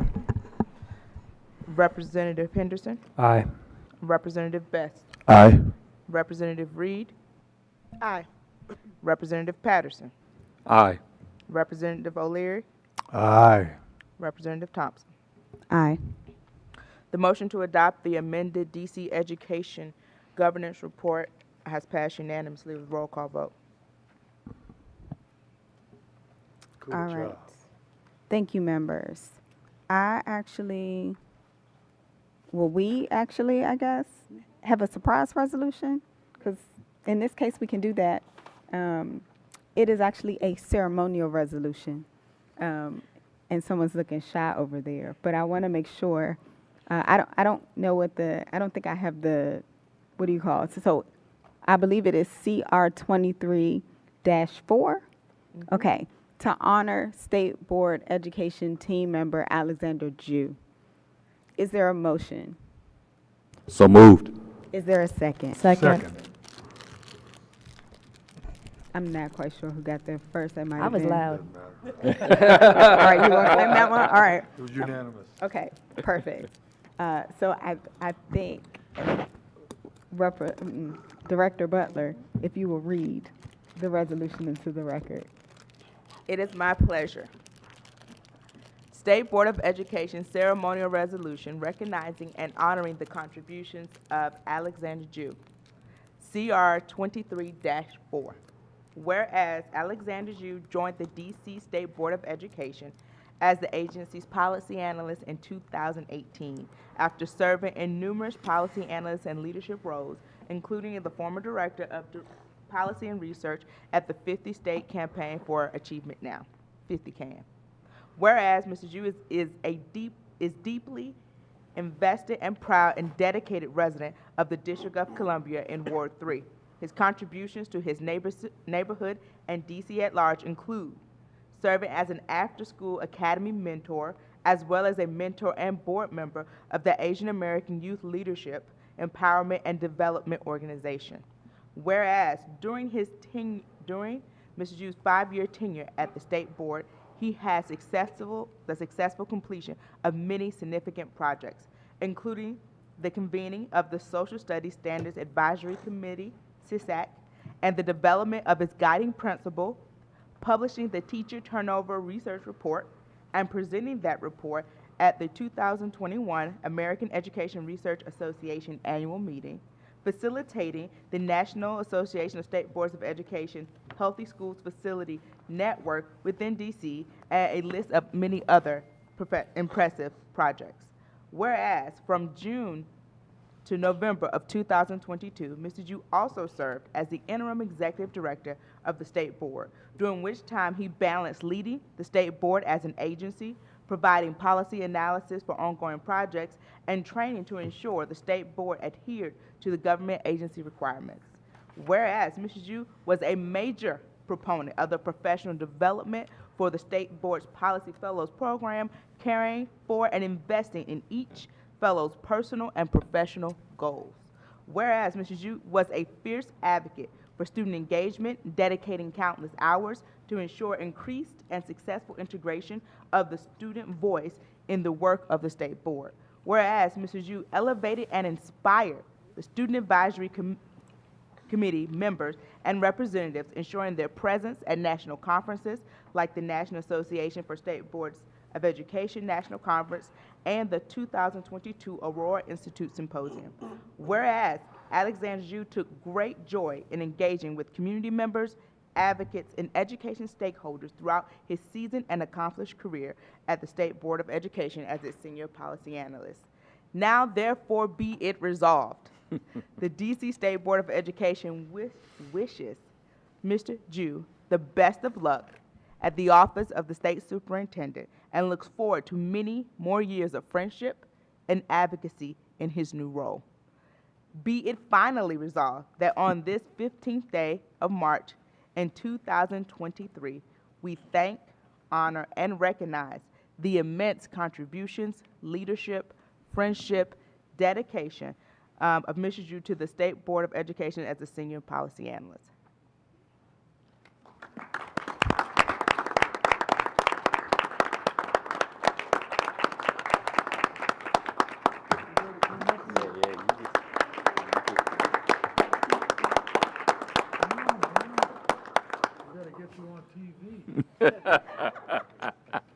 Thank you, sir.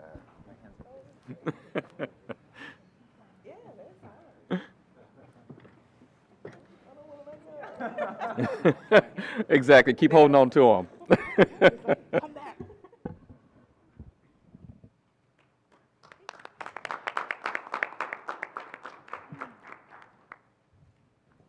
All right. Is there a discussion? Representative There is Bernstein. discussion. Alex, I already expressed my gratitude towards you earlier, so I will keep it brief because you know what I think about you. Some good things, some, you know. You'll be happy to know the Be Real already went off today, and I didn't take it. So after this meeting, you're going to take my Be Real. We've already discussed that too. But I just want to say thank you so much for everything. You know, everything you've done for the student reps has been really important. You're always there advocating for us, helping us figure out what we need, especially in the transition between last year's student reps and this year's student reps when you were the interim executive director. You know, giving us space to kind of figure out what we need and what they need has been really helpful and just super important to everything we do. You're also just a great adult to work with. A lot of adults suck. You don't. No offense, y'all are cool too, but you know, Alex is especially cool, especially funny. Always make sure that we're fed and have snacks and that our snacks are well guarded from y'all. You're just excellent and amazing, and I told you all this earlier. I can't say it a million times, but thank you so much for everything. I'll miss you very much. When I'm back in town, we're getting coffee. I think you also can say something, but I'm going to go to Representative Reed, and then I'm going to come to Vice President O'Leary, because I think they got their hands in first. Alex, thank you. And I don't know, it doesn't seem like it encompasses all that you do, but I love whenever I have a moment to give people their flowers to do it. You are one of the people that I frequently rely on to get things done. Like I knew if things landed in your hands, it was going to get done thoroughly, thoughtfully, and just, even the simplest things of like making sure a resolution is signed, it has a frame, and you have the right contact person for, a school means a lot because it's that extra step. Somebody said not community service, customer service today, meaning so much to our community, and you've truly provided that.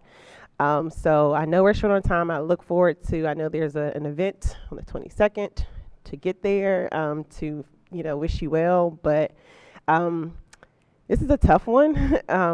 Losing people in general is not a great thing, but this is one of the moments that when I saw the name and who was transitioning, I said, oh, it's going to be a shift for a while. So much best wishes on where you're going. We are happy you're right there, and we'll see you in a different capacity. But this one hurts a little bit. So, but we'll see you around.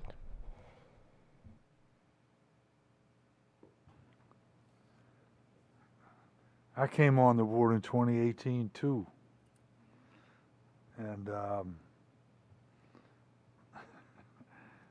I guess everything I've done in the last 4 years has had Alex's imprint and footprint and other prints on it. It's been tough the last couple of months because Caitlin left and then Alex is leaving and I got no arms left. So I'm gonna have to regenerate my, no, I've got 4 more arms. But, and I've told you how I feel and you know how I feel.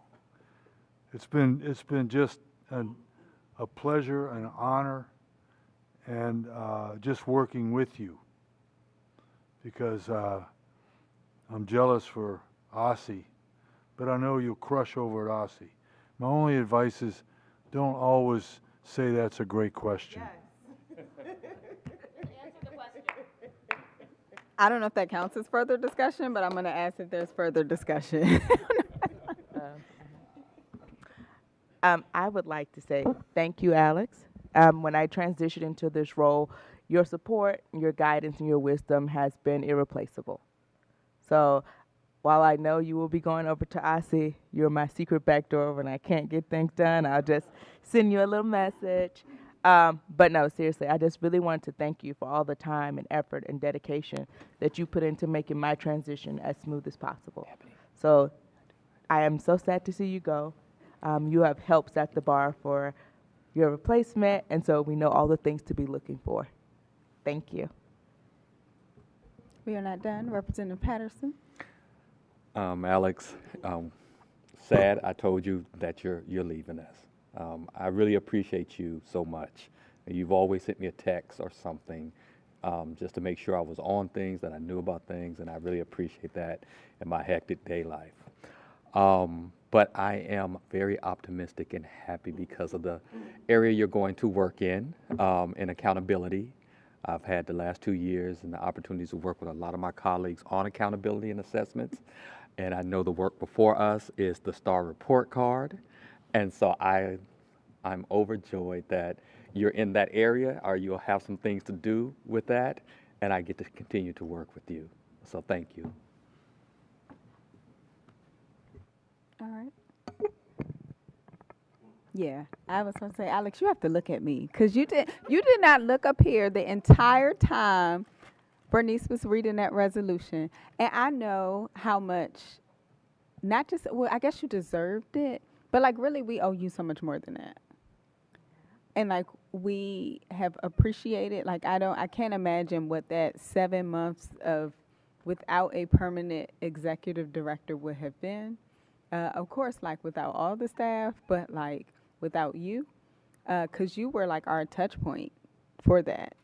And there were so many things that we did not know. Like that was really we did not know what we did not know. And so I appreciate all of the hard work that you put into that. I'm so glad that we got through that intact. And I'm so happy for you to be able to go on to the next thing, because I'm sure not only will you get through that next thing intact, but you'll bring so much to it, and you'll have so much success there.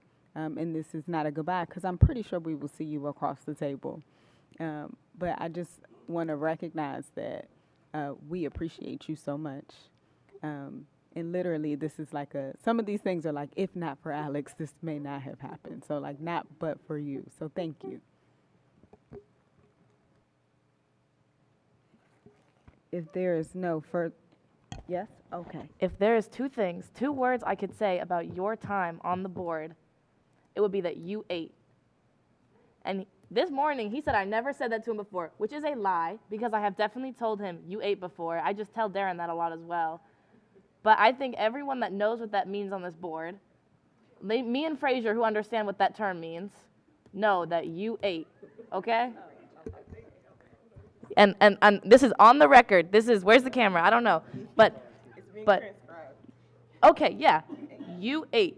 And you cannot tell me that I never said you ate again. And if I ever hear that come out of your mouth, I am going to this YouTube clip, and I am pulling it up, and I am playing it for you, because you most definitely did.